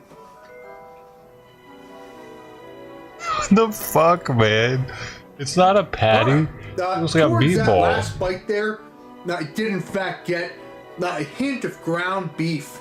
Now, after all that initial taste, so I guess if you actually you're at a campsite, throw these over an open fire, put some like cheese on there. You could probably make a delicious burger. For something that comes in a can. Would I pay $28 for this? I don't know. You know what I just did?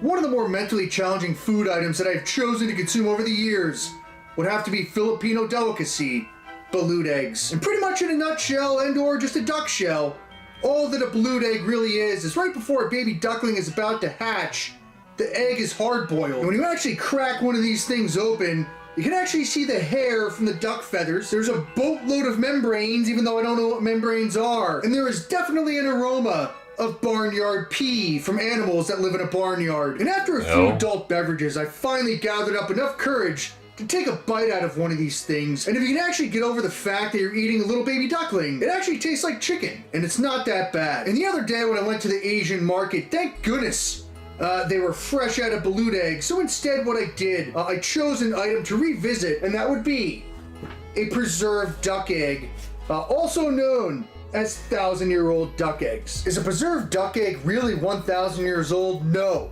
but they do come from China, and a way for the Chinese people to preserve these for later use was to put them in a mixture of clay, ash, salt, quicklime, and rice hulls for months on end. And what you get is this finished product where, as I smell it right here, right now,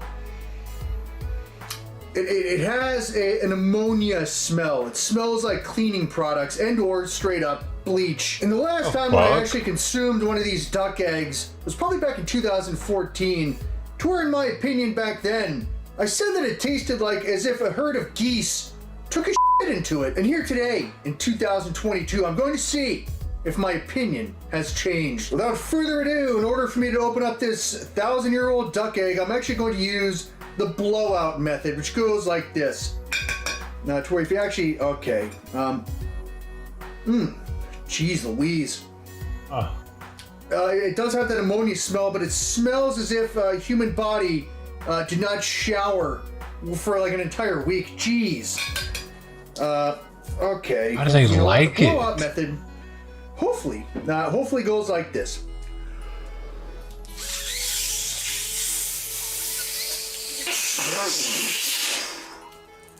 Okay, I have putrefied duck egg jelly. Okay, you know what? That's done.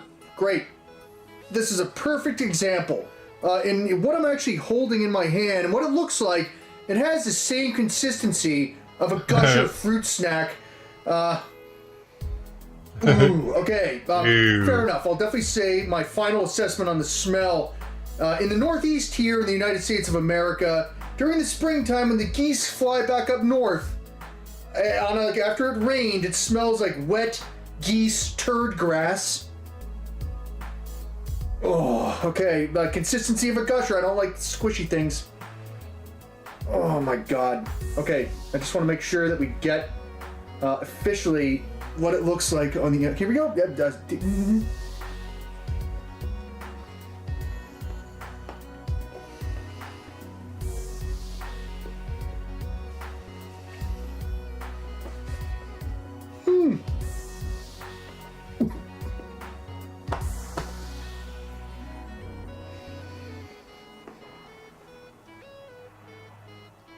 Only 92 calories though. Oh. So the balute's different Again, than the consistency of a gusher fruit snack, but it tastes like putrefied jelly duck egg jelly with a hint of geese shit. Whoa. Okay, you know what? I think we're good. I think we are totally good. Now, has my opinion on the taste and smell of a century-old duck egg, has it changed? No. Next item.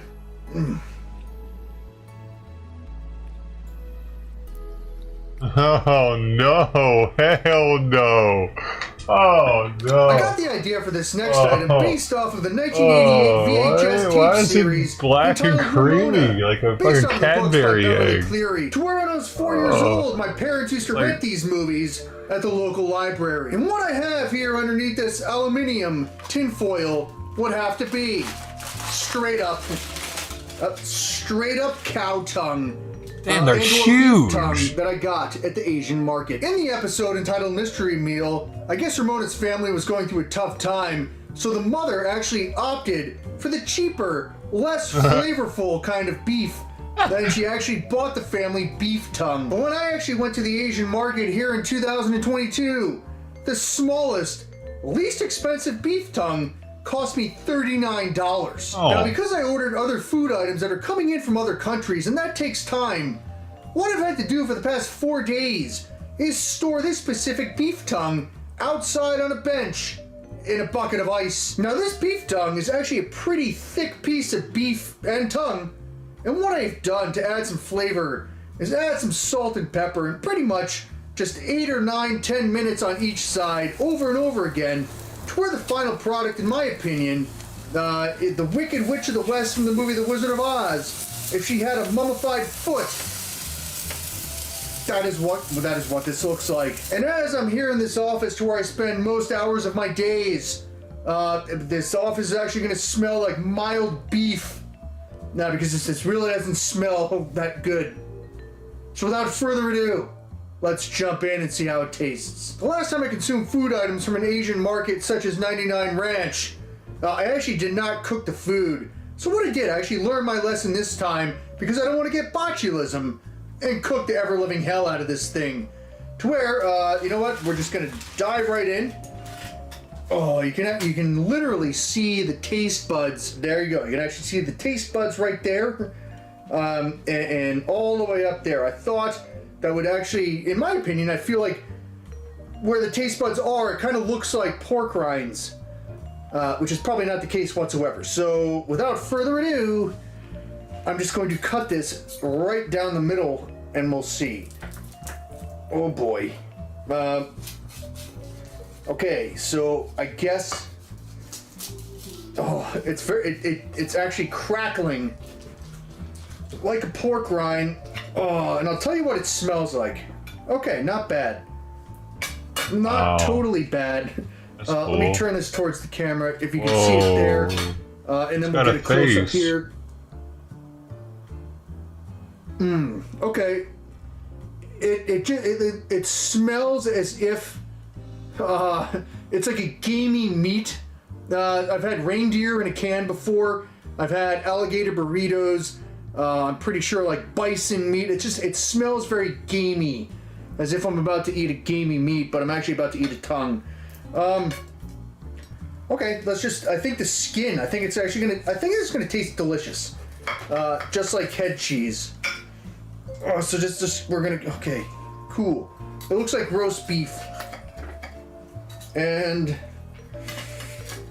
okay, here we go. Oh, very juicy. It is totally very juicy. There you go. It's dripping on the floor.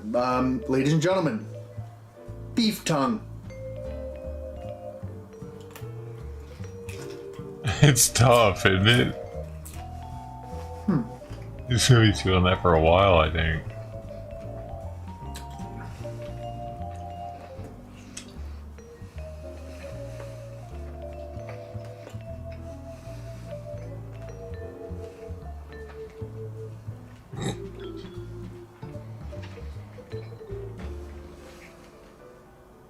Wow.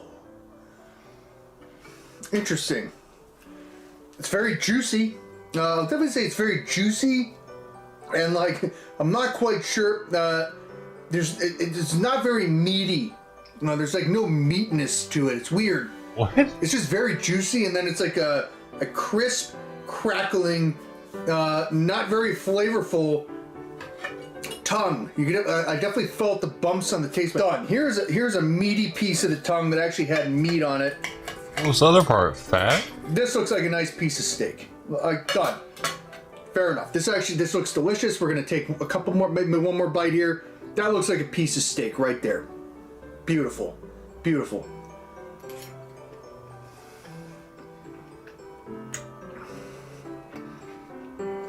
It tastes like a match. What? Fair enough. It's very chewy. It's very gamey. And you know what? I would definitely say, if it came down to it, to where all I had to eat was beef tongue, could I do it for the rest of my life? Probably.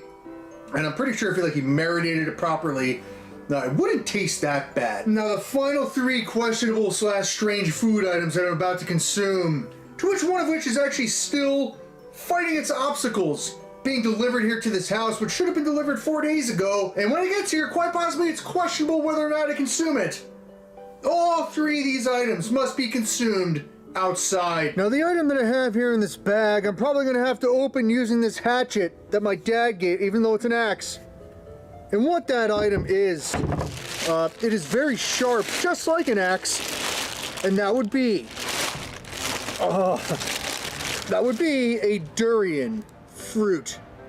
And the last time that I had a durian fruit was for the first time back in July of 2013 as my former EMT roommate at the Rob Nelson, hope you're doing okay, brother, when he walked into the apartment he could smell the stench. Now, people say that the worst part of eating a durian fruit is the smell, but in my opinion, as I'm actually holding this very sharp durian fruit, it feels like I'm putting my hands on the backside of a porcupine. So be very careful.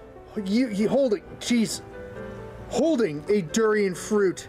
Now, because it's been almost 9 years since I've smelled a durian fruit, I'm not quite sure what my nostrils are in for. When I Google searched what the smell of a durian fruit smells like, people said that it smells like raw sewage, rotting flesh, and smelly gym socks. So without further ado, utilizing this hatchet safely, I'm going to, hopefully in one fell swoop, cut this open and give it a taste test here in 2022. Using the most extreme safety precautions, do not try and do this anytime.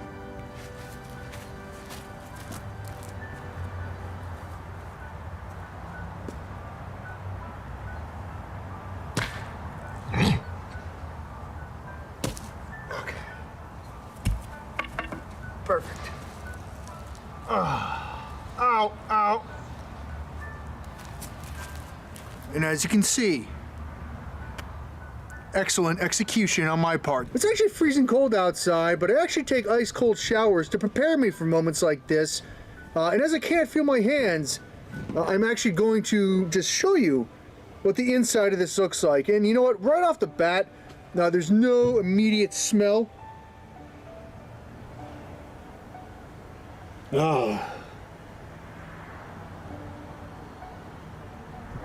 And you know what, quite honestly, I have definitely smelled worse foods in my life. Not quite sure because this is frozen. Really doesn't smell that bad. And the last time I ate this, it reminded me as if I was eating a banana. And you know, we're just gonna 100% totally jump right into this right now. So I'm going to very carefully just take out an entire chunk wad. Okay, that's a big chunk wad. I'm not the biggest fan of bananas. It kind of looks like a shriveled up ball sack, but here we go, ladies and gentlemen. Now with a beautiful sunset in the background, durian fruit. Smells like a Grundle palace. There's seeds.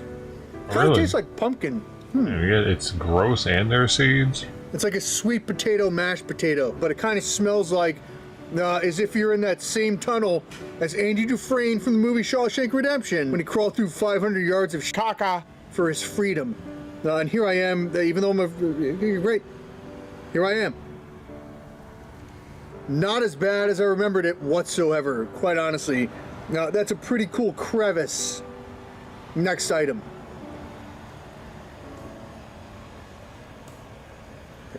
That's not good. Now, the second to last food item I actually consumed for the first time ever back in 2013. And thank goodness I'm outside right here, right now. Because as I remember it, it smells like rotting dumpster juice.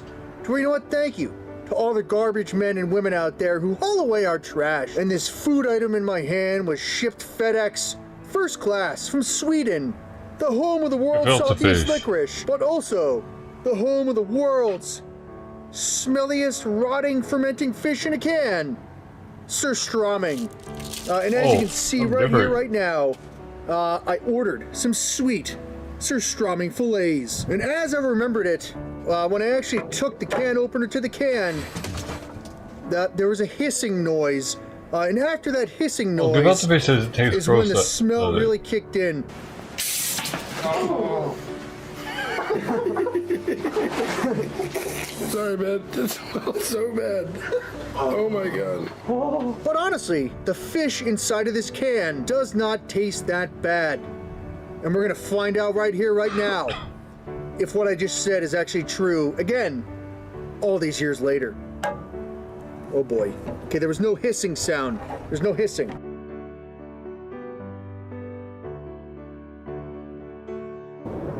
There's definitely juices. Okay, we can see the juices there. I would definitely say it kind of smells like anchovies, salty anchovies that have been rotting for 37 years. A straight up rotting tuna fish rotting tuna fish. Okay, there we go. This is what surströmming, which is fermented herring in a can. Not that bad. All right, so screw it. Before the camera runs out of batteries, ladies and gentlemen, here I am eating surströmming for the second time in my life. Have a good day. It smells really bad. It smells like caca, caca, caca.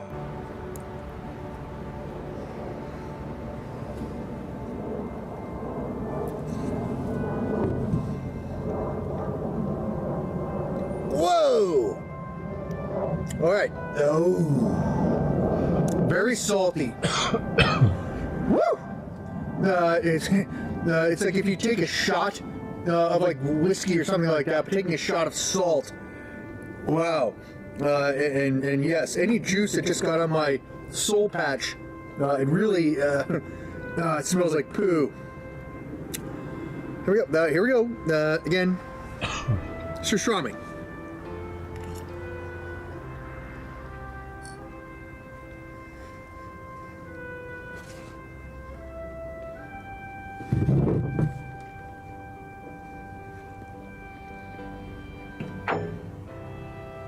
They were good. They were good. 100%. Whoa. Fair enough. This is my final assessment here. The last time I actually consumed surströmming like 9 years ago, I feel like the smell was worse. I consumed it outside. I thought it tasted a lot better the last time. It was very salty this time, and I can still feel the burn on my tongue. And it feels like if a cat pooped in a litter box, and then I rubbed all of that all over my face. That's kind of what it smells like. Or it's the same brand. So heck yeah. Now for this specific video, I've actually been filming over the past 3 days. And thank goodness here on the 4th, the final item has in fact arrived after going through much difficulty trying to get from its originating country into the United States. Teddy Ruxpin up there. And through my DHL tracking, there were multiple objectives trying to get this in. And what this package consists of is a putrefied rotting shark meat called hakarl. And hakarl is actually the national dish of Iceland, to where they take a Greenland shark or other sleeper sharks and cure it in a special fermentation process that actually goes back hundreds of years. And what makes this putrefied shark meat putrefied is because it's hung for 4 or 5 months outside as it cures. And here today, in this specific box, dude, she just got the fly and ate it. IS, which is actually a company in Iceland that specializes in sending their delicacies through online services to people like myself. You really and I'm excited I to watched see what her the get contents. it. Behold, there is in fact. I heard something, and then I saw her go boop boop boop boop boop boop boop, and she went, and then she chewed for like 10 seconds. And now there's no more fly. She's usually my fly catcher. That's how she stays healthy doing that. Directorate of Fisheries note. And quite honestly, I have no idea what the words say, but I think because of this note, it allows Iceland to send fish products safely and freely to other countries. You know what? I already opened the box, so it's already questionable for what we're about to see. So let's get started. So here we go. And what I did, I actually opened the box as it arrived because I was thinking like, oh my god, this stuff has to be on ice, and like it's rotting shark meat. So I just wanted to make sure what it is I was getting myself into. There's actually very nice packaging. For the fly, though. Is that weird? Nami, I believe it's Nami.is, has been in business since 1998. So here we go. And the funniest part is, as we'll get a quick close-up of the inside of the box, I don't know why. is that it comes with like Icelandic newspapers. This is not what I was expecting to receive, like local Icelandic newspaper. Okay, so here it is. Now I can no longer fly. And yes, does this putrefied shark meat come in a plastic bag? Yep. And I think on the form it actually said that it was jerky. So I guess maybe that's a loophole in order for it to get through customs. I am not sure. But we are going to open this questionable bag. The fly died fast, so that's right good. Now. Okay, and it's in another there's wetness. There's wetness. I feel like this 100% straight up came from like a factory in Iceland who does this stuff. White chunks, as I read on Google, it's like a cheese-like texture, and it's got like a fishy taste with a mild, strong blue cheese. Well, I don't want her eating a flesh fly anyway, because she can get sick from that. It's like if you just... I don't think it was a flesh fly. Pretty much urine. It's like a urine aftertaste, as I guess it's going to smell like ammonia. Straight up. A Carl from Iceland. We'll open this and let's just get this done. I'm excited. I have a razor blade and I'm going to do this really, really carefully. Why did you try it? Let's go from the side. Oh, I'll give you my initial thoughts on the smell. God. Oh, it's very oily. It's got... Okay. Definitely, I can definitely smell the ammonia taste. I don't want to touch this with anything really here. It's definitely an ammonia taste. Smell. Jesus.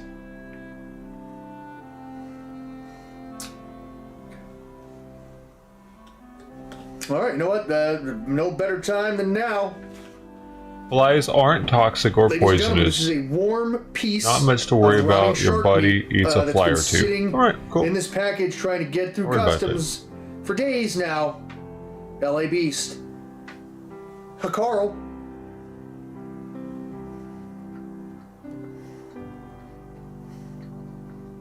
What is it? Shark jerky?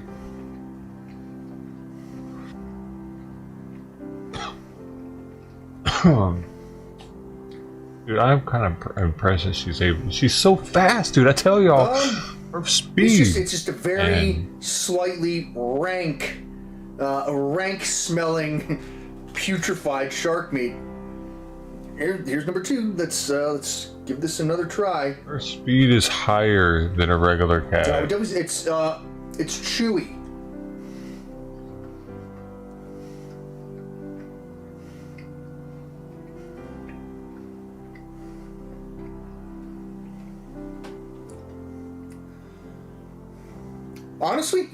Honestly, like, I don't think it's that bad. What are you doing up there? It smells like Fulton Fish Market in this house. I'm gonna see what I can do to dispose of the...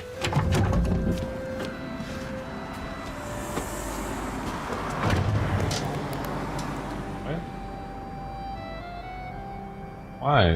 I can literally smell the Carl out on the front porch. I honestly didn't think that the smell would be that bad. I was wrong.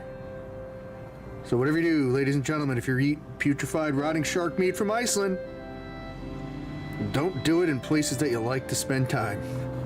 Is that bad? Like your house. Or cats would really smell it then. Cats would probably go nuts if you put just a little bitty piece of that. Would probably be like cat bait. Microscopic cat bait. They wouldn't even know what's going on. Smells so good. You have cats. You'd be putting cats in heat with that stuff.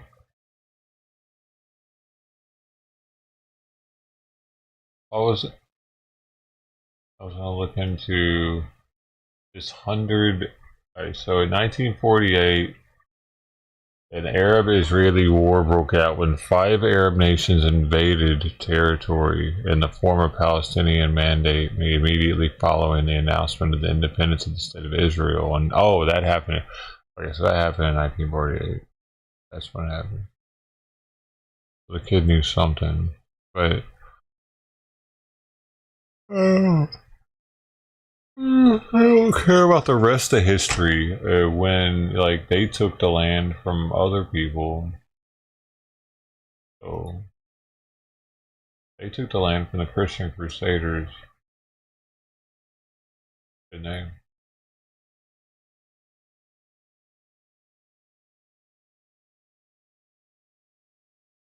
What are these dummies doing now? Because Zena's not allowed to drop shit. Unless I tell her to. All right, well, I'm gonna go tell the other team about this 10K offer. All right. Shit's not over yet.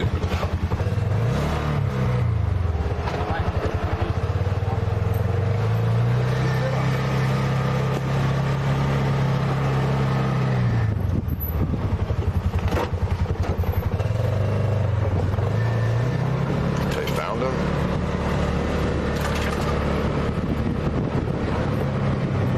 How is this not over yet?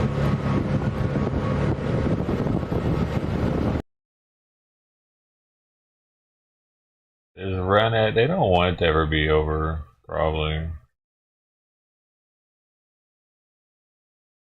Could have ended it, but why is it, is EBC out or something? I don't see him on the list anymore. Not live.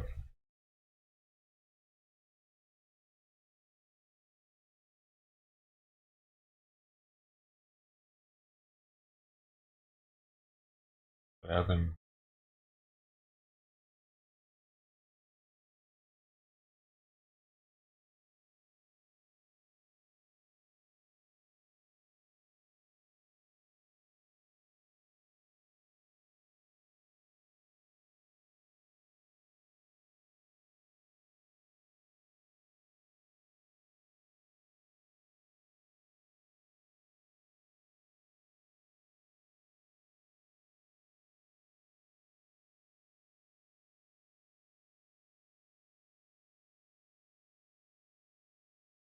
Is he already done? And thanks, Minxie, for your support. So subscribe, follow Agenda Free TV. We cover all kinds of live breaking news. And also turn on, we have a special notification system that you can sign up for. It's free, and you sign up once and you get sent a notification whenever we go live, and it works really well. Discord. So the mods will post the link to the notifications in the chat, and you can also find that notifications link on the YouTube and Facebook. It's a Discord. That's his special notification service. I will post updates when I'm not on the air, even though I'll be back on the air soon. I'm at Lookner on X, at Lookner. You can follow me there on X, at Lookner on X. And that's where I'll post updates. And I'll post that link in the chat. Let's shout out our moderators. I really appreciate you guys watching the channel and coming here for this coverage of this event. I should end all my I hope you streams join the us in a same couple exact hours when we way, have huh? more. I pretty much do. Hey guys, bye.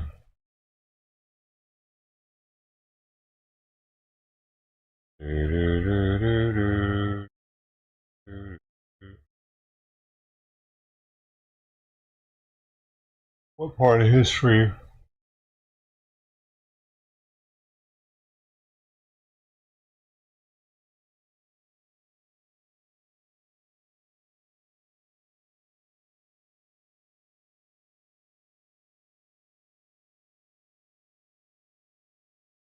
Like how it's just seats. No. I kind of go back to the old way that it looked.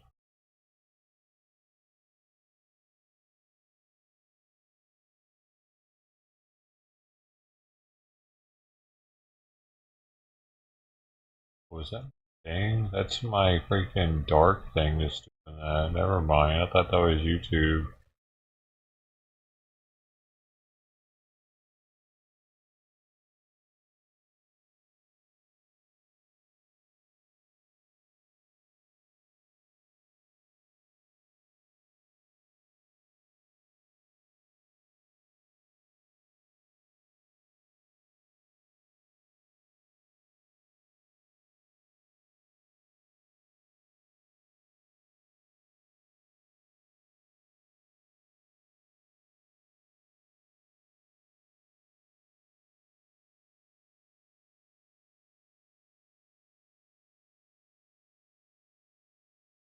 I fixed it.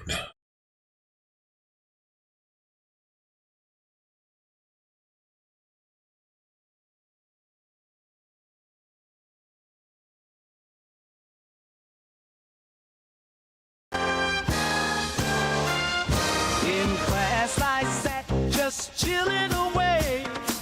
Then came a rumble, I had to say. Something wasn't right, I could feel it inside. Then came a blast, I shot it inside.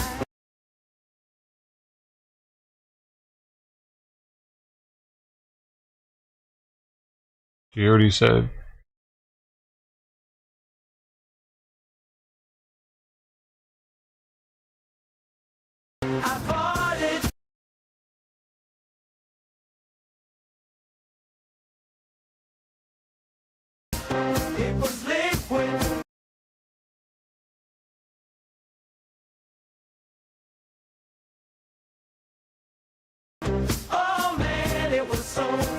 music.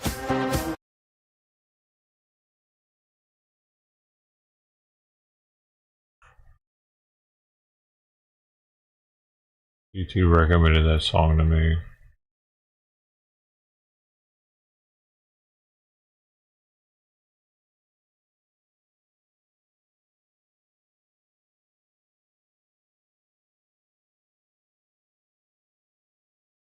What kind of heathens they take me for?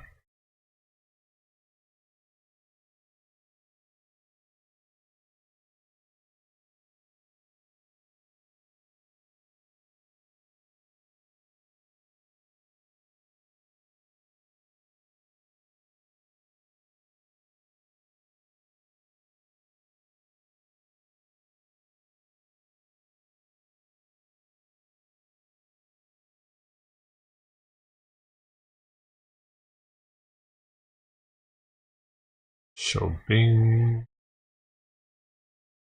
bing, bing.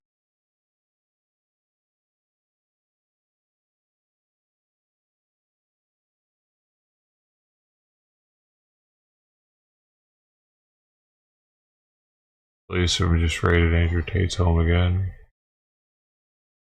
in Romania.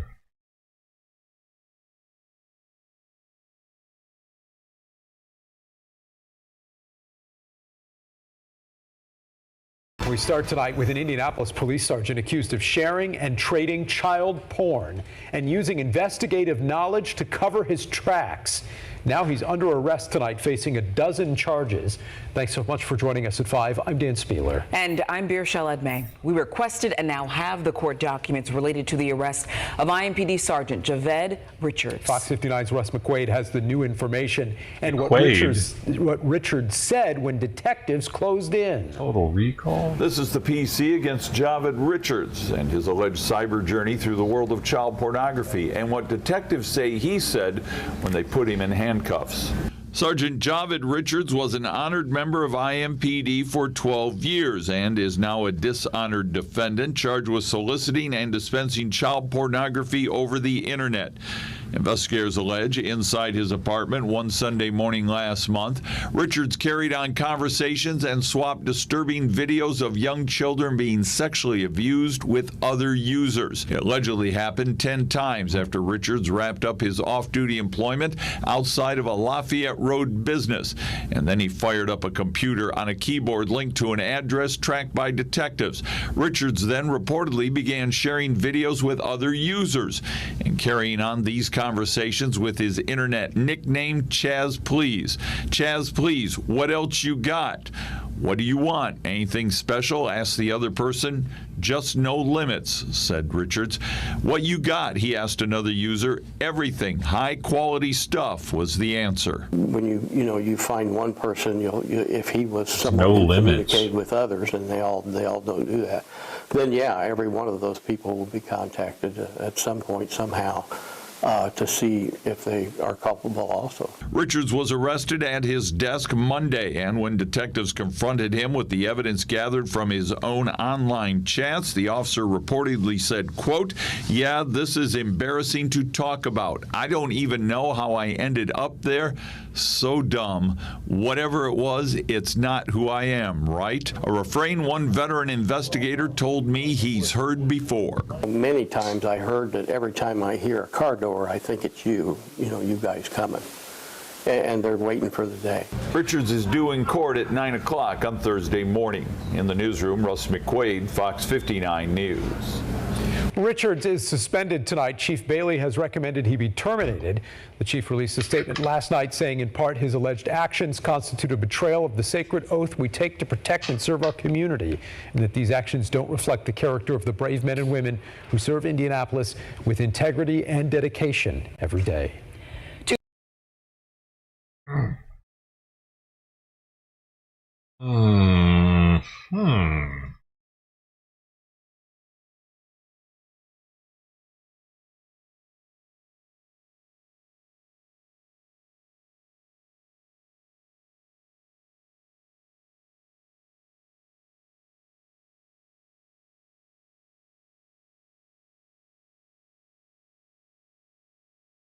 Police are investigating the death of a 19-year-old man who died just days after a random attack on the street in Koreatown.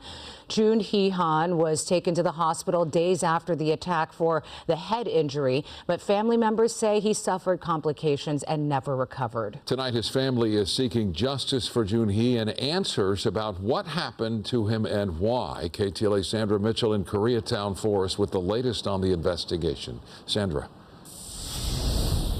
Michael, he was just walking to work in the middle of the afternoon when he was attacked from behind, hit in the head, forced to the ground, and then repeatedly punched. The 19-year-old died a few days later. Tonight, his dad told me why he did not fight back. I got jumped, on the street, and after that, like, my neck is like little, stiff, and it's not hurt that much, but it's not uncomfortable. That's what it said. Chris Han recalls the last conversation he had with his oldest son. I asked him, like, why haven't you fight back? Like, he said it's too dangerous, and whoever hit him, like, he's big, he's bigger than him. 19-year-old Jun Hee-han, the victim of a random attack, punched by a stranger on an electric scooter as Han was walking to work in Koreatown. It happened July 18th near 7th Street and Serrano Avenue. Han didn't think that he was seriously injured and continued to work until 5 days. Like, instead of like doing what his ancestors did and learning martial arts and trying to be a fucking badass, he decided to have purple hair and get muscular for the looks only or something. Like, I don't get it, dude. Like, back in the days, a 19-year-old Asian could fuck somebody up, dude. Especially with the build that he had in that one picture where he's flexing. Like, what the fuck just happened, man? That was his excuse. I mean, maybe the pipe was just like, whatever it was, he just couldn't get up. But, don't they teach them some kind of emergency move? You go for the balls and squeeze and twist and pull. I don't fucking know. That's if nothing else.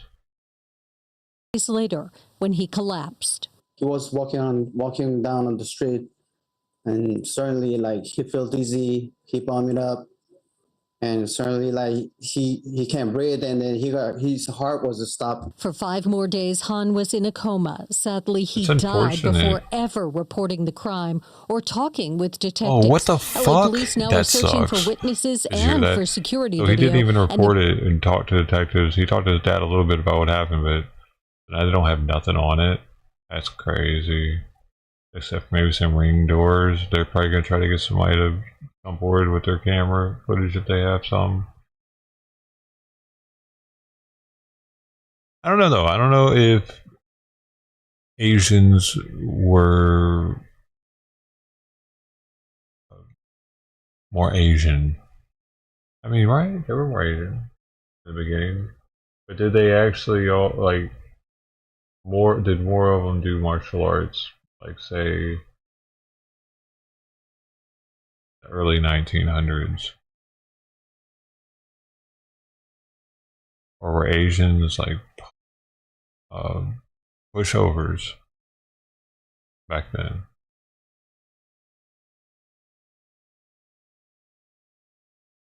Investigating the incident as a possible homicide.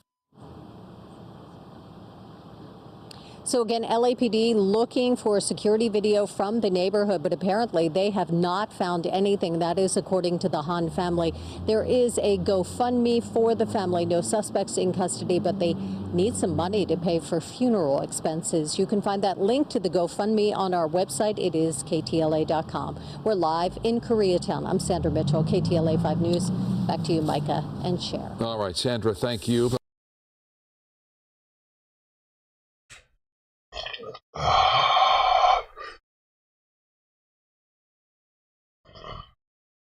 Sorry, I had to do that. It's the cucumbers.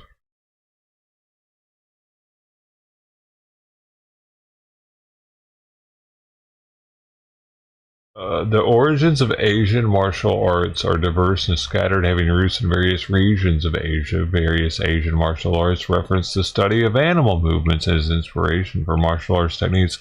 Hence the GIF you just played. a minute ago.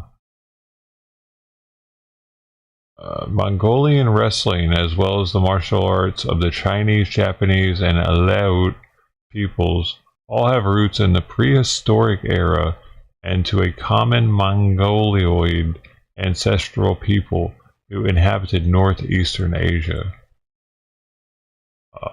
Mongoloid is an obsolete racial grouping of various peoples indigenous to large parts of Asia, the Americas, and some regions in Europe and Oceania. The term is derived from a now disproven theory of biological race. In the past, other terms such as Mongolian race, yellow, Asiatic, and Oriental have been used as synonyms. The concept of dividing humankind into Mongoloid, Caucasoid, and Negroid races was introduced in the 1780s by members of the Göttingen School of History. It was further developed by Western scholars in the context of racist ideologies during the age of colonialism. I'm a little flared up, my throat hurts. With the rise of modern genetics, the concepts of distant human races in the biological sense has become obsolete. What? Hold up, though. I know for sure that the brains are different. Brain sizes are different by race. Yeah. Asians have biggest. Americans Americans, whites. Well, Americans mostly white people. As the second, they put Europeans on there. European whites as the thing, but I don't know. American whites too, bro. Oh man. And then the bottom of their 3 brain chart for the blacks. I don't know, man. I don't know, dude. That's statistically going off brain sizes and humans. That's what they say. And it was pretty recent. They're still saying that. So why isn't this a thing? If brain size is different by race, why isn't it somewhat of a thing? Anyway. With the rise of modern genetics, the concept of distinct human races in a biological sense has become obsolete. In 2019, the American Association of Biological Anthropologists stated, "The belief in races as natural aspects of human biology and the structure of inequality that emerge from such beliefs are among the most damaging elements in the human experience, both today and well, dude, this in human experience both today and in the past." Sorry. The term Mongoloid. Oh, that's how I'm supposed to pronounce that. Mongoloid has had a second usage reference people with Down syndrome, now generally regarded as highly offensive. Oh, really? Okay, so. Brain size. Let me just make sure here.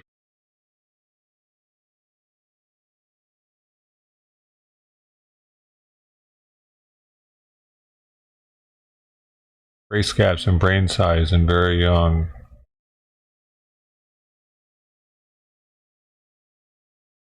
I don't know, I can't read that chart. I thought this was going to be a different chart. To make a more simple. Here we go. Asian American, European American, African American. That's how I put it. That's why I meant to say European American. That's what I remember the chart saying. So, look at that.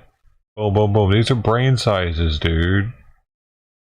This study published by a main proponent of hereditary approach 15 years before this. Where is it talking about?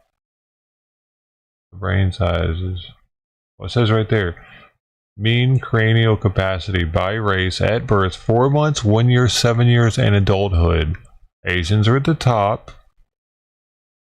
European Americans are in the middle. African Americans are at the bottom. So how are we not different? How are we not different? How can they dude, I would think that that's a pretty important thing, like statistic. If the brain is smaller, isn't that going to make something? It could make something much different depending on what's smaller, what part is smaller. If it's something that's already really small and it making it even smaller, you know what I mean? Something like the hypothalamus or pituitary gland. Like, why are black people so tall? Do they have a bigger pituitary gland but a smaller something else?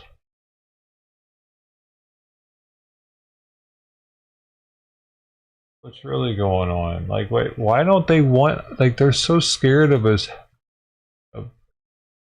disliking each other or using it to hate each other that they don't want us to look into it or know that brain size is different by race. Brain size, and intelligence. They did a study on it here. What did they come up with?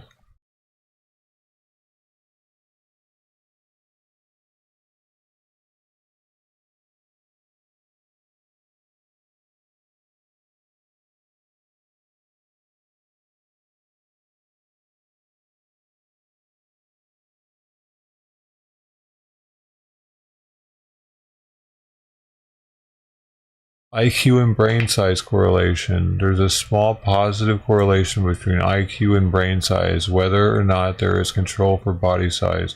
Secondly, racial differences in average brain size occur such with the Mongoloids greater than the Caucasians.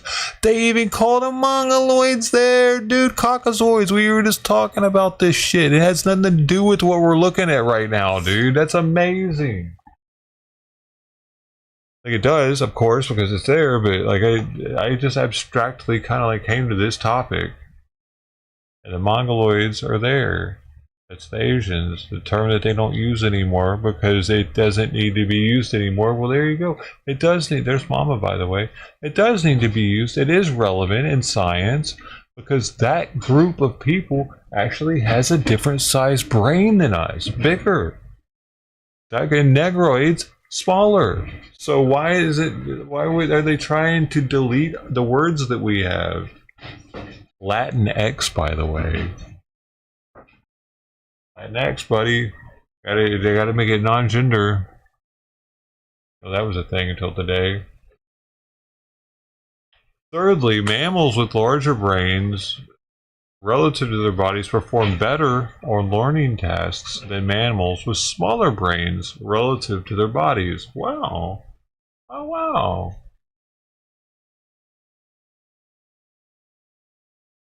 That's interesting because black people are known for being bigger and having smaller brains. So does that make it like even more apparent that it's going on? Does that make it worse? It's something they could study at least, but everybody's scared to even talk about it. Like, oh, what if they hear me talking about this right now? I might get canceled. This is an actual, like, I'm not the only one. Scientists are thinking about it too. Fourthly, average racial differences on measures of cognitive performance parallel the differences in average brain size. Fifthly, average racial differences on numerous other traits parallel the differences in intelligence and brain size. So see, it's not just affecting intelligence, it's also affecting other traits. It is incumbent on scientists to explain these facts. Yes, it is. And why aren't we? Oh man, we're all the same. There's no such thing as Mongoloids, Caucasoids, or Negroids. We're all, there's no race, bro. Come on, man. Come on, man. Bullshit. There is, though. If there's that, that's proof right there that there's differences in races.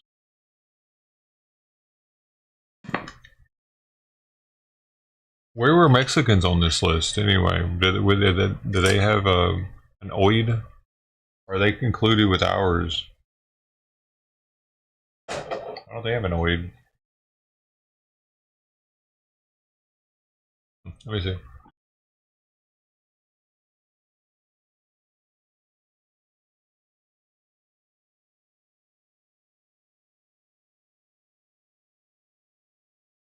Here we go. Are Mexicans predominantly mongoloids from Caucasoids? It really depends where in Mexico.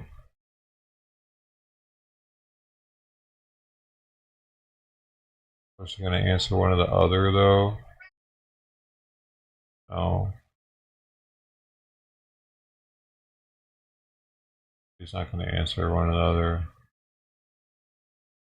This also says no, some mixed Siberians, East Asians, and Northern Eurasians. So what are they then? Are they, do they not have one of these names for them?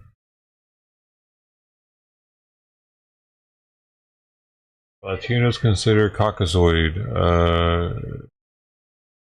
Nothing to do with the race. Europe and Native American. So the extent that Europe is Caucasoid is someone sure many Latinos have as Caucasoid. Oh, the Latinos would be Caucasoid?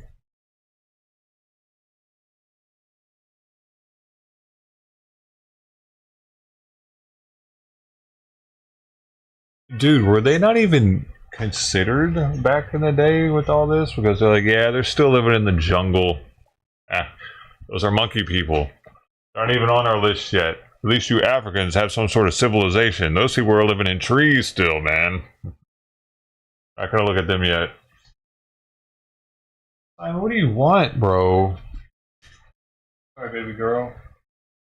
Like, they still, I think there's, like, they have the only remaining tribes that haven't seen civilization up close. Like they haven't had communication with civilization yet, right? That's in South America. And I don't think they had that in Africa anymore, just because the war was all over Africa at one point. It was super colonized. But like the jungle, the rain, they don't have the rainforest. Rainforest will kill you.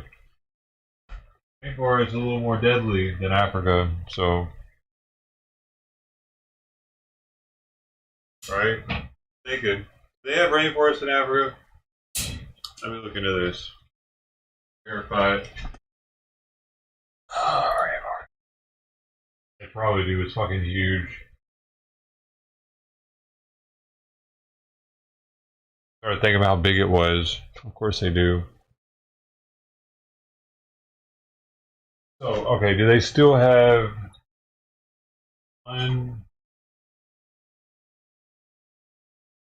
we're gonna look for communicated tribes. Are there tribes?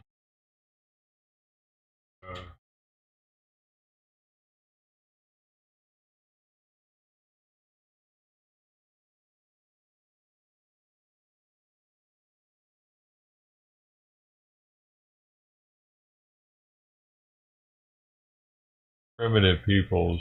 I mean, they're all, of course they're primitive. Is that the right way of saying it, though? Maybe it is. There are no primitive people in Africa or anywhere on the planet. Wait, hold on. Okay, I don't. Maybe that's not the right question. Here we go. I have no connection to the rest of the world.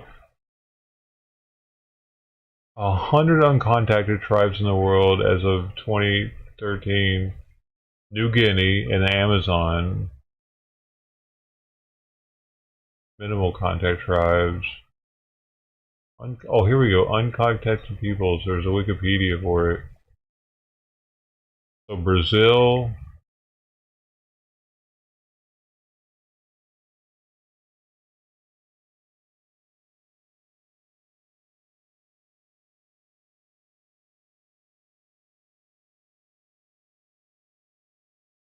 $10,000 individuals total in the world are uncontacted.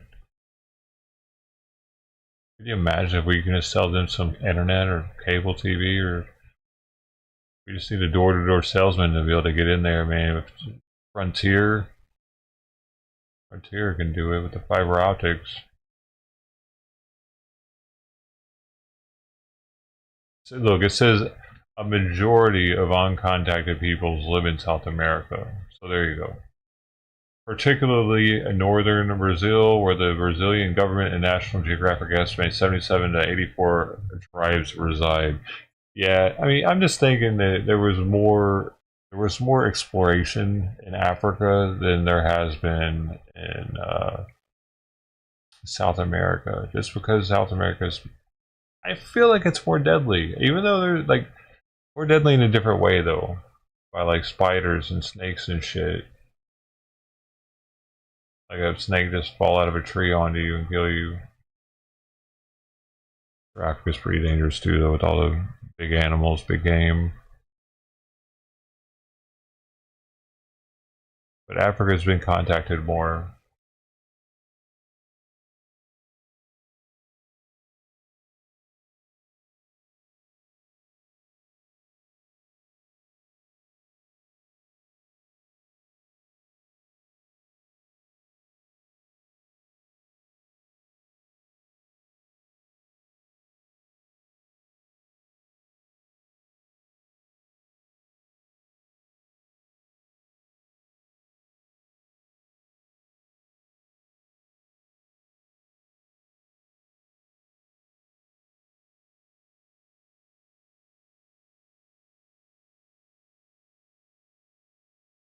Yeah, I feel like it's been, because this is the new world, dude. Like, this was the world that's least explored. Africa being connected to Europe the way it is, like, it was super easy for it to be explored by Europeans a long time before America was explored by Europeans. Yeah, that's it.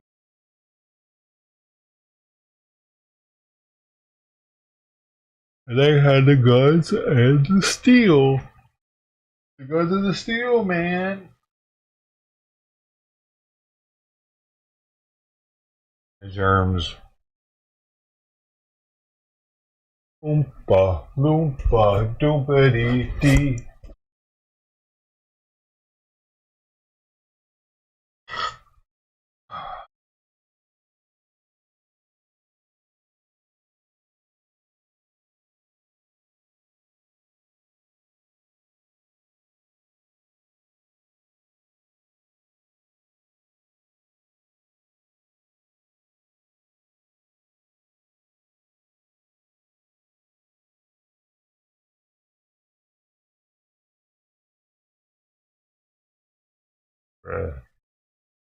Oh, another pedo.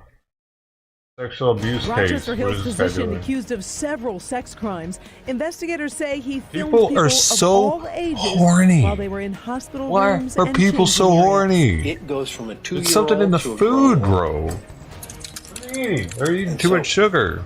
The victimization is Oh. so broad and the perversion so great that we're just beginning to wrap our arms around it.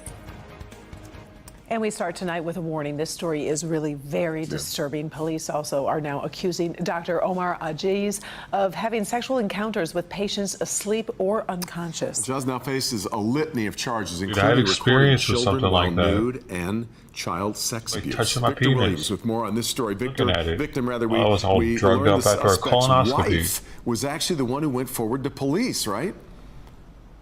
Yeah, that's right, Devin and Karen. You know, they wouldn't know anything about any of these allegations if it wasn't for her stumbling upon something almost 2 weeks ago on August the 7th. This individual potentially is one of the worst I've ever seen. Sheriff Michael Bouchard on the allegations made against 40-year-old Rochester Hills physician. What if that dude took a picture of my Omar dick? Ajiz. I don't even know. It's not just children. Well, shit. It's not just women. It's not just men. Remember. It goes from a 2-year-old to a grown woman. Wasn't really Ajiz is looking at accused of him. recording hundreds of could people against feel their it. will at multiple locations, including Felt his him pull own my home gown up and shit. several hospitals. Some victims unconscious as the doctor allegedly films himself sexually abusing them on the operating table. He's also accused of placing a hidden camera in the changing room of Goldfish Swim School in Rochester. Oakland County prosecutor Karen McDonald on the investigation and how it's affected her as a parent. It's a complete violation, and it's terrifying as a mother. And we're going to do everything we can to hold him accountable. At first glance, there's nothing alarming about Ajaz. He's an Indian citizen that's been working in the U.S. on a visa since about 2011. News, by the way. But it said that there were thousands of videos in Ajaz's possession dating back about 6 years. As investigators go through confiscated devices such as 6 computers, 4 cell phones, and 15 storage devices, the allegations so far could be worse than those against Larry Nassar. When you think about the incredible perversion and destructive activity of Nassar, definitely is still an immigrant movie. He had a much smaller group of victims in terms of potential. There's no limit to his perversion. Now, Ajaz was given a bond in the amount of $2 million, no 10%. We are going to stay on top of his legal process as all of that plays out, but we're here right now at Henry Ford Macomb Hospital, where police say that some of these practices went on. But right now, we know that they're distancing themselves from this man. They did send us over a statement which reads, 111. This individual has never been an employee of Henry Ford Health, but had privileges at several area hospitals, including Henry Ford Macomb Hospital. The safety of our patients and team members is our top priority, and we have taken immediate action to prevent him from practicing at our health system. Victor Williams, Local 4.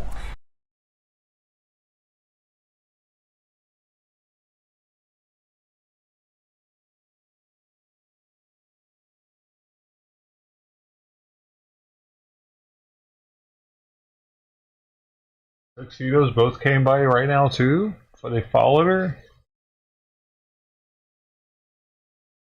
411. Yeah, that's not as cool, is it?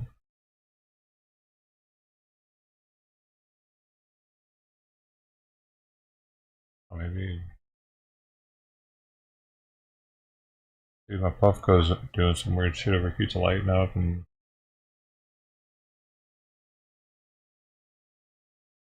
Might be breaking. Have a good day.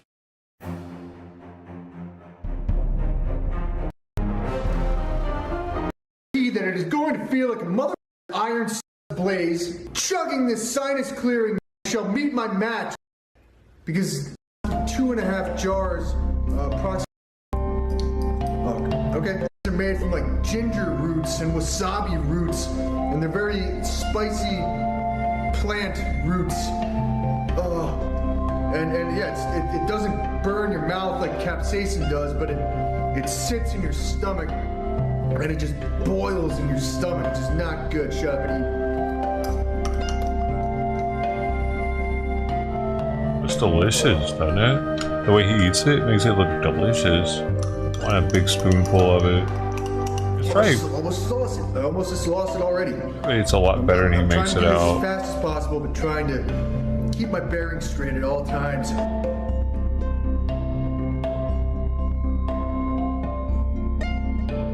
One more spoonful, we're done. The Coleman's English mustard. And there are people horseradish before. Good. Jars of this like a pro, so yes. Of horseradish if I can. Oh, okay, I feel like I'm gonna barf. What? It tastes like vinegar. It tastes like vinegar. Okay, this is not that bad. And what I did, folks, I took Vicks Vapor Rub and I jammed it up my nostrils, which is said you're not supposed to do, but I actually smelled lemon mint in my nose instead of disgusting horseradish lettuce.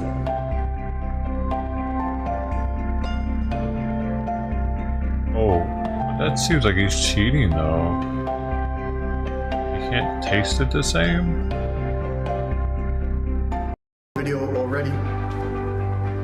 Yeah. We're already 7 minutes in. This is a pussy video. Pussy.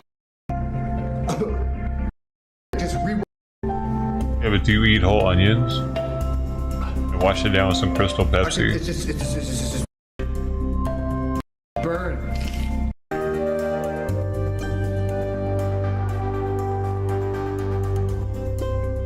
Do they remake Crystal Pepsi? Is that an old ass bottle? I this juncture, I do. I don't really feel like I have any taste buds.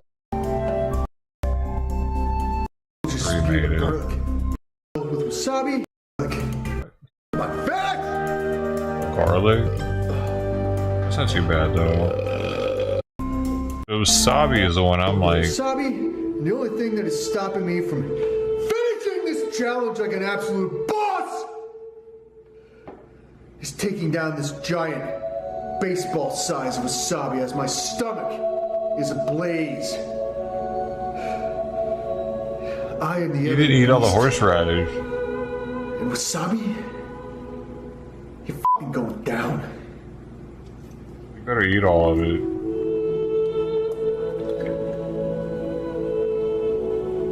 What if it's just a green colored cookie or whatever? How do we know it's real wasabi?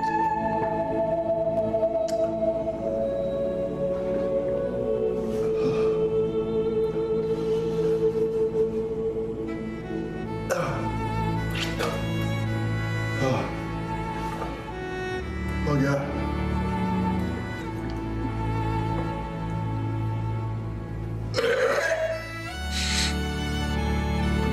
It's probably real. You can't even eat it, dude. It's probably real. I didn't think it was gonna be this. That shit's so strong. No way. No way. It would be like swallowing acid. Battery acid. It would feel like that. I'm crying, dude.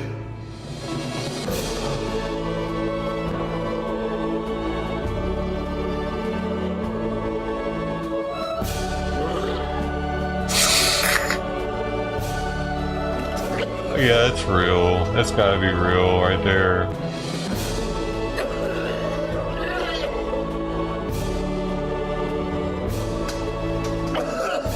You said just in time, Mark.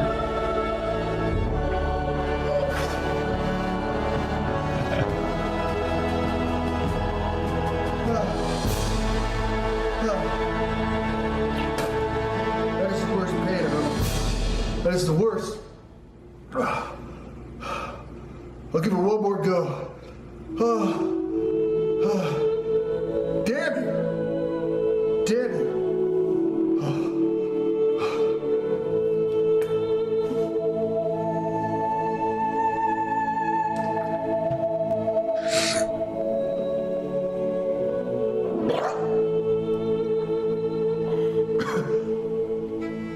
That one went down.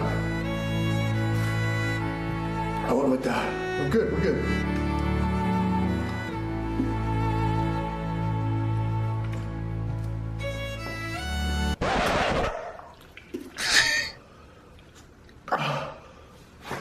That's it. That's it. I don't have words. I failed like a little bitch.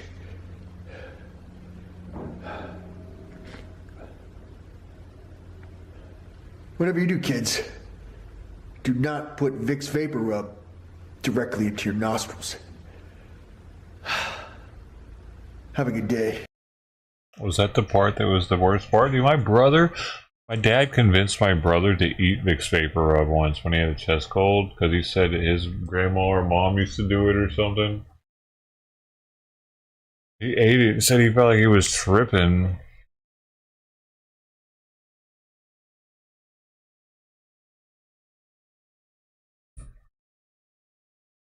A long time ago.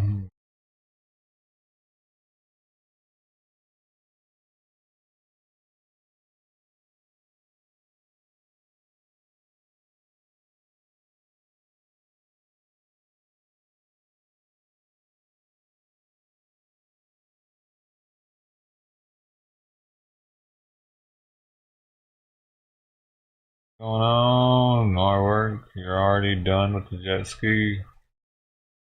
On to the next one.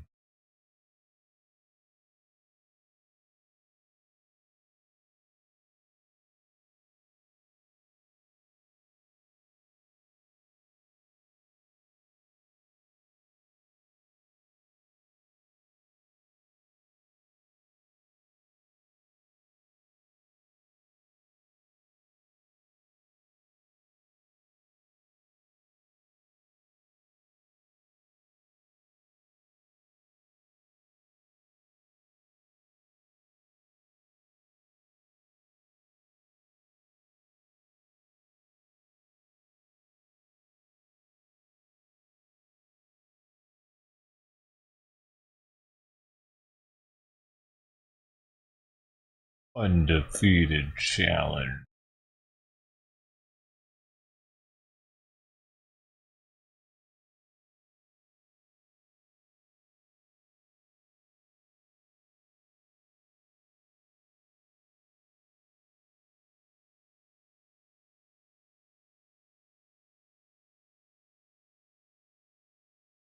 Well, deep fried butter on a stick. LA Beast here. And but you know what? Okay, my fork is not big enough. Deep fried butter. Okay.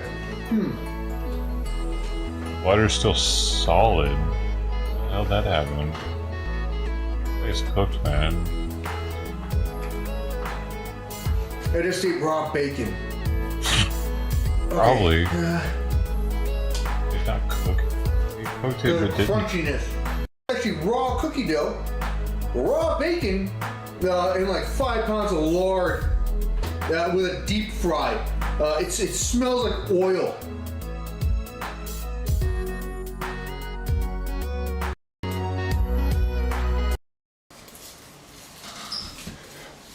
That's the second attempt. Man. Oh. The hell? Okay, it's green. Whatever the butter did to it, it turned the inside of it. Okay. Okay, well, you know what?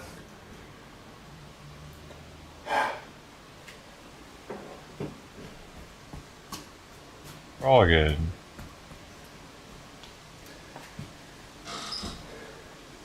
Okay, well, you know what? I guess that's that. It's pretty much exactly how it was before.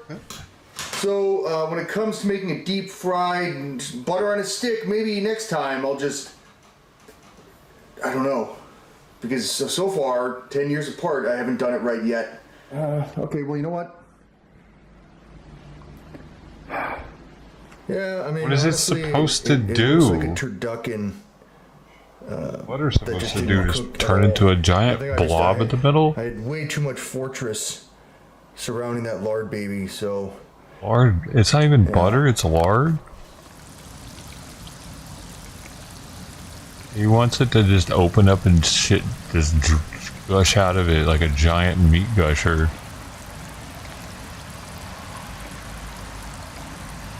What is that?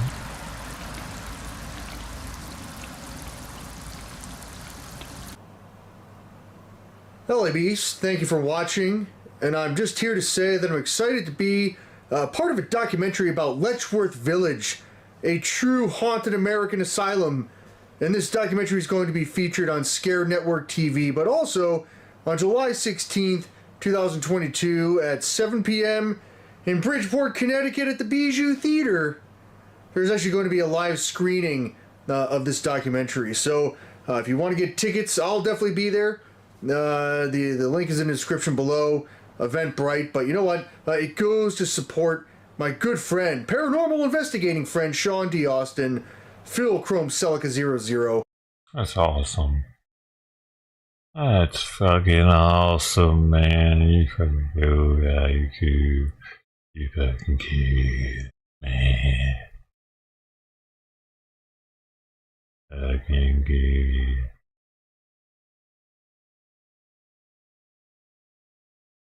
I said it and I'll say it again, boy. You fucking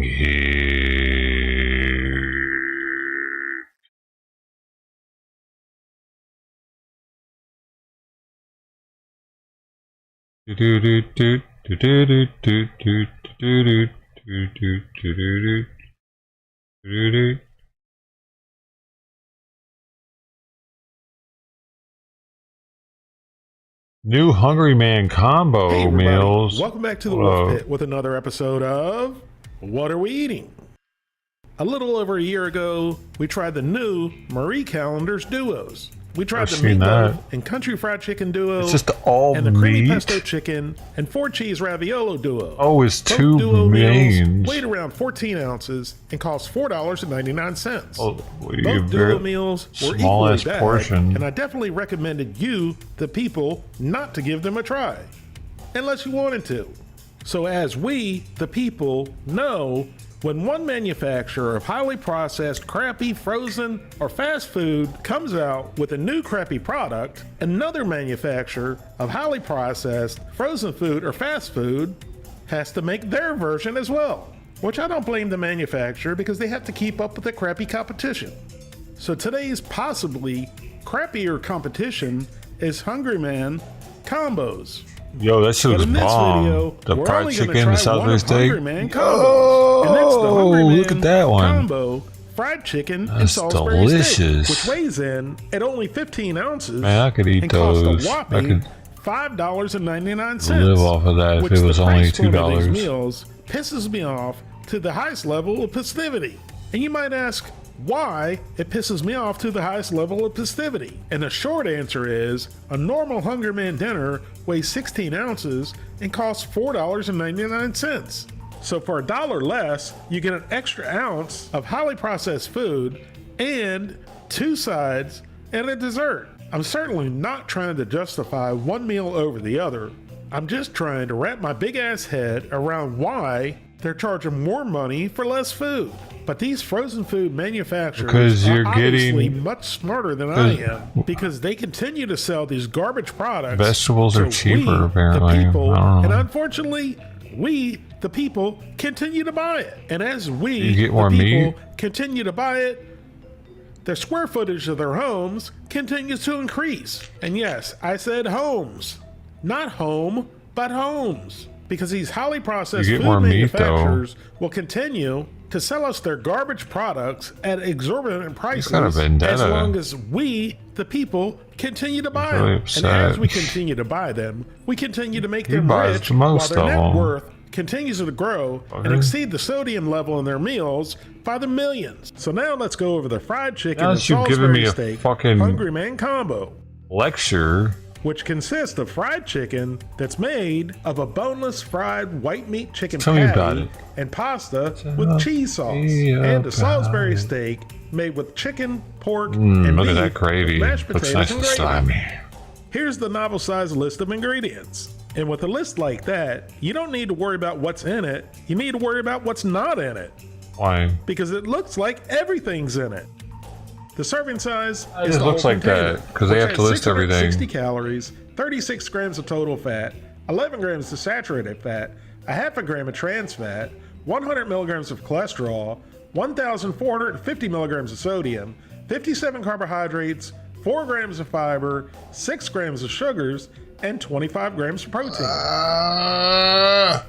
Here's our Hungry Man combos, See it. meatloaf, Oh, it's got the and white fried chicken dinner, plastic. right out of the freezer and That's right out weird. of the box. After we poked a couple holes through the film, They we usually have place it black into plastic. the microwave on high for 4 minutes, and then after 4 minutes, we mixed up the Affirmative mashed Action potatoes Network. and the macaroni and cheese and cooked another 3 to 3.5 minutes. Equal opportunity Now plastic here's our Hungry trays. Man combo, fried chicken and Salisbury steak dinner after microwaving on high for a total of 7 minutes. So we went in to try the fried chicken first.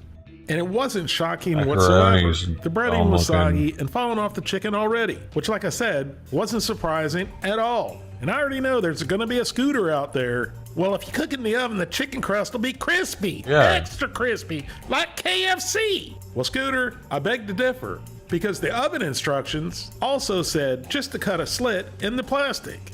And by no means is that going to release enough steam not to make the crust soggy and mushy. How There's does he just too know? much humidity in the container How does and he the know? moisture underneath the chicken, it will never get crispy. no, he's If a these money-hungry scientist. frozen food manufacturers would invest 3 more cents in each meal, they could include a microwave toasting sleeve like Hot Pockets does. That way the chicken might turn out crispy, but that extra 3 cents will cut into the bottom line too much. But as expected, the texture and the coating of the chicken was bad. However, the flavor was pretty decent. So next, we went in for a forkful of what Hungry Man calls pasta and cheese sauce, which is Oh. also known as macaroni and cheese. I kept my expectations low for the Does macaroni not and look cheese, good at all, the and it macaroni certainly and wasn't the cheese. best macaroni and There's cheese no I've cheese ever on had, it. but it also wasn't the worst macaroni and cheese I've ever had. As much as I hate to say it, it was pretty good. And the other problem is, there wasn't a whole lot of macaroni and cheese, whether it was good or bad. So next we went in to try a piece of the chicken. Dude, Hungry Man used to be big. That was the whole point. This actually doesn't look like that much food. Down the gullet it went. And the Hungry Man to chicken describe the bite of the fried chicken and the macaroni and cheese, like a drumstick in it. It was the best tasting rubber band you'll ever have. Like I said earlier, the breading on the chicken was pretty tasty, nice and salty and peppery. And the macaroni and cheese had great flavor, although it wasn't the best macaroni and cheese ever. But after sitting for a couple minutes, that chicken tightened up and became chewy as hell. Now let's try the Salisbury steak and the mashed potatoes. And right off the bat, those mashed potatoes don't look good at all. So we got a forking forkful, and then into the old pie hole and down That's a good texture. I like that. Now take what I'm about to say with a grain of salt. From as watery and soupy as these mashed potatoes looked at first, they were pretty good. Yeah. Of course, you could tell they're rehydrated potatoes, and still tasted better than your mother-in-law's mashed potatoes. But for most frozen dinner mashed potatoes, they were okay. You gotta mix with a little gravy, though. Close to the quality and deliciousness of Boston Market's mashed potatoes. Put a little bit of gravy with them, mashed it'll make it potatoes like are the best in the game as far as I'm concerned. So next, we cut off a piece of the Salisbury that's gonna be steak, decent, I and bet. I did what any other What you need with self-respecting this YouTube is food bread. reviewer would do. I performed a Stormy Daniels and cleaned the gravy off the meat before you, the people, could see it, so that way all you could see was meat. The gravy was a typical frozen food gravy. It wasn't too bad, but it was very salty. So finally, we did like we always do and tried a bite of the entree and the side together. And just like the chicken and the macaroni and cheese, you better make sure you at least get one good, big, quality bite of the side. Because after you get that one good quality bite of the side, there's not going to be much left, as you can see. So now for the final bite of our first Hungry Man combo. Into the old pie hole and down the gullet it went. And I don't take any pleasure in saying this, but the last bite wasn't too bad at all.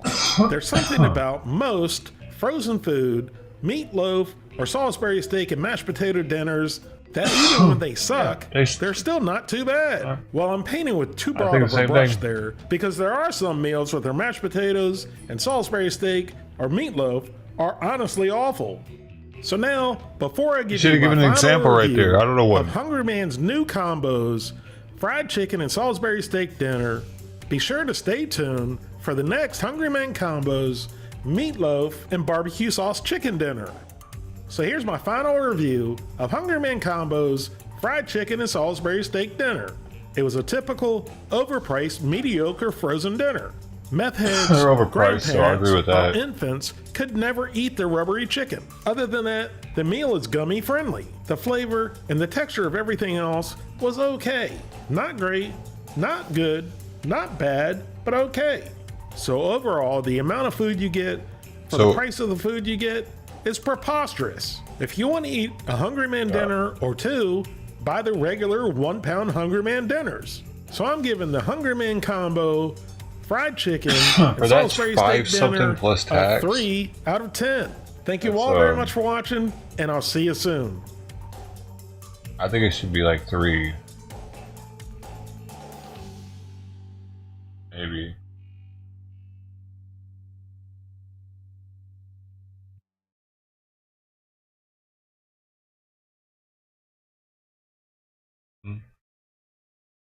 I need to go get my thing, my recycling bin thing real fast.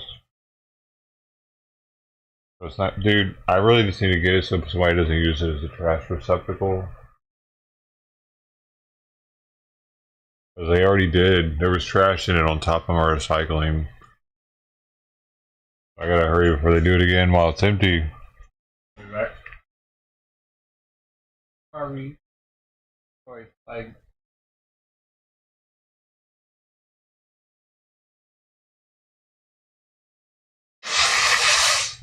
My nose is running.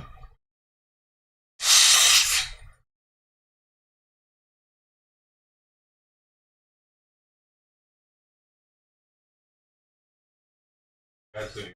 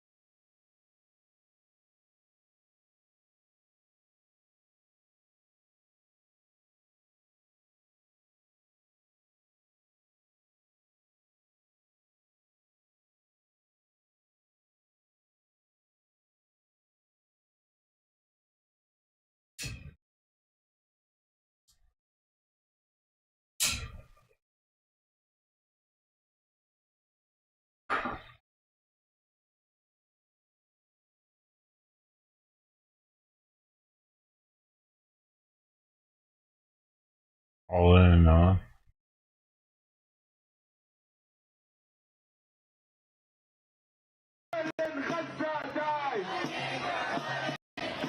This is the big one that's happening.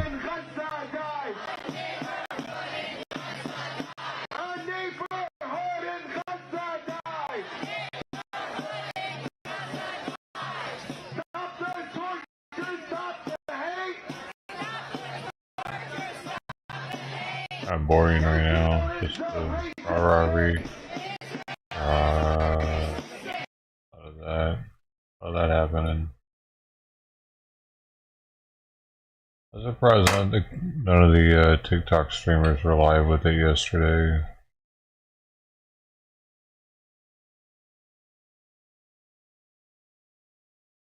It's what there was yesterday. Why?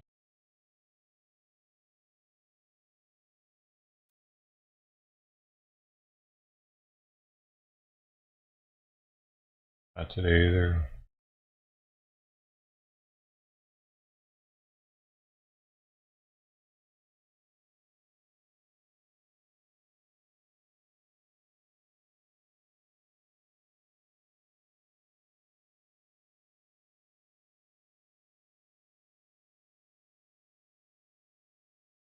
Wait, there is this guy.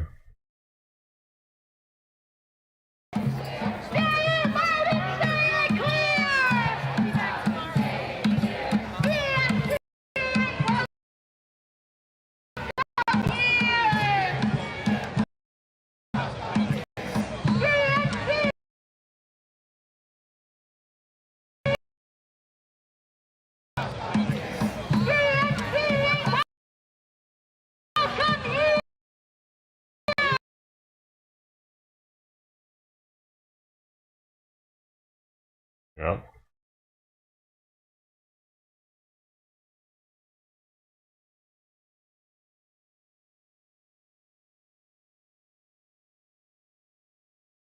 It's an average TikToker.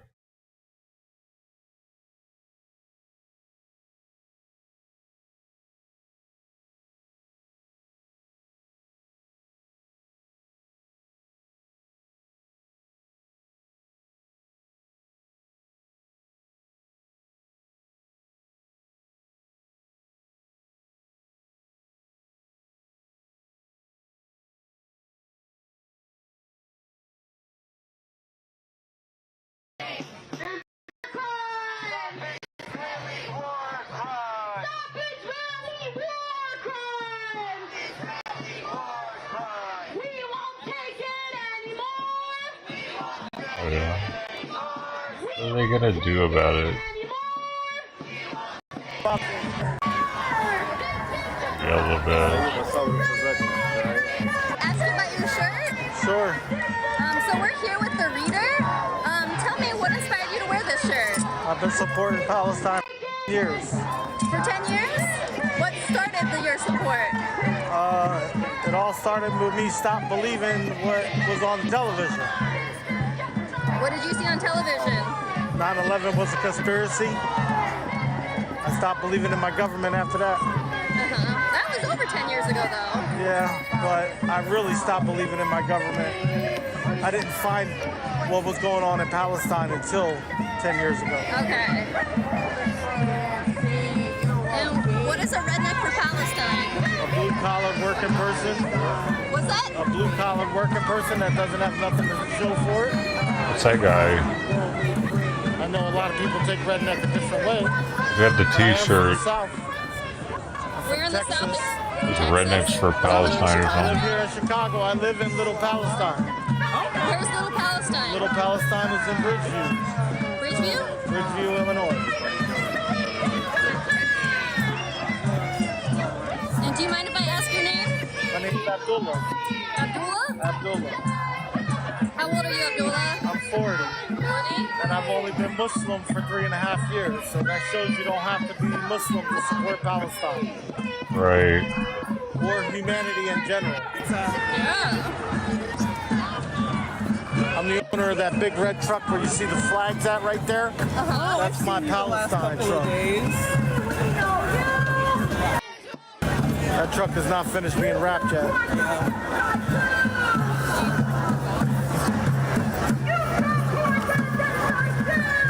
Yeah, I don't like streaming it if I can't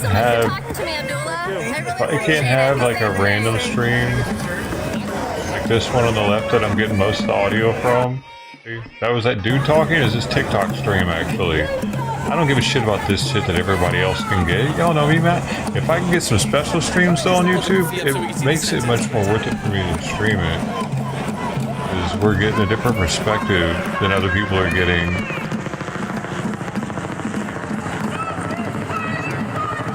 Love that shirt.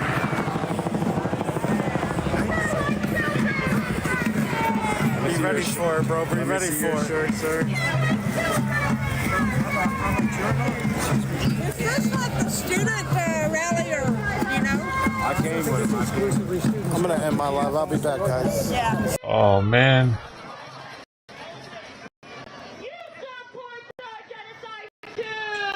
Now it sucks.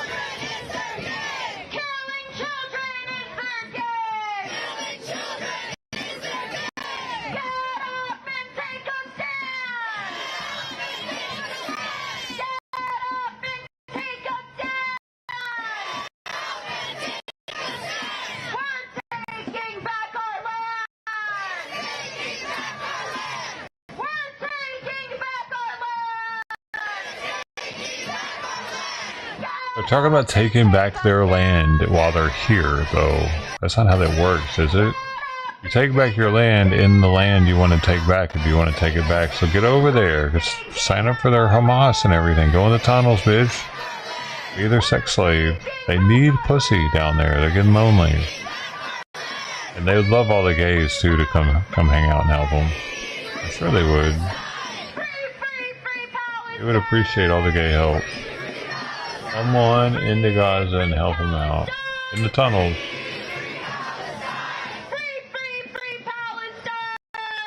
The families would be asking for them to be released in like a couple weeks probably. Please, I haven't talked to my son in 2 weeks. He just went to Gaza to help. He said they needed him down in the tunnels.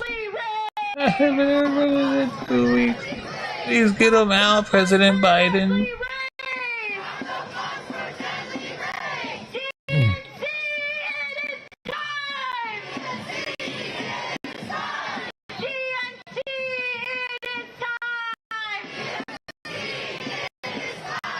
Nobody on Facebook is live outside the DNC. Man, that's wild. That's just wild to me. It's so dead when it comes to...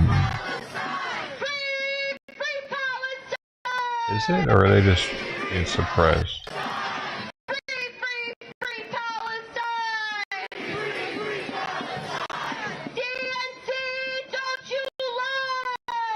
Oh man, that dude needs to come back because the chance, man, bruh, fucking chance, bro, can't do that. We can't go back to that life. Okay, I fixed it. I found one. TikTok. And we got protests everywhere else too. All right. Yeah. And I think this is a dude that I had on the other day. I was across the street from a Billy Goat. That's one of my favorite places. I prefer the one downtown, but there was a Billy Goat there. So, and this is a lot less crowded than it was the other day. There's still a police presence in the in Union Park, but they don't seem to be over here.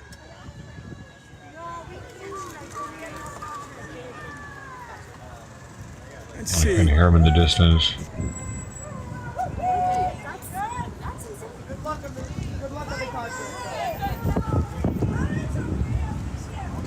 Okay. So this is an interesting story. I'd like to ask some of the people about it, but I'll give you a little background. So the firefighters are trying to get a contract, and part of this is, it sounds like the kind of stuff that the nurses face and Amazon and everywhere else, understaffing. So they're saving money. They're saving a ton of money by not having as many ambulances as they're supposed to, not having as many people off the street. I don't know, let's go see if any of them want to talk. Then I can end up going to, we can go check out the other protests too. This isn't like yesterday or the other day, but it's worth a time. Well, he's at a different protest right now. Is there anybody But here you who likes can to talk hear it. to a live screen? I saw you guys on the Illinois, I saw you at the Illinois, on the Illinois AFL-CIO Twitter. I thought I'd come show some love. Bro, you're glitchy as shit. I can't do this. I cannot.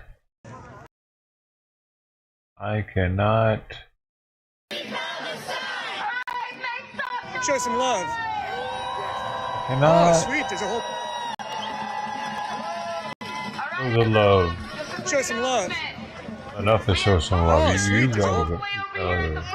Fucking TikTokers are the worst, dude. None of them get able to fucking signal, dude. Go wherever you'd like to go throughout the field over here. So again, there are posters here at the front. Come grab one, please. Free Palestine! Free Palestine! Or is it a different one?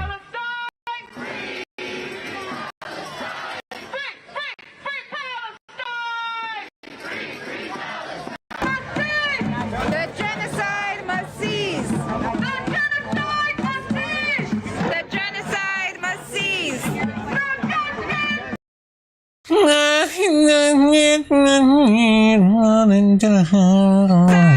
Please insist, or I will insist that you don't talk to me no more. Bro. Should I, what should I do? I don't know what I should do now. I've never actually tried to make one of these streams on this channel to see what they would do to me.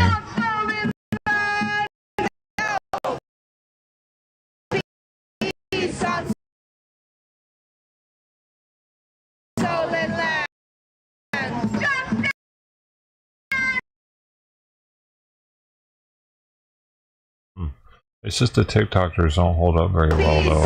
It's probably just gonna get worse. And back in the Facebook days with it, I mean, when people were on. Fuck, dude. I wish they weren't using fucking TikTok. Honestly, I can't. None of them can hold it without it fucking up.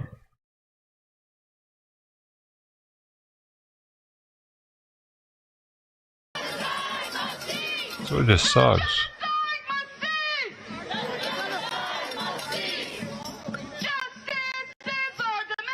The TikTok, man. I.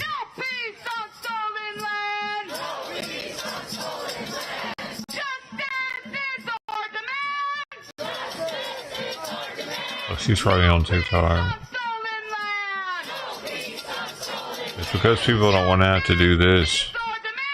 I like TikTok because I can hold my phone like this. It's better. TikTok's better because I can do it like this. Oh, I like holding my phone.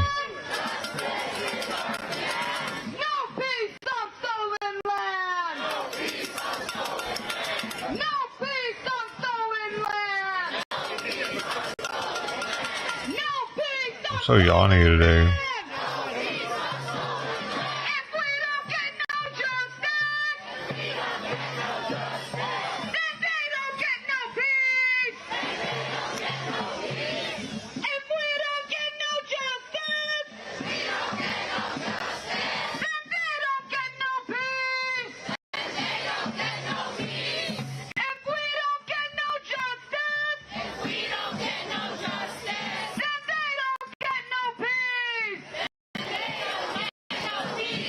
They have peace though. Their chants are stupid. As if they don't have peace inside the DNC while they're, they don't give a shit that they're chanting outside. They're partying their asses off like it's 2001.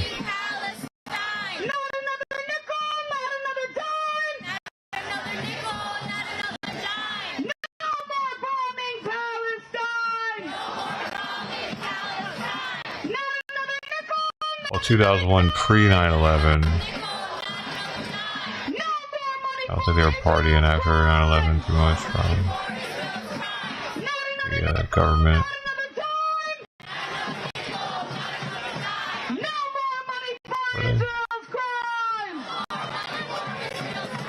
Some people say that there were like Israeli nationals that had something to do with the 9/11. Y'all seen that? Some white band did they talk about? White band, the white band of 9/11. I bet you can look up the white band of 9/11 and they come up. Let me see.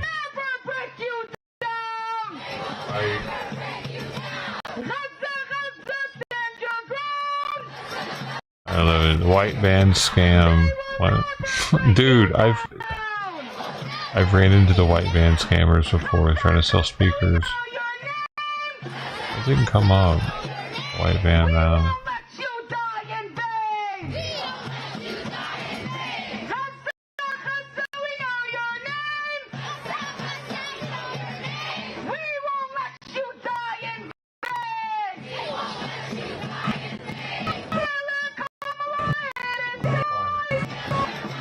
Should have been able to find it already. I think that's the little boy. Wait, they're the ones that came from Gaza. She came from Gaza like last month, and her brother has half of his left foot amputated. You know what I'm talking about, man?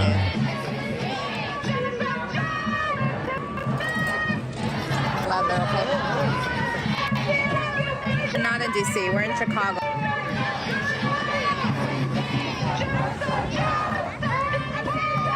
Can't find it. It's hot. The white van, man.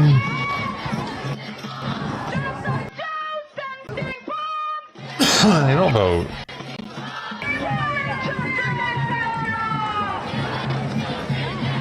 Those people don't vote, man. Those people don't have passports either. So check that out. Most people don't vote, nor can they leave country. That's living life recklessly. See, I never voted, but at least I had a passport, you know, and I left over a decade ago for the first time.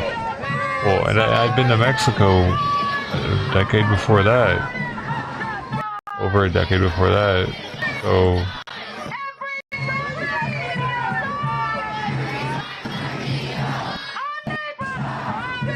that's weird, ain't it? Most Americans can't leave and don't vote.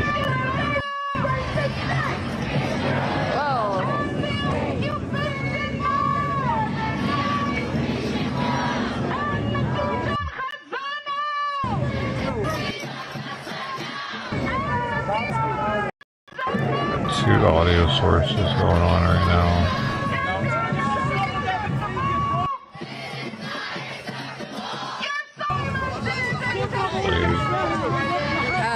Are they fighting?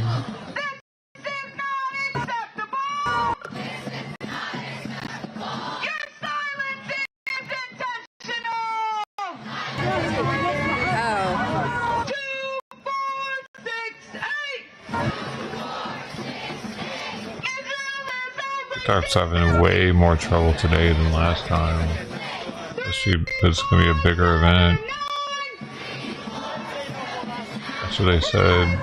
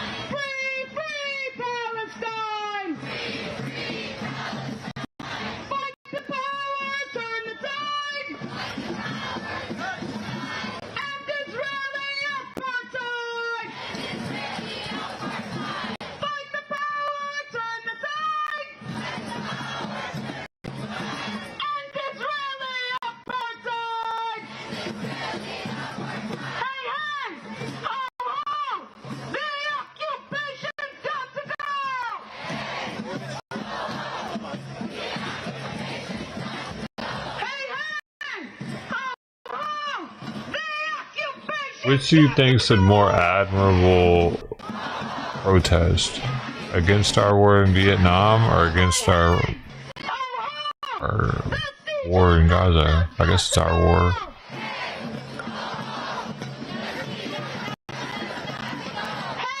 I feel like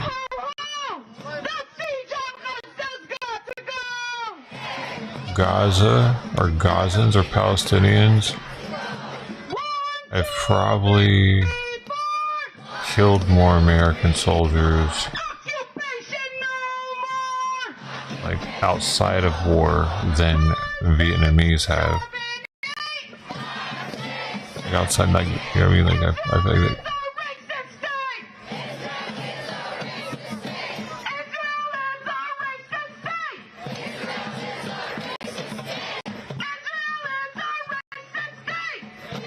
so is fucking Palestine. What the fuck?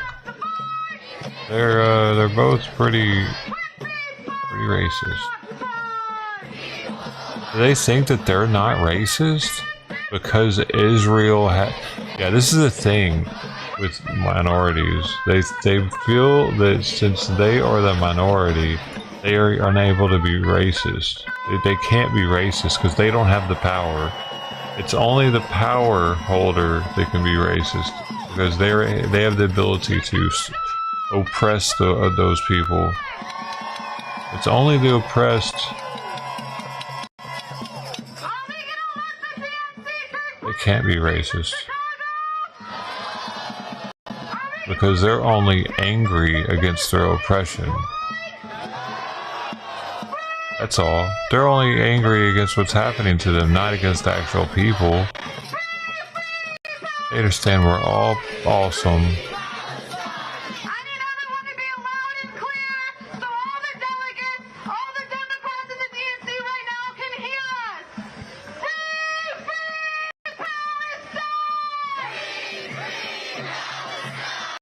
Who do these people vote for?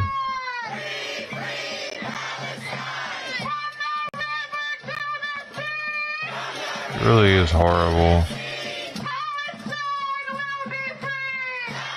They'll just stay there for hours chanting the same shit over and over as if it's doing something. The only people listening to that shit very much are them. They're the ones brainwashing themselves by listening to that dribble over and over and over and over and over and over and over. It's them that it brainwashes the rest of the world because no one else is listening to that shit over and over. There are very few people.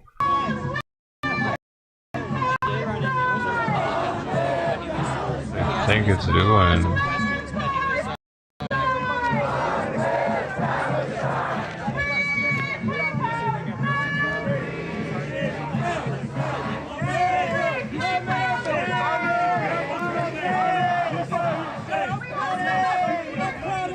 America first while we're literally sending all our money overseas. Like, the cognitive dissonance there.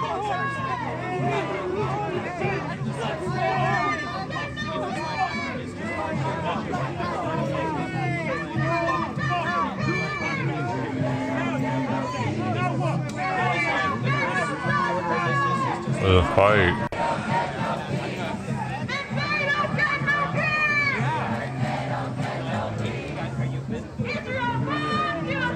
That was a black flag meme. The black flag of death.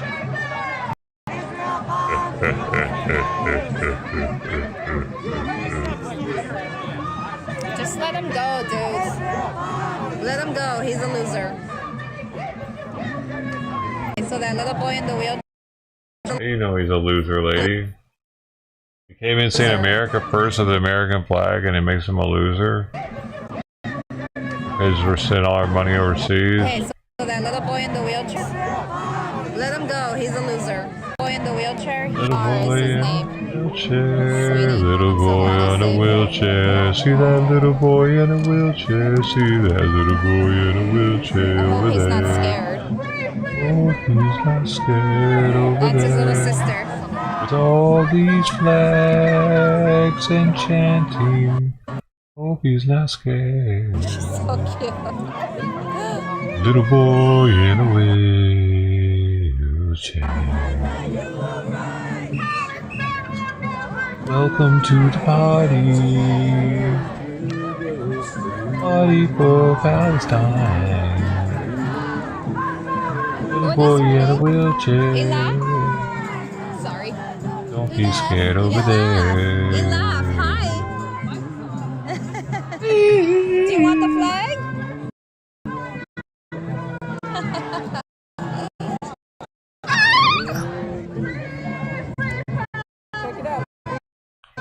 This guy. Look at this fucking guy. Why do Jewish people, Orthodox Jews, look like movie props almost? Thank you. Ah, they do control the movie industry.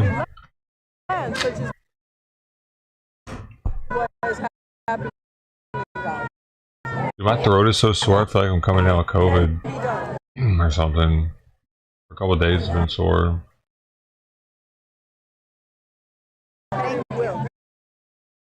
That was my main issue with COVID last time. Let's go look at these. Yep. It can be done. It will. It will be done. Okay, let's go look at these agitators. I think they're like Hey, it's your boy. Hey, there he is. Skinny Penis.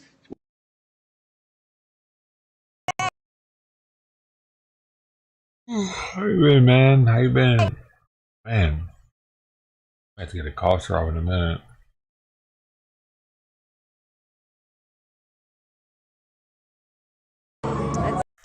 Still got my Kobe stash. Let's see what these losers.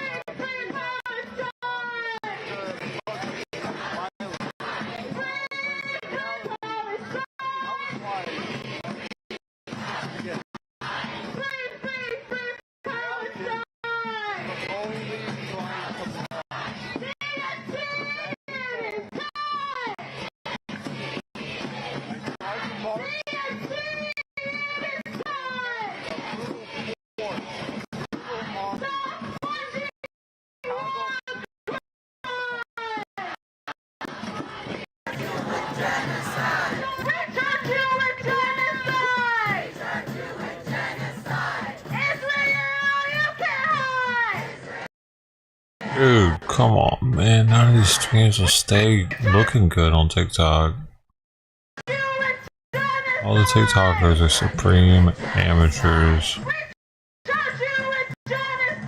it comes to streaming.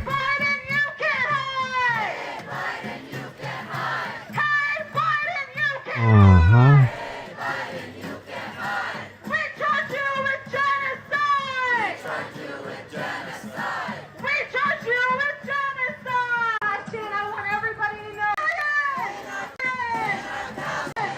Where's Joe and Oreo at when you need them?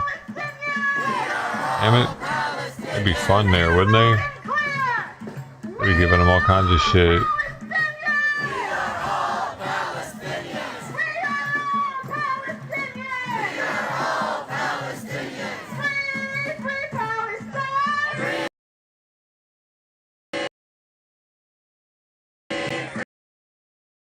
Dude, I have a feeling Simon might have fleas, the amount of hair that he's got missing. Okay, real fast.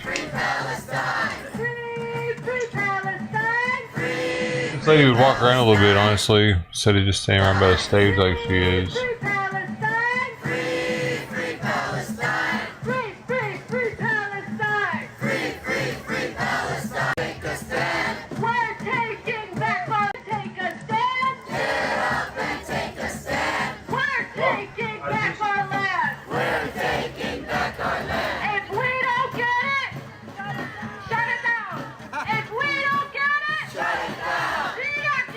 unexplainably. I thought it was a. Apartheid wall! Shut it down! The siege of Gaza! Shut it down! The siege of Gaza! Shut it down! Wall! Shut it down! The siege of Gaza! Shut it down! The siege of Gaza! Shut it down! Shut it down! Shut it down! Shut it down! Shut it down! Shut it down! Shut it down! What do we want? What do we want? Justice! When do we want it? Free Palestine! Free, free, free Palestine! Free, free, free Palestine! Okay, really quick, for the people who are on the sides, can you kind of move towards where the banners are if you can, if there's enough room? Over here on the side, you can move this way, same with this side.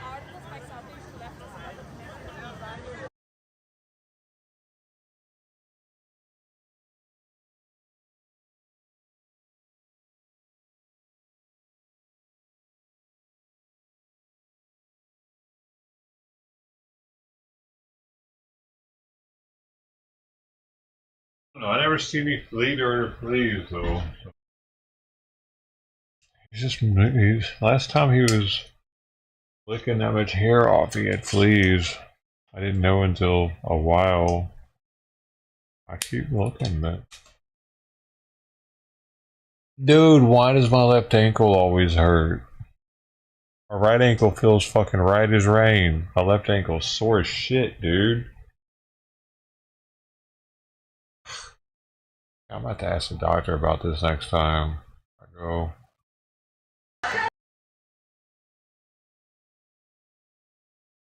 Don't you fear? We are fighting right here. We are fighting right here. Not another nickel. Man, I remember when I was in Europe, I sprained my ankle so fucking bad. I think I broke it, actually. I think I had morphines and Vicodin at the time, like with me there even. So I was just taking those, but it still fucking hurt, so that's why I know it was pretty bad. I don't think I went to the doctor for it either. It's healed, so that might be it, dude. Maybe I'm starting to have issues with that now. It was all fucked up for a while. Huge. It was all brought. I had pictures of it somewhere. I don't remember if it was this ankle or not though, but probably, because what the fuck else is going on? That was like 2012, 2013.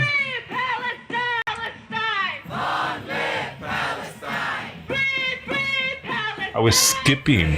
I had been drinking, dude, and I was like doo-doo-doo-doo-doo, being stupid. We were all hanging out, walking through Vienna late at night, probably going home. I don't remember exactly where we were going, and I landed wrong.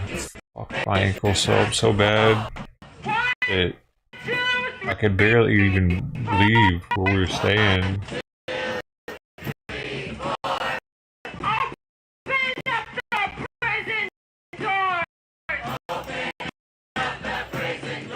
That might be it though.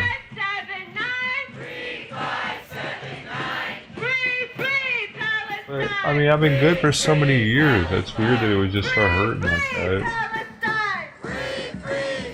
Every day. Now as everyone's coming in, I want everybody to make as much noise as possible. We need to let them know we're here, and we're here to represent Palestine, and we're here for the people who live in this. Just not using it enough. What? You got a wreck, dude? The driver.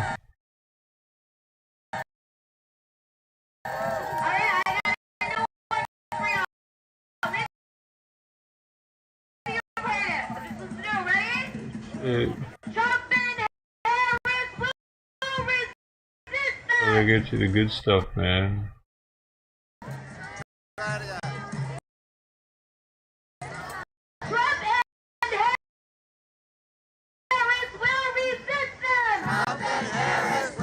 What did that happen? We reject the whole damn system! We reject the whole damn system! Louder! Trump and Harris will resist them! Trump and resist them! Trump and Harris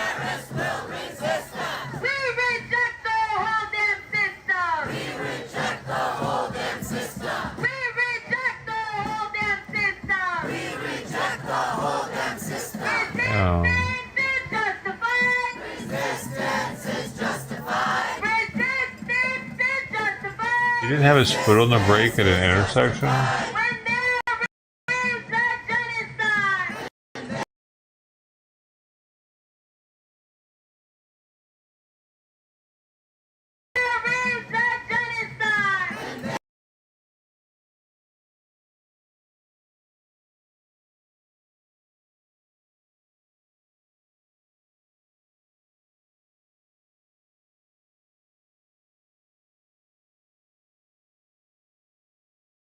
I need to get something to eat, dude.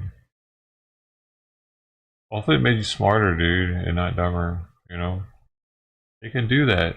Maybe you'll, like, all of a sudden you know a new language, you just don't know it yet. Ding dang dang dang dang dang! You gotta go to China to see if you understand them. Psycho and airbags. Oh, that could have kept you from learning the language then if you didn't hit your head hard enough, actually. Never mind. You really gotta knock it to get the aliens to feel sorry for you and give you extraordinary abilities.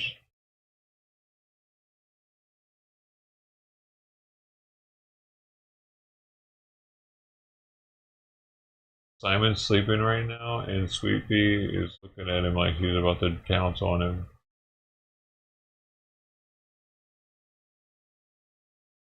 Want to play, bro? Come here. Play, come here. Play. I gotta play with her, but she's before her and Simon. Like, I gotta help her, even though I want to eat, actually. I help her, like, kind of expend some energy so that, he doesn't pounce on Simon. And he likes to watch her.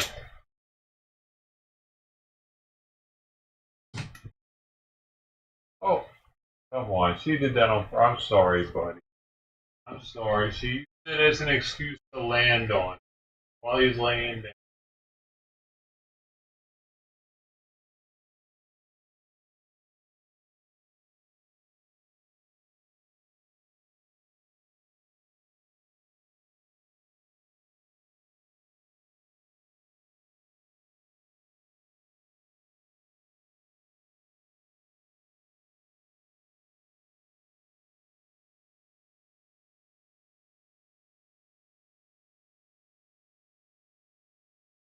Hey, stop. Right, you landed on the carpet.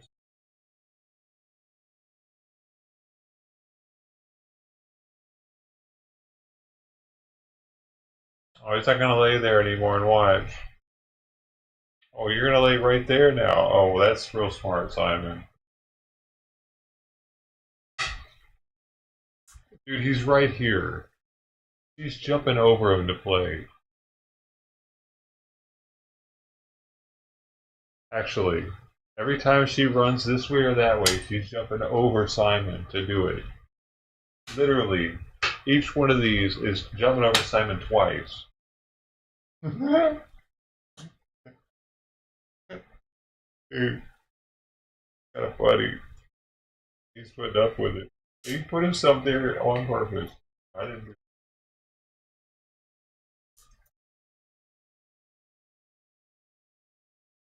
Well, that was sweet.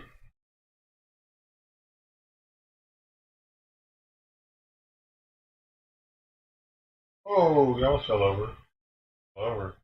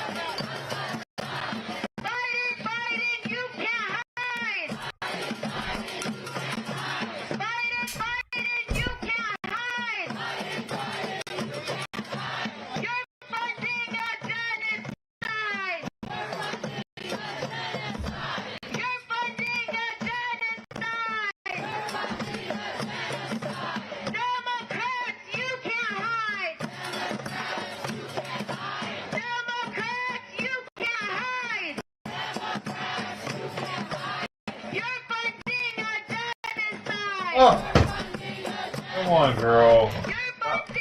Knock it off. Landed on Simon's head.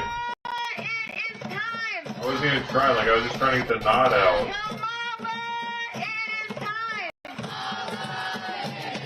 What the hell? Go. Stole it, bro.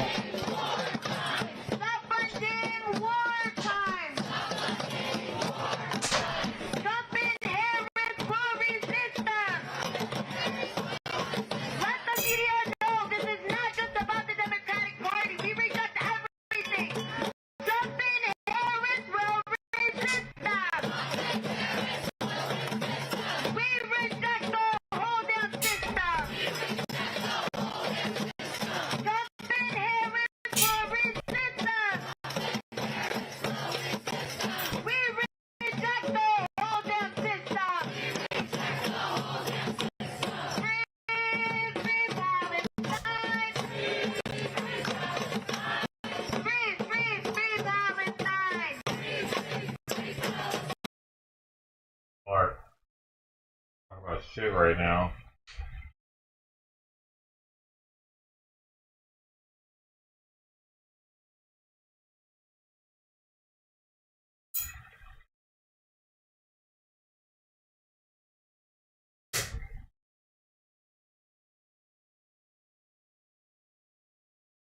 Ah.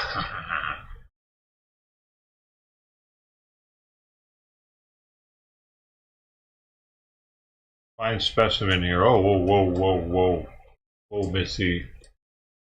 None of that. I would do none of that. She doesn't want Simon to get it.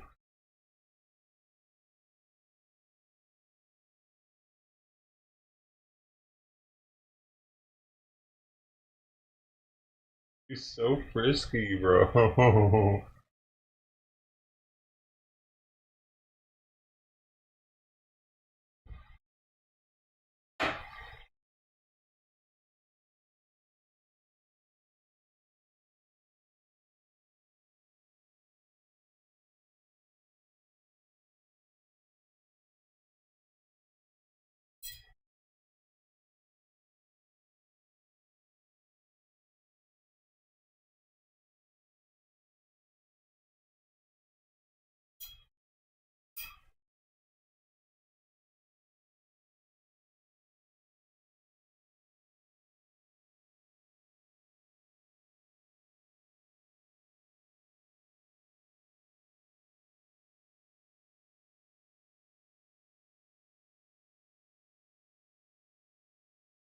Think I wore out enough?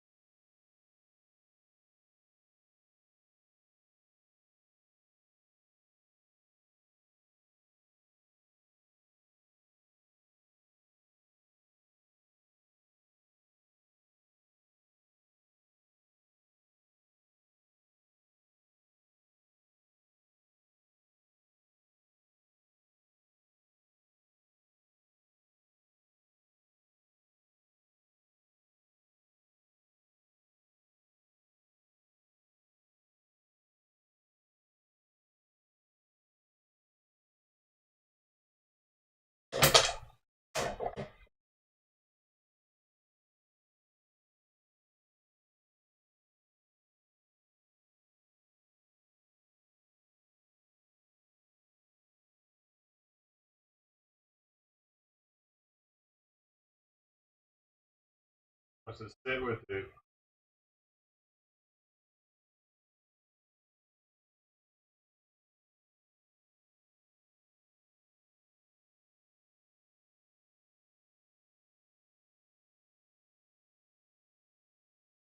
Chew on it.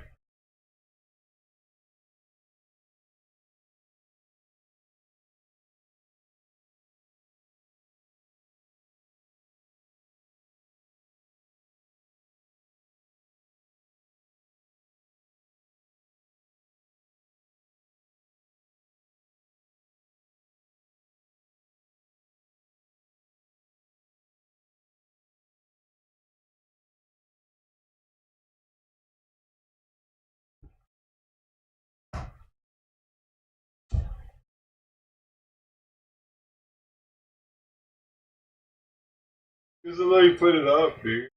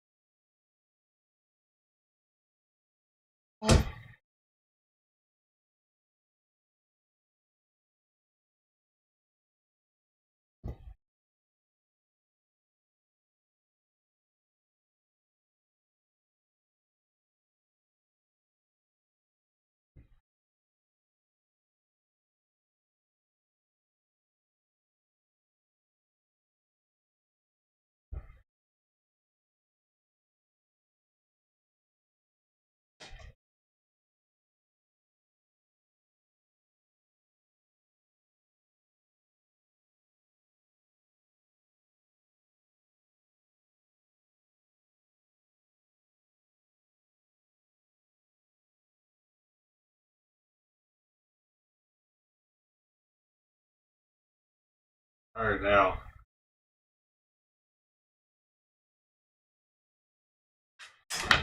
Timber.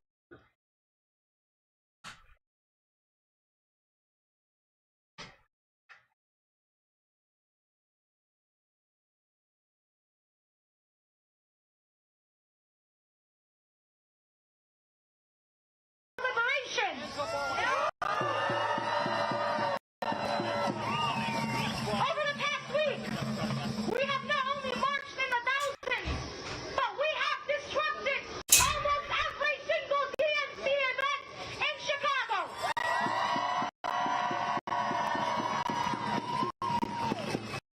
But wallahi, this is only a fraction of what we have been doing in the past 10 months.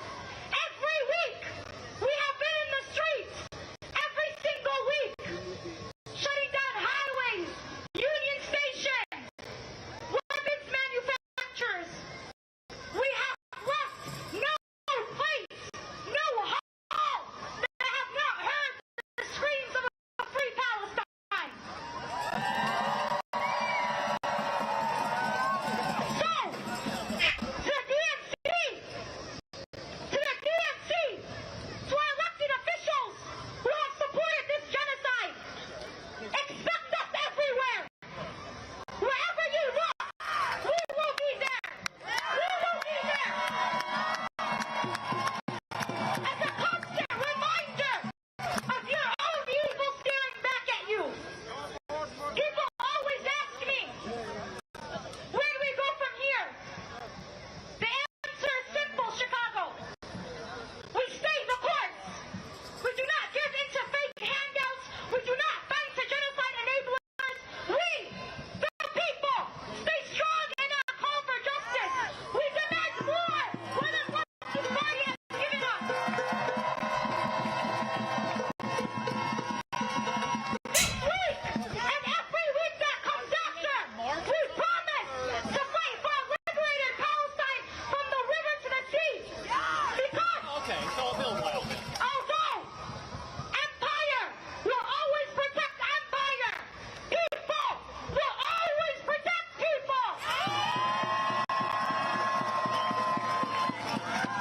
So let me hear you loud. Free, free Palestine. Free, free Palestine. Free, free, free Palestine. Free, free, free Palestine. Free, free, free Palestine. Free, free, free Palestine. Get up and take a stand. Get up and take a stand. Get up and take a stand. We're taking back our land. We're taking back our land. We're taking back our land. And with that, I would like to introduce my amazing co-MC, Nisreen from USPCN. Make some noise.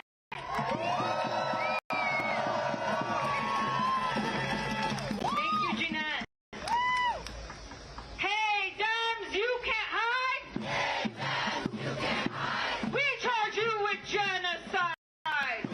Why do they all have to fucking chant? Hello, everyone. My name is Nisreen. I am a proud Palestinian and an organizer with the U.S. Palestinian Community Network, one of the leading organizations in the Coalition for Justice in Palestine, and I honored to be here speaking to kick off our program and action. CJP represents all of the major Palestinian community organizations in the Chicagoland. We are united in our action to fight for a liberated Palestine. The Palestinians of Gaza are trying to survive a genocide and an administration that supplies and gives Israel the green light to murder our people. The DNC has the audacity to be celebrating in our city. This administration and party has been threatening those that are trying to hold Israel accountable, from threatening sanctions on South Africa to threatening the lives of judges in the ICJ. This administration has advocated to harm students, organizers, and community members for exercising their First Amendment rights. By sending law enforcement and FBI to scare our community because we speak out against this genocide. Our community and other communities are not new to government surveillance and government entrapment and repression. Both Democrats and Republicans are guilty of killing and jailing leaders in liberation movements. The government went after the Black Party, the Black Panther Party, for fighting for Black liberation. In the west side of Chicago, a young martyr by the name of Fred Hampton, leader of the Black Panthers, was killed by the FBI right here in Chicago. The government went after leaders in the Puerto Rican liberation movement like Oscar Lopez. Oscar Lopez was also an organizer here in Chicago. The government went after the Chicano movement like leaders Carlos Montes, who led the LA walkouts, and he actually spoke here at the March on the DNC this past Monday. The indigenous liberation movement like Leonard Peltier are still locked up. I want to take a moment to acknowledge some friends here with us from the NDN Collective, who is fighting to free Leonard Peltier, and we make it clear that the indigenous people of Palestine identify with the indigenous people of every land, including indigenous people's rights in this country. And we raise the call to free all of our Palestinian political prisoners who are facing the most horrific torture in Israeli detention centers, including physical and sexual violence, all supported and funded by the U.S. government and the Democratic Party. Shame! We are here to say that the Democrats' words are meaningless. If they talk about reproductive rights, education, holding law enforcement accountable, immigrant rights, or health care, but if they are the main funders of genocide, their words mean absolutely nothing, because Palestine is everyone's issue. The Democratic Party has failed. I guess I should go live on another channel now. And oppress people at home Eventually. while funding a genocide abroad. I don't know. And now must face the mass movement here. This is an incredible mobilization that should terrify Democrats. Not only because they took our community for granted, but because of the incredible diversity of faces and voices out here who are saying loudly and clearly, they call to stop the genocide immediately. To end all racist, Zionist, white supremacist, apartheid state of Israel, and to support Palestine's legitimate struggle and resistance against the occupation and colonization. We should be clear. We will not support any candidate who supports genocide. Shame! Why do you turn them up, huh? Is that better? To pick who will be our executioners. Dude, Sister T, I'm finally eating some asparagus. I eat it like once a week. Oh my god, I got over a year supply. This is horrible. Administration that has killed over 40,000 Palestinians, displaced over 2 million, and provided unlimited aid to the Israeli genocide machine. We will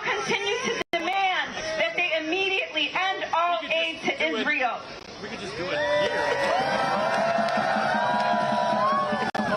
And the flow of weapons. Hi, Jada, how are you? This is the Vietnam War of our generation. This is the Algerian Revolution of our generation.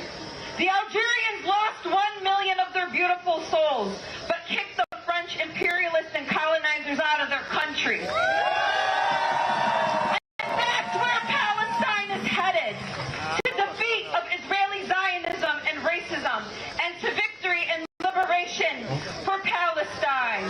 They're not good enough.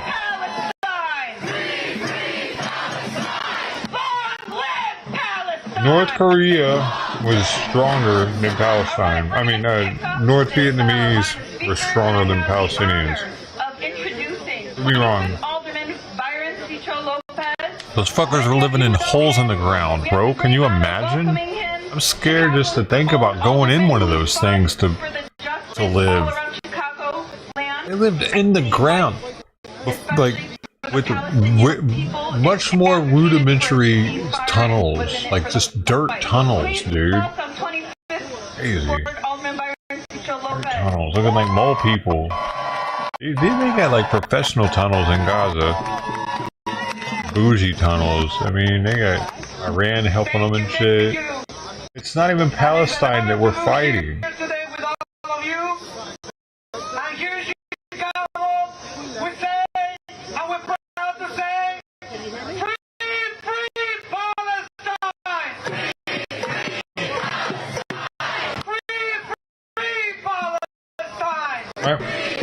Right, so it's a proxy war between Iran.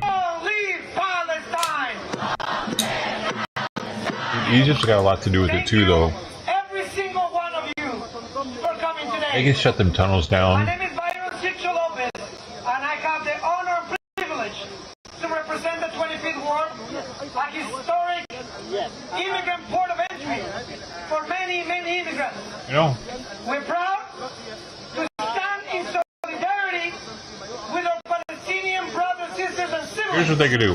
That have been suffering for a Along the whole border, but metal rods that are electrified. And today they are enduring a genocide So that has it actually deceases the person if they touch it, and it alerts the system that it was shorted at that moment. So even if the person doesn't die, they know it's been shorted and that it's going somewhere. It's being grounded out. Electricity's traveling somewhere else. They would know instantly. Why don't they do that? Because they're in on it. Why doesn't Israel do that?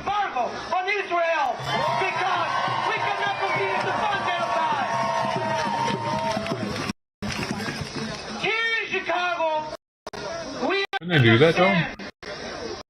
The working people's liberation cannot be complete until Palestinians are liberated and free from apartheid, from genocide, from occupation. Today, here in Chicago, we Sister T, seriously. I got too many asparaguses. And also condemn the occupation. I'll tell you what. All children are all ours. All of them. Every single one of them. And today, when we see bombs being dropped on innocent young men, when we see polio, famine, taking the lives of innocent people, we got a choice. We either stand for freedom and liberation, or we allow the attack on human dignity to attack everywhere. Dude, we already know what would happen. Of justice in the world. So here in Chicago, we say we that one was hard as a fucking tree stem. Solidarity to defeat the fascists, to defeat those who believe in war. It was too hard, man. To conquer. And here we know the facts. I didn't realize was the thing. Is that children continue to die. Families continue to be in the numbers, entire families wiped out. Apartheid and ethnic cleansing, if we know anything from history, will fall down. I got no doubt in my mind. It will fall down, but we will need every single one of us to organize until the apartheid goes down. Just as with the Africans, when South African apartheid went down, it went down because of the people. And the student movement, the students that I commend. The dumb kids, they'll do it. Many people from DePaul University to the University of Chicago, Columbia University, and many other campuses. You believe in the First Amendment right. You truly believe in justice. And you actually can read history. So you want to fight to change it. I tell you, here in Chicago, we hear you loud and clear. That's why we're proud to have been the first major city that voted democratically on a ceasefire months ago. That means something. The city voted. Today we hear many Democrats being proud of Chicago because we stand for labor rights, for immigrant rights, for human rights, for reproductive rights. But are they really upholding those values and principles when it comes to our Palestinian brothers, sisters, and siblings? Look. And I dare any Democrat to tell me that they do so. Here in Chicago, we believe that brothers, sisters, and siblings from Palestine deserve, and they are, just as human beings as you are. They bleed and breathe the same. And we're going to fight for them just as hard. And we'll fight for anybody else. Yes, but they're murderous people. They're very vindictive. And allowing them to freely travel in and out of there seems to be... For one of the largest Palestinian communities in the country.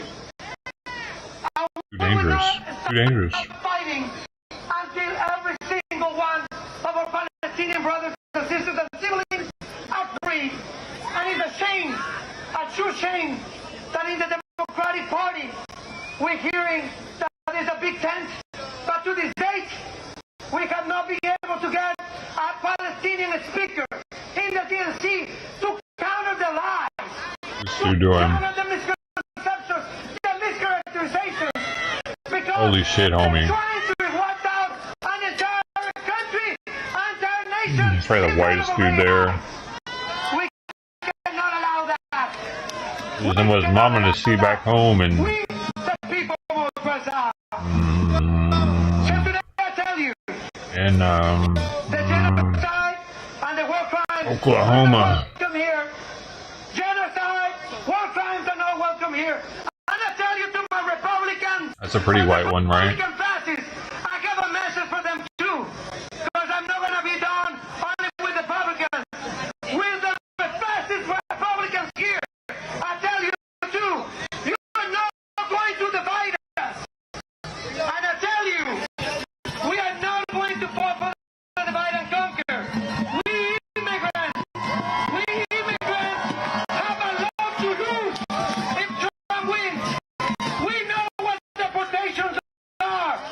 We know what happens when Project 25 happens. We are enough for that. But what? That makes me want him even more. We must fight. We must fight back. And this fight must incorporate all working people. All of us against genocide. All of us against apartheid. All of us for humanity. Only last week we saw a father of triplets. It's unconscionable how we saw that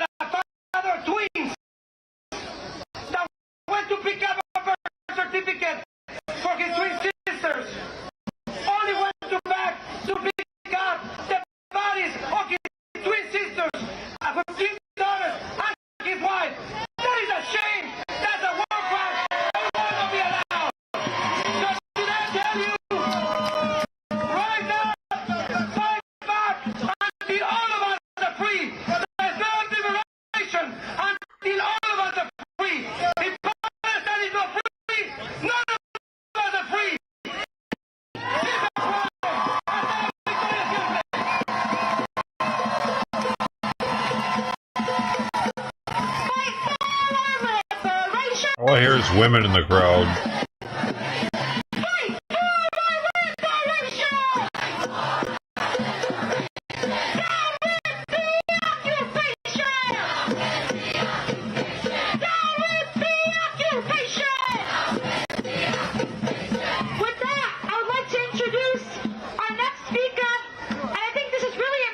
Lots of women there.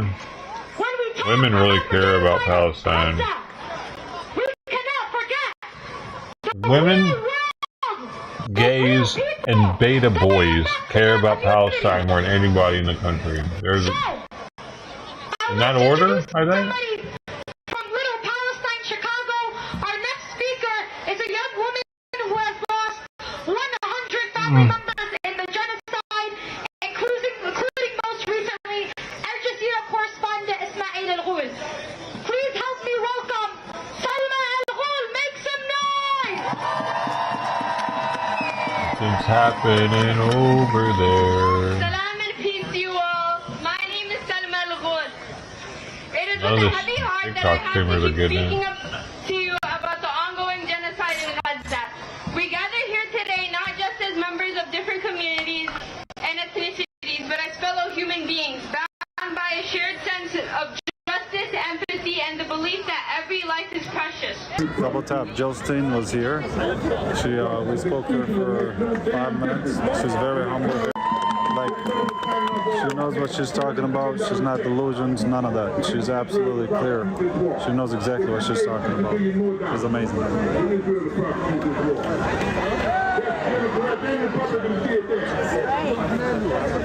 This guy's right behind the Jews we were just seeing a minute ago. Does anybody know who this is that is on the mic?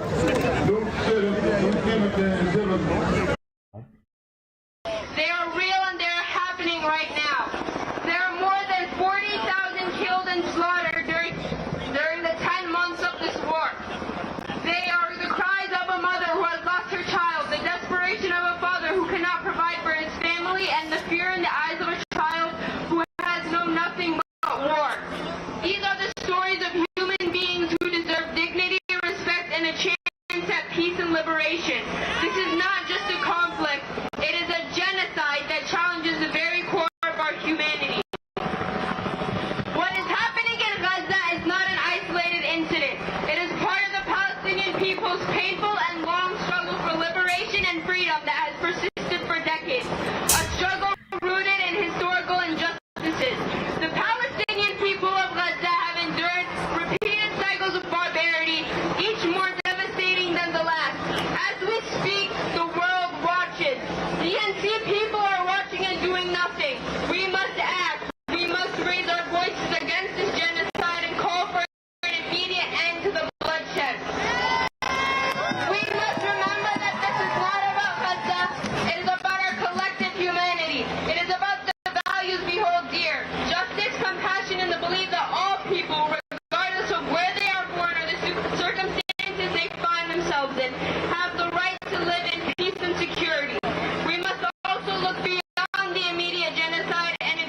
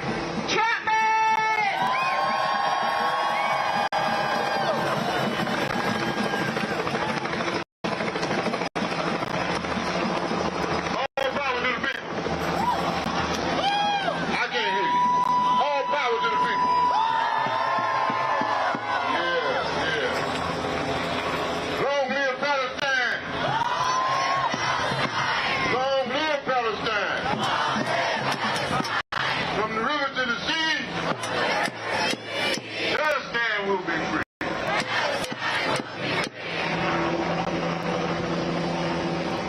I don't claim to speak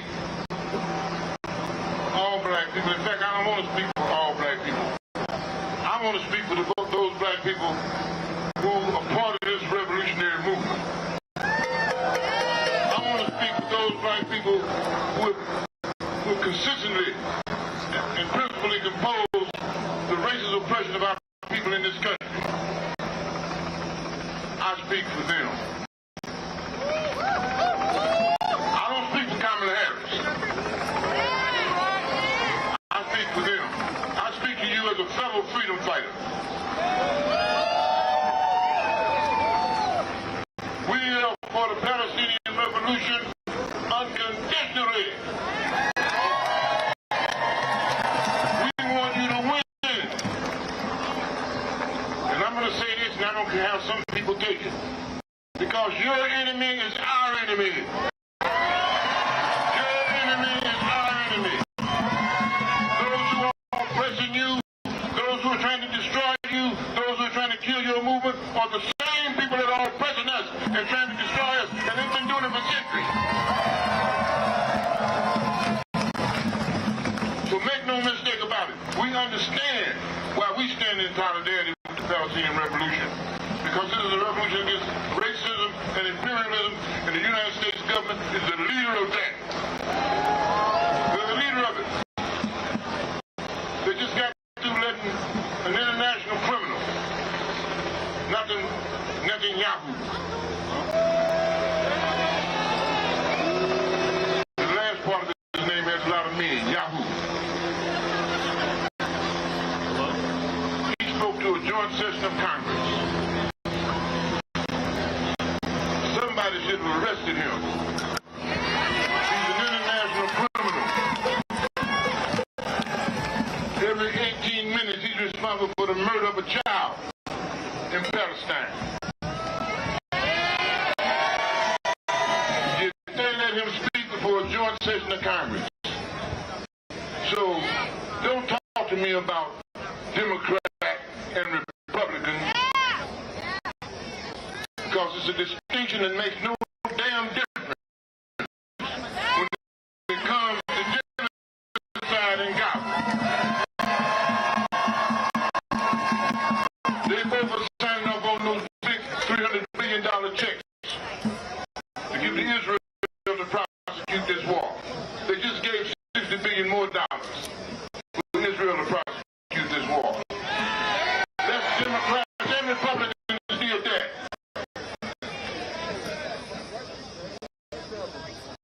So don't try to deceive us, because you can't do it. You can't do it, Joe Biden.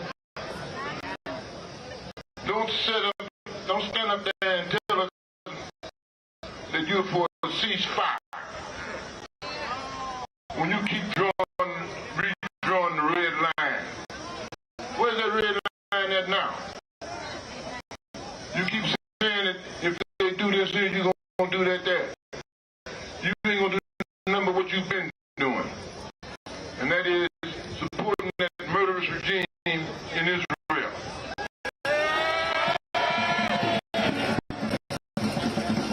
So we say all power to the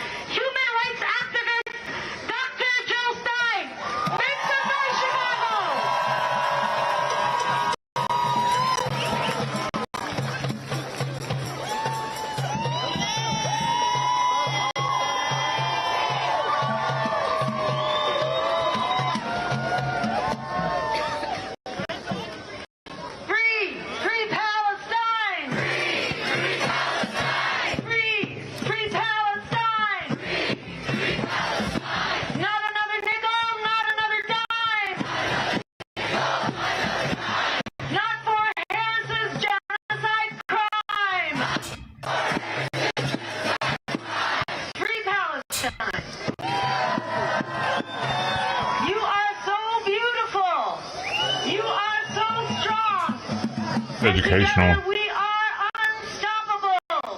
I'm learning why I'm a bad person. In this election and in this historic moment, genocide is the moral imperative of our time. I'll let this happen. Over 200,000 people killed. 2 million bombed, denied food, water, shelter, sanitation. Let this happen too, man. Hospitals, schools, universities destroyed. Journalists murdered. Over 1,000 children. Was that 2 Chainz? Leg amputations without anesthesia. No, he doesn't have his chains on. No, does he? That is brutal. If you vote for genocide, you are consenting to It's a genocide. sad day when 2 Chainz doesn't have his chains If you vote for genocide, in the fucking world, man. enabling genocide. Don't let them talk you, your friends, your neighbors into genocide. Don't let them talk us out of our humanity. Voting against genocide is a moral Who do they think we should vote for? I don't get it. imperative because 500,000 lives are on the line Because they're saying, starvation right I now. don't get it. According to the Is UN, Kamala gonna pull him out? polio and cholera and much more. Every vote against genocide is a shot across the bow of empire, announcing that empire's days are numbered, that the opposition is organized, and we are not going away. And it builds every vote, every act of support, every flyer, every phone call, every stand that we take, No, I'm not doing every that. demonstration builds the pressure for ceasefire and a weapons embargo starting now. As Frederick Douglass said, Getting fat. Am I power getting concedes stronger? nothing without a demand. It never has and it never will. Our vote is our demand. Don't let them talk you out of it. Our vote is our power in our democracy, and if we don't use that power to vote for what we want, we are giving up that power and we are surrendering to what we don't want. Don't let that nonsense about the lesser evil take your attention Who are they off of voting what for? we must do. We have 2 greater evils being rammed down our throat. Our job is to fight for the greater good that must prevail. What does that mean? Who are you voting for then? The political elites in both parties, including the nonsense going on at the DNC. I'm not the only one that doesn't know. To tell us That doesn't that know, we I are think. small and powerless. With police force as far as the eye can see, with their drones right there, with their helicopters, with their airplanes, with their transport vehicles. They are trying to intimidate us. They are trying to silence us. They must resort to these repressive tactics because they are terrified of meeting us in the court of public opinion. What? I don't get it. In fact, we already have majority power. 68% of Americans, according to a Reuters poll, want an immediate ceasefire. And a Reuters poll. solution to Gaza. What? Where was that poll taken? On their live stream? Now, because Israel is not going to do this of their own accord. And remember, this war is not just Israel. Israel is just a proxy, a surrogate for the So was United Palestine. States empire. What are you talking about? Ronald Reagan, Secretary of the Treasury, said long ago, Israel is the unsinkable battleship. These people are fucking like they know dude that what's going on. They just say one side of it. Jets and aircraft and bullets I and mean, bombs. peoples. Where them rockets coming from, Of lady? the U.S. empire for too long. In at least 3 areas around the world right now, these conflicts are on the potential of exploding massively, including the wider war in the Middle East, which could grow potentially to Like, they're not supposed to have rockets, lady. You know that, right? And Bibi Netanyahu, if he is allowed She, to have if she could have it her way, he will Palestine would have drag us into tanks. that conflict. He is trying to Give do them that right nukes. now, and the Palestine US should has have allowed nukes. him to conduct illegal, You know what I mean? outrageous assassinations. Blow the entire fucking world up as soon as they got them. The embassy of Iran in Syria. These are acts of war. These are the effort of Israel to drag the U.S. into a global war. And we say shame. We say shame on Bibi Netanyahu, and we say shame on the Harris-Biden administration. They have Dude, is 2 Chainz her bodyguard or what? of being the commander-in-chief. They have passed that baton to Bibi Netanyahu, who is given free rein to basically establish U.S. foreign policy in the Middle East. Free rein to drag Is she getting us kicked off into stage? a devastating global war. By fucking whatever the hell that is? As Frederick Douglass said, power concedes nothing Yes, she is. without a demand. We must be that demand. We will vote against genocide, not for genocide. 1 in every 3 eligible voters did not vote in 2020 because they do not support the agenda of endless war, of the war machine, and of Wall Street, represented by both major political parties. That's 1 in every 3 eligible voters.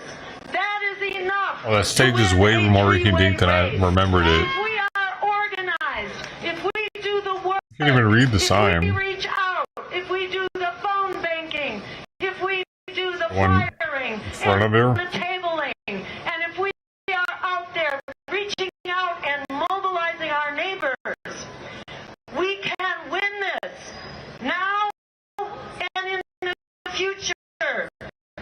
Remember, the war on Gaza is also a war on working people here in this country. The American people. How was that? Alright, y'all, I'm gonna start dough shop in a second. I just wanted to eat. This was delicious. Oh my god. I really wish you wouldn't lay there.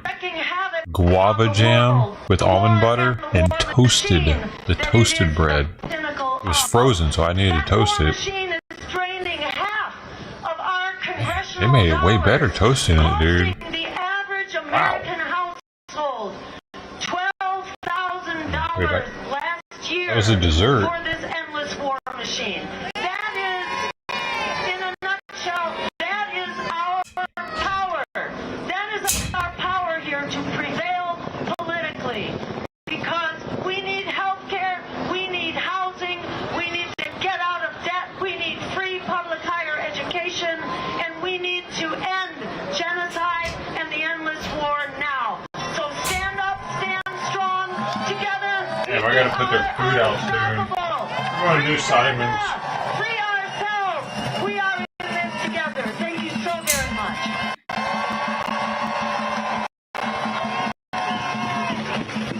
Give it up one more time. We are unstoppable. Unstoppable. Liberation possible.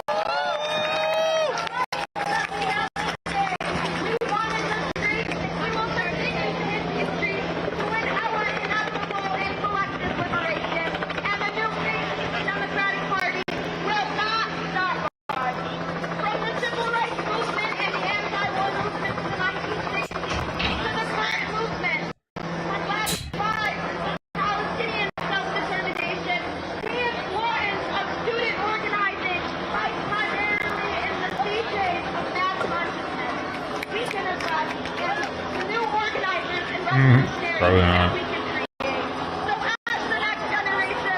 Probably true. Oh, to the stream.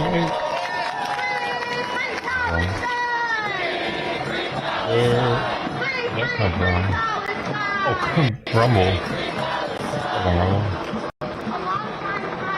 Walk a runner.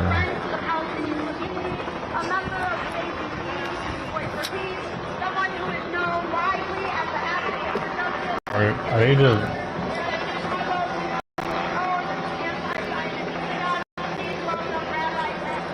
I agree, it's not the same. Because we were already heavily involved in losing our own men over there. People were dying, Americans were dying daily at that point.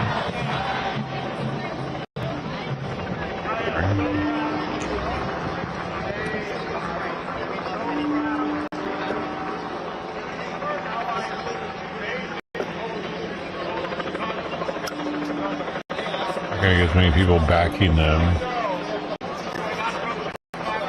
but they will get people to maybe not vote for Harris.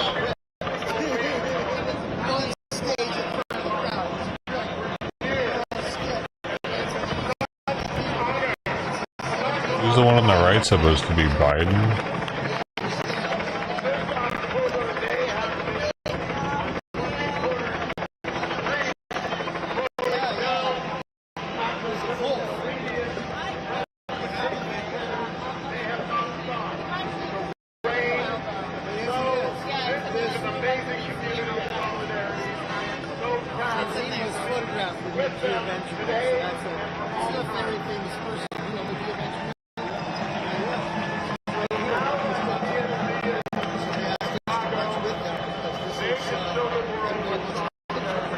Sorry, man.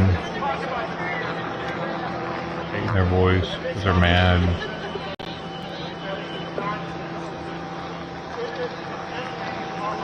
Mad man. Has that blur faced. How does his face look blurry all the time? What's going on? Is he an alien? What the fuck? Are you guys seeing this?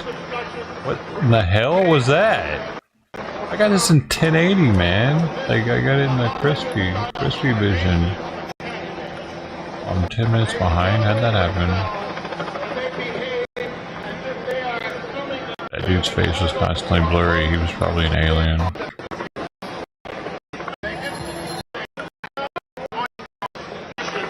That has been supporting and enabling genocide.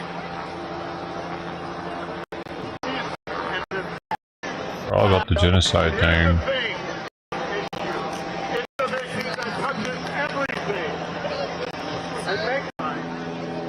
When history is written, they will pass judgment on who spoke out and who remained silent, and we are not remaining silent.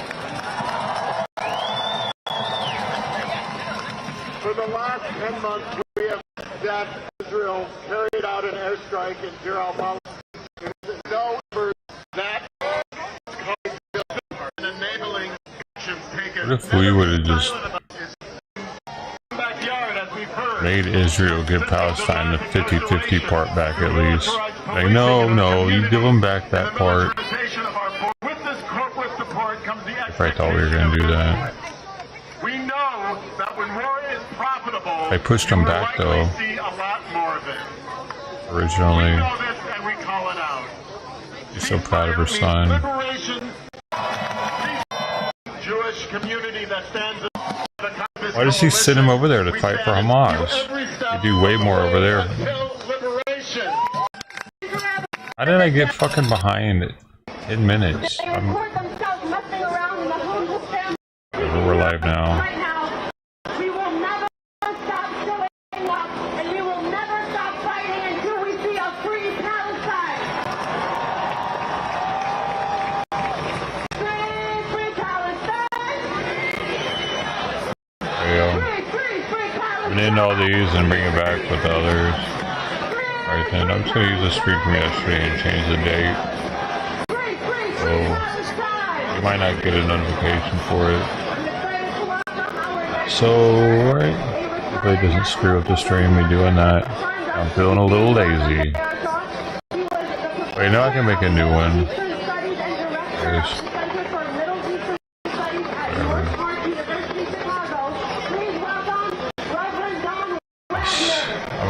I gotta do that first, so if I'm gonna do it.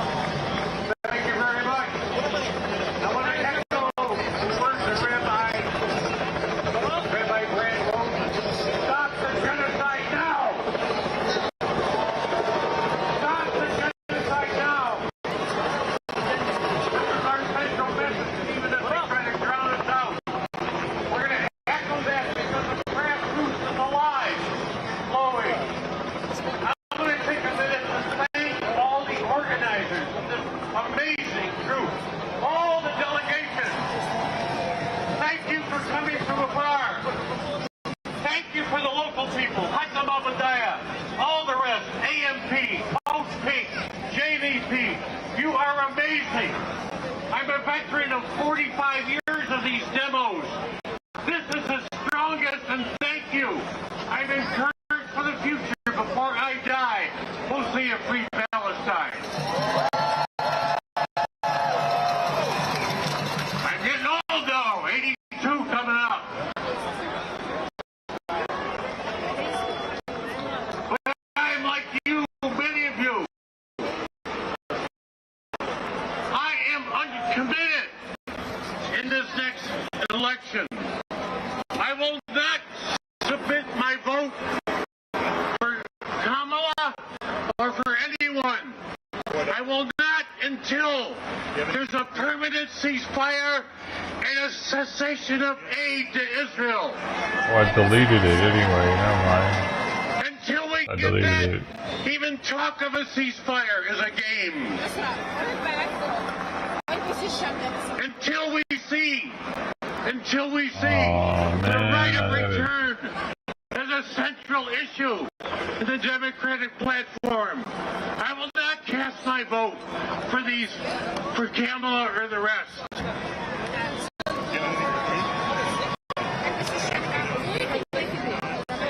Until there's a complete release of not just the hostages, but all the Palestinian prisoners, with Marwan Barghouti leading it. Then I can vote for Kamala and the others, but probably not. Until all U.S. aid is delivered to UNRWA again in a massive Marshall Plan to relieve the starving Palestinians with trucks. Until that happens, I will not be ready to vote.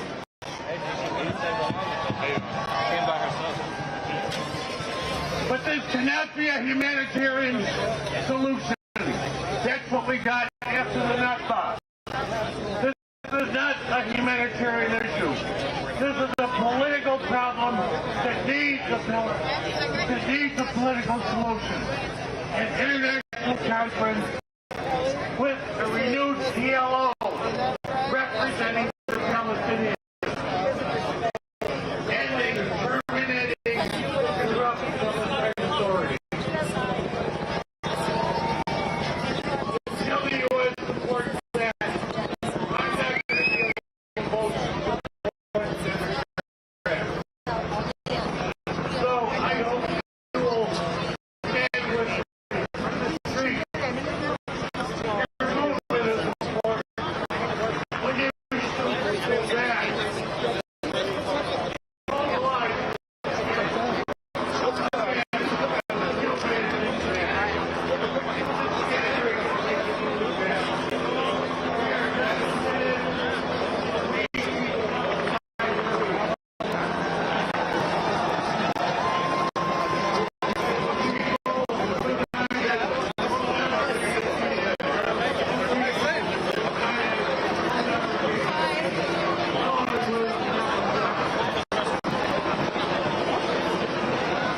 Damn it, come on, man.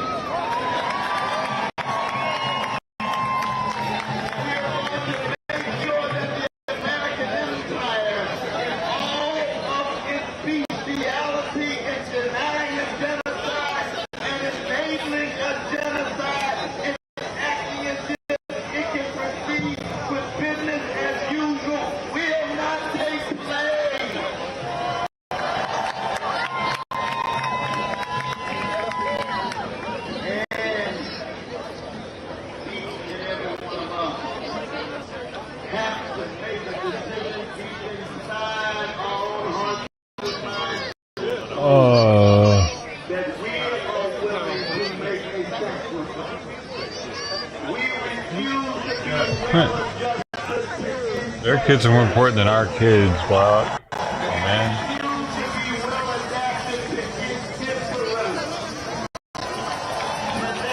I mean, heck, their fertility rate's higher, so therefore their kids are more important than ours.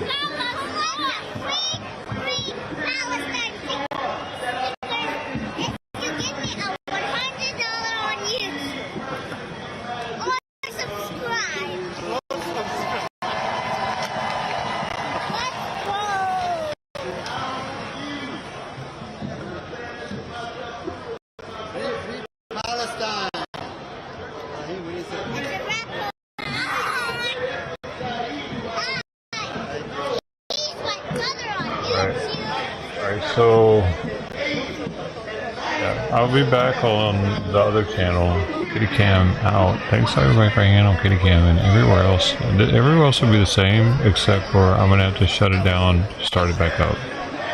So, I'll still be on the other platforms, and, well, except for Kitty Cam. That's the only one I want. Oh, the extra one will be Dosho, the Dosho, at Dosho on YouTube. I'll be right back. It's just it'll get more people to pop in maybe and say hi if I change everything. Otherwise, I'm just kind of here. What am I doing? Might as well do it. I got the stuff, you know. Alright, y'all. Thank you. Thanks for being here for the Kitty Cam. We got some kitties fed today. Some weird under the house movement, and I smelled cat piss in my kitchen earlier. So did Simon. He was acting like he smelled something too, so something might actually be going on underneath there. We do a little spraying. Thanks to Steve, Ted Thomas, and anyone else still here? Blockade Runner. Thanks for hanging out and rumble with us. I appreciate it, man. See y'all real soon. Yeah, alright. Be they workers who have to struggle 62%